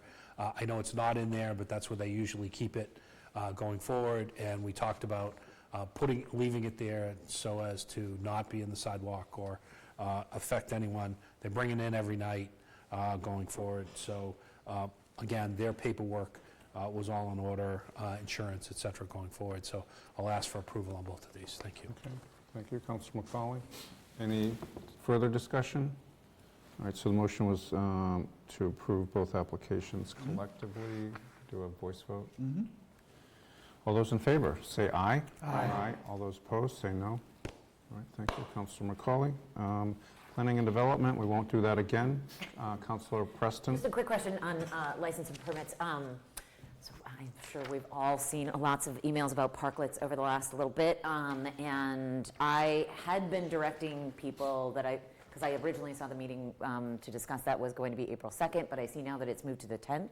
Is that solid, just as we're talking to the community? Can we? Yes, that is a solid date. Okay. Please feel free to invite any and all. We had a conflict with one of the councillors for the original date, so we're accommodating a change of date for that. Perfect, thank you. Thank you for pointing that out. On the same, Councilor Donahue, yeah, go ahead. thank you. Just real quick, were you able to get a hold of the Wayne from Emerald from DPS and Ethan Manning and Dennis Morrell and the Chamber of Commerce? I had a conversation with the mayor's chief of staff, and he's going to pursue invitations to those to the aforementioned people. Okay. To attend. I did learn that Nate Allard is on vacation till the 9th. That doesn't help us, but I just wanted to mention it. Yeah, But to let the restaurants know if you're Nate, I'm not sure. Yeah, I'll be sure to invite the head of the Restaurant Association to attend. I think that's a subcommittee of the chamber as well. Okay, thank you. Public Works and Safety? Thank you. I'd like to make a motion to approve, receive and file Communication 620. Second. This is a letter from resident Jim McCarthy. He didn't like the stickers or the signs on the pole, so he took the duplicate pole and wanted it all removed altogether. There was a picture of a duplicate pole. We did forward that to DPS, specifically city electrician, who deals with these now and has put it in the queue in National Grid. Going forward, as part of the committee, if we find situations like this, we can open work orders directly with DPS on this, and there is now a pipeline. So we shouldn't be chasing each other on the polls that we've done before. Okay, thank you. Thank you. Any further discussion? Communication 620, motion to receive and file. Hearing none, all those in favor say aye. Aye. All those opposed? Motion to approve Order 696. Second. This is a waiver for asphalt on the sidewalk on Norman Ave, specifically 14 Norman Ave. The owner-developer is finishing a rebuild of 14 Norman Ave. This is a request to use asphalt as sidewalk material versus concrete. The waiver is warranted because the existing sidewalks on the street are all asphalt, and Norman Ave sidewalks are part of the 5-year plan next year, which they plan to use asphalt going forward. So we save a little money on this. The committee recommended 3-0 to approve. Okay. Any further discussion? Okay, hearing none, all those in favor say aye. Aye. Opposed? Okay. 687? Motion to approve Order 687, the 5-year sidewalk and road plan. Second. This was, I'm going to give a committee report. They were over 2 nights. We were able to take advantage of the gap to fully explore some of the things we needed to. On the first night that we're there, we were visited by the folks from Savoy Street. And a number of them, the road had many problems, the abutters, plus folks from on River and Merrimack Street spoke as well. Subsequently, we asked Councilor Harmon as well as DPS Director to go down there and evaluate it a little bit more. They have done that as well. They're still not on the list, but at least they have some attention on some actions that may happen. Mosley Ave, representative of the 7 residents, was there discussing timing of the sidewalks. They will be in the plan this year for sidewalks. Then it pivoted to materials. Everybody wanted concrete, but then we needed to explain that the budget didn't work that way, and so now they're happy with asphalt. We reviewed the list of upcoming year by ward. What we found is that there was incomplete costing information in 2024, so as part of the first meeting, we asked them to come back in the second meeting with that, which they did. The ask, again, is to fill in future streets, possibly using, revisiting some of the beta information that was there. We asked questions about how we're dealing with sidewalks that were bypassed when this was a streets-only plan. So there are a number of streets that were mill and overlaid, but the sidewalks, the accompanying sidewalks weren't. There is no plan on that. We're working on that. We'll probably see at budget what we can squeeze out of that. If there's sidewalk money available, we might be able to get a plan in that, but they're well aware of what's going on. And then there was an ask to do some realignment of some of the streets. So for example, Rawson is in Ward 4, yet it's listed as Ward 5, that kind of stuff along the way. So we want to make sure that things are going smoothly. So when we came back, we did go through the line items within the plan itself, but it had 2024 updates. The committee reviewed by ward, by street, what was coming up. There is thinking within DPS that they're going to evolve beyond beta. So we hope to see next year information that populates out a little bit further than this 5-year plan. The 5-year plan was the beta plan, and I think they're trying to evolve beyond that. And I say that because beta was a streets-only plan. DPS is trying to take it to a streets and sidewalk plan. It does slow us down a little bit. I'll give you some examples with numbers along the way. But there were a number of questions that were there. They all come down to funding. We have the bond. We have Chapter 90, which requires street and sidewalk done together, and 50% of meals tax going forward. That usually gets us around $2 million. There were questions, for example, on specific streets. Garden Street is on the list, but Otis and Prospect are not. The answer really is the construction has to be done, fully done and completed for those streets to then be reevaluated and put back on the list, bless you, going forward. And, you know, there's a real reality that DPS is down 2 engineers. We funded those positions. They don't have them. One was a traffic engineer. The deputy director is actually doing engineering work. And they can't do deputy work, et cetera, along the way. So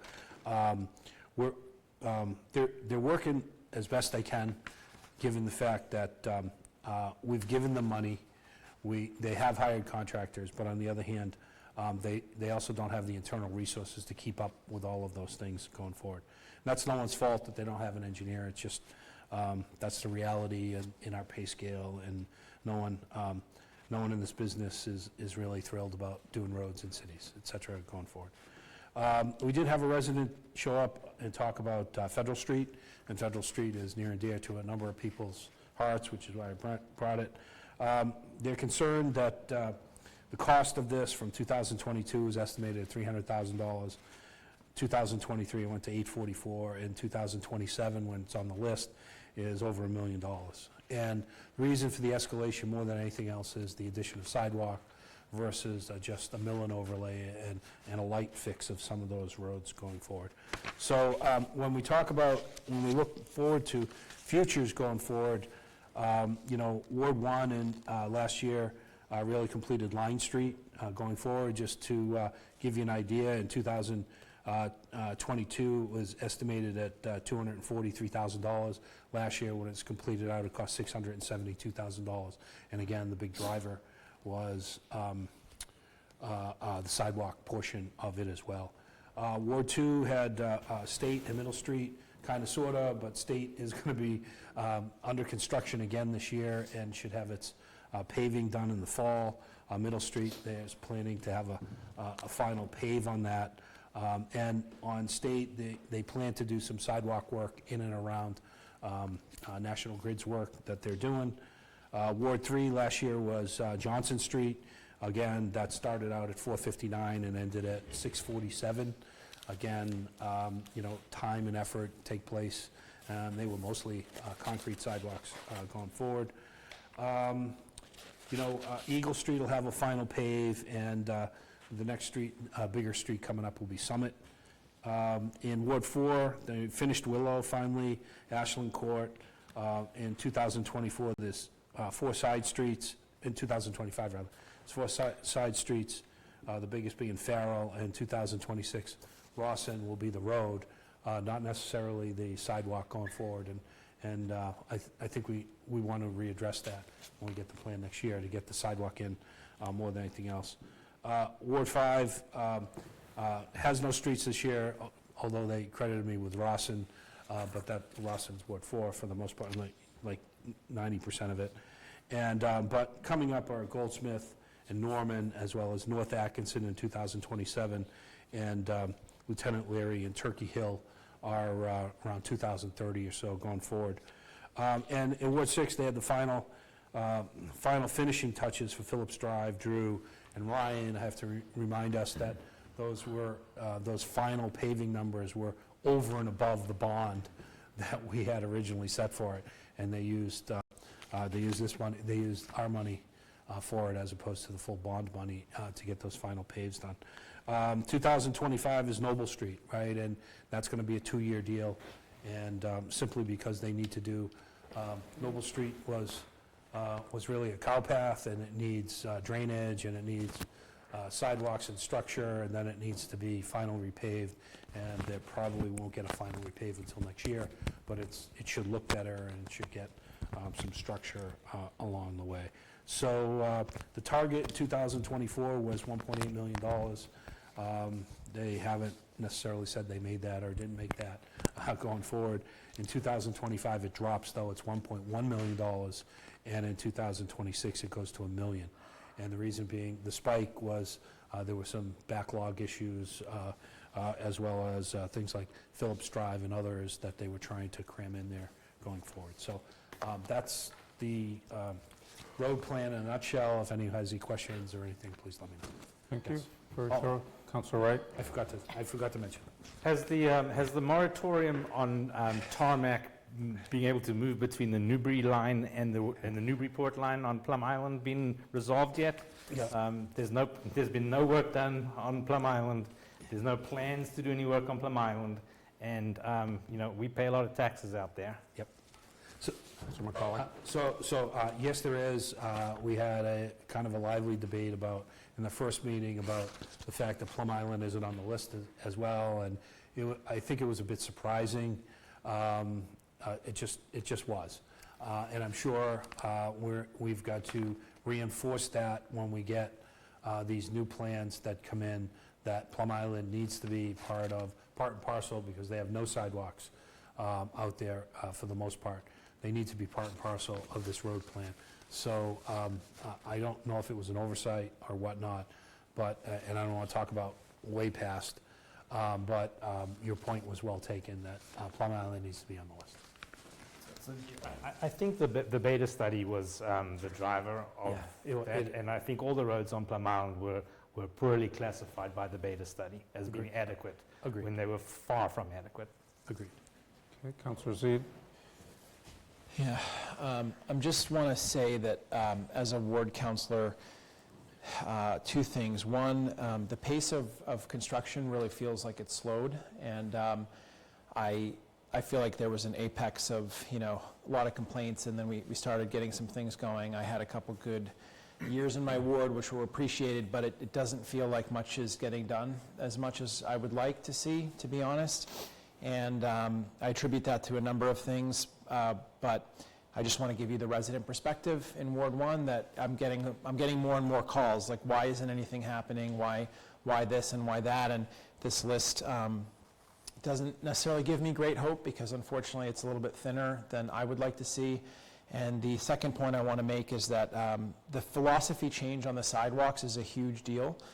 Under the previous DPS regime, we kind of talked at length, these are tough calls. What do you do when you have a sidewalk problem and road problem? Is it justifiable to do the road to improve the condition and leave the sidewalks as they are? If the underground work needs to be, if there is work that need to be done, is it acceptable to proceed with mill and overlaying the streets? And under the previous regime, as I mentioned, I argued strongly that we need to just break the dam. That these projects become so big. To spend $1 million on one road and then you basically get nothing else done in the ward for 3 years is not something residents can exactly understand. And so can you make more things better for more people, or do you say, no, let's stay and make it the narrowest possible thing? I think the current DPS leadership wants to really do a street complete, and I see the argument for both, but it is really changing the face of this plan and what the amount of money that's being appropriated, and I'm just telling you it's falling short of resident expectations. Thank you. Councillor Granis and Donahue and then Macaulay. Thank you, Council President. I agree with my colleague from Ward 1. This plan, unfortunately, isn't equitable to all the wards. As I brought up in the committee meeting, Ward 3, my ward, $66,000 worth of work for this fiscal year, or fiscal year 26. Ward Councilor 5's ward, $0. And the other wards have well north of $500,000 worth of work being completed in this next fiscal year. I did suggest as well to John Kerry that in my opinion, in order to make more residents happy, we should maybe not do the sidewalks along with the streets and tackle more streets in order to appease more residents in a quicker manner. John Kerry informed me that that's just not how it's done. It's not, I guess that's not exactly what he said, but he informed me that residents want the sidewalks done as well. And I agree that sidewalks are imperative to navigating into town and navigating out of town, but I think we need to look at other ways of being able to tackle more streets in a given year. Because I agree, residents are contacting ward councilors more often. And, there was a Monroe Street in my ward that connects Ward 4 and 5 that was on the list earlier, and it's pushed back many, many years. And I assume to the length of the street and the amount of sidewalk work that is needed. So I don't know, there needs to be some sort of change. I think we need more streets added onto this. And I do have to recuse myself from the vote. My little street is on the list this year, so when we vote, I will be recusing myself from the vote. Thank you. Okay, Councillor Donahue and then Councillor Macaulay. You have a street. Thank you. So I think one thing I want to point out, and I know it's not popular, but I appreciate the Ward 1 councilor's point that it does seem to appear that things have slowed and we're getting less accomplished, but the thing that comes to mind is quality over quantity. What we saw previously with a previous version of DPS was a lot of roads got done fast, but the quality really wasn't there. I know in my ward, in my neighborhood, a lot of the road work that was done resulted in people's driveways and basements getting flooded.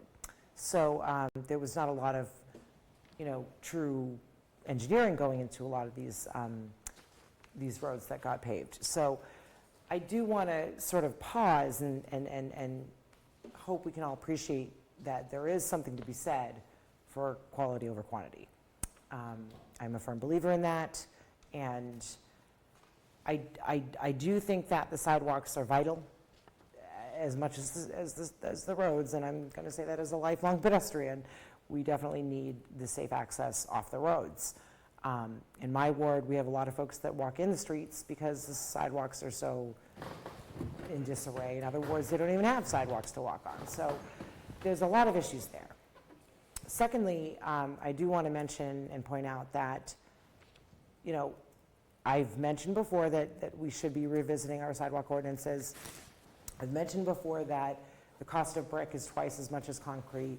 These are the real factors that are contributing to these high costs and the fewer projects. Replacing things in kind, you know, is also challenging for DPS. So we do want this to continue in a viable way, but I think it would behoove us to have a conversation about how to best equitably serve all the wards and address the streets and sidewalks, you know, in tandem, but in a way that we can actually see a little more movement on and, you know, a little more at a time, if we're not necessarily having to spend exorbitant amounts of money on a, you know, stretch of sidewalk in a ward that doesn't really need brick, but because it's in kind, there it is.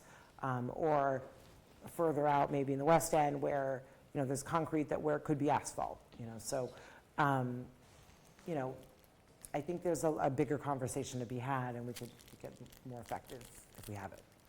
Thanks. Thank you, Councilor McCauley, and then maybe we look to Councilor Harmon. Yeah, so thank you very much. I just want to kind of respond a little bit. So the answer is yes, the pace has slowed. The pace is slow because, again, they're biting off a wider section of going on. But the part that I want to note here is we did this in a way to ourselves. When we went to fund this project, there was language in there that says the funding was contingent upon an approved plan.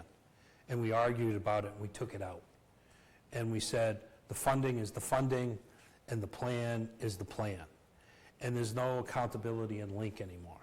So if we want them to move faster and we want them to change their scope, then we should hold everyone accountable. The funding that we offered was very generous in terms of the things that had, but then we backtracked. We backtracked and said, oh, well, you know, I don't want you to feel bad that, you know, I'm going to hold you, I'm not going to give you funding until I approve the plan. Because, you know, there was whispers that, oh, there's politics involved. Well, yeah, that's what we do. Everything's politics, right? But so this is what we brought upon ourselves, right? We brought upon ourselves that it's going to be $2 million, and all you have to do is give us a plan, and we're going to complain about it.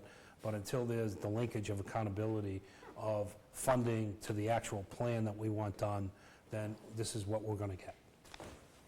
Councilor Harmon? Thank you. Just real quick, for any Ward 4 residents listening, I've not been silent on this issue. I went to both committee meetings, said my piece there. Appreciate the chair managing those well, as always. So roll back the tape there or reach out to me. I'm happy to talk about it further. Okay. Further discussion? Hearing none. Councilor Granis, so this is an order, or do you need to recuse at this point, or is that some other? You'd mentioned your street. You wonder. You have to leave the room. Yes. Just making sure. Don't at the door. You can stand. Get out of here. For the record, Councilor Granis is going to recuse on this. I got it. Okay. It's an order. It's a 5-year plan, so we should do a roll call. Okay. On approving Order 187, Councilor Donahue. No. Councilor Granis is recused for the record. Councilor Harmon. Yes. Councilor Khan. Yes. Councilor McCauley. Yes. Councilor Preston. Yes. Councilor Shan. Yes. Councilor Wright. No. Councilor Zede. No. Councilor Cameron. Yes. Motion passes, needing 6, receiving 6. Okay, so a couple of things that are a little bit off now. So we did ask we invited the fire chief to come before us to give us an overview of the great things going on. Some of the highlights included, and these are operational successes as part of their annual review. Station 2 is fully operational. There's some punch items left.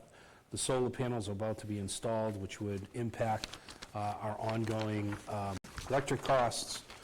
They have the new tracking software in. It showed over 4,000 calls 3,300 emergency, 1,890 medical, 890 cars, 25 structure fires.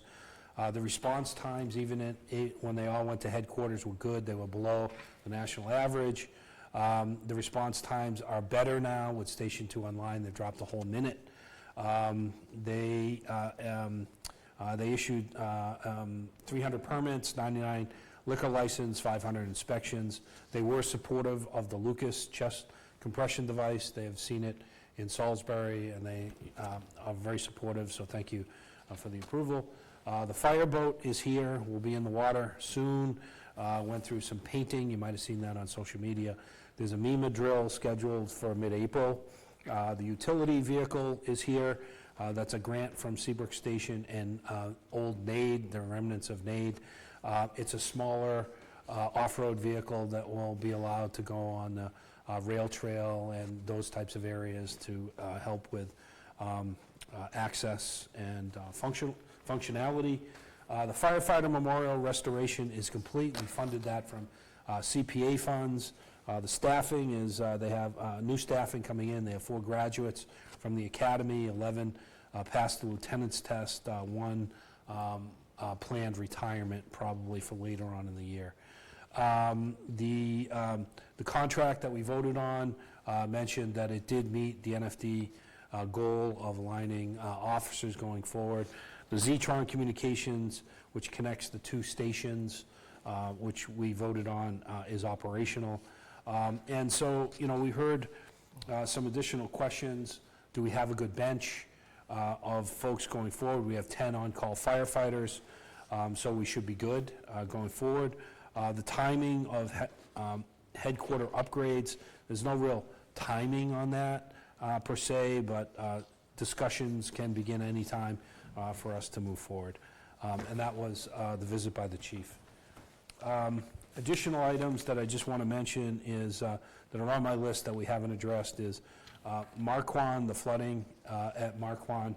The design is done. They actually have a contractor. We will see that request at budget time coming in.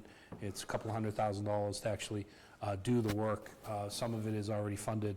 The design was done in-house. They took the ARPA funds and repurposed it and encumbered them to comply, and then total there'd be another $100,000 or so over and above that. As I mentioned, the Plummer Spring Bridge, the construction has started. They say they're going to be open on weekends, et cetera, along the way, but it is pretty inconsistent, and so folks should understand that. And we've been working with the Water and Sewer Commission to get a response to our resolution regarding the privilege fee, and specifically what happens with the next applicant that comes in, second and third applicant comes in. They were getting, I hate to say it, they were getting conflicting information from our solicitor about what they can and can't do and what their roles were, and we're working through that. I had proposed some information to them. We waited with them. We waited 70 days for a reply. We're still trying to piece it together going forward. But that is, they owe us a response. And so that was part of the resolution, that we asked them a specific question or two, and they need to respond to us. But I just want to let you know that we are continuing to have those discussions going forward. Okay. And that's it for Public Works and Safety. Thank you for your time. All right. Before we move to good of the order, Just a quick cleanup. Motion to receive and file communication 625 and 626. Those were the 2 late file communications that we admitted, but we didn't do anything with collectively. good point. So they don't come back next week. Receive and file. All right. Thank you, Councilor Z. Second. Go ahead, might as well do Harmon both. the second. Okay. All those in favor of receiving Aye. and filing? Aye. Aye. All those opposed? Speak for everyone. Aye. Just It's all very easy now. So before we get to good of the order, I know it's approaching sunrise, but we have a late file here that I think maybe we can take turns reading. She was still awake. We'll start with Councilor Shand, and you can You can read the first line, and then we'll go over to Councillor Preston. Oh, come on. All right. And work our way around. Say it in your most solemn voice. A resolution commending Richard B. Jones for his service to Jones for his service to the city. Whereas Richard B. Jones has served the city of Newburyport with distinction as city clerk for over 18 years, and Whereas during his tenure, Clerk Jones demonstrated an unwavering commitment to the principles of transparency, integrity, and public service, significantly enhancing the operations of city governance, and Whereas Clerk Jones has been instrumental in the meticulous maintenance of city records, ensuring accurate documentation and preservation of the city's history and administrative functions, and Whereas Clerk Jones' leadership in elections, his role in fostering community engagement, and his countless hours spent in service to this community have been exemplary, and Whereas his professional demeanor, compassion, and tireless efforts have won the respect and admiration of colleagues, elected officials, and residents alike. Now therefore, be it resolved by the City Council of Newburyport that, 1, we express our heartfelt gratitude and sincere appreciation to Clerk Richard B. Jones for his years of dedicated service to the City of Newburyport. We acknowledge his significant contributions to the effective functioning of city government and his role in enhancing community life. We commend Richard B. Jones for his exemplary service, dedication, and for setting a high standard of public service for all to follow. This resolution shall be spread upon the official minutes of the City Council, and a copy be presented to Richard B. Jones as a token of our esteem and gratitude. And number 5, that we wish Clerk Jones all the best in retirement, especially in enjoying his family, friends, and wonderful hobbies of painting and beyond, and wish him a delightful belated birthday. Scrivener's error there. Be it further resolved that this resolution be effective immediately upon its adoption, incorporating an emergency preamble. And that was mostly drafted by Councillor Zede and... Should I do a roll call? And, well, I would say... Any amendments? We would agree if this would be wonderful to have 11 sponsors, if anybody else is interested in joining. Happy to sponsor. for all of us. That would be great. We can make that change and get some signatures, and we'll get you a copy of it. So any amendments, Any words? any speeches? If I could talk, I would.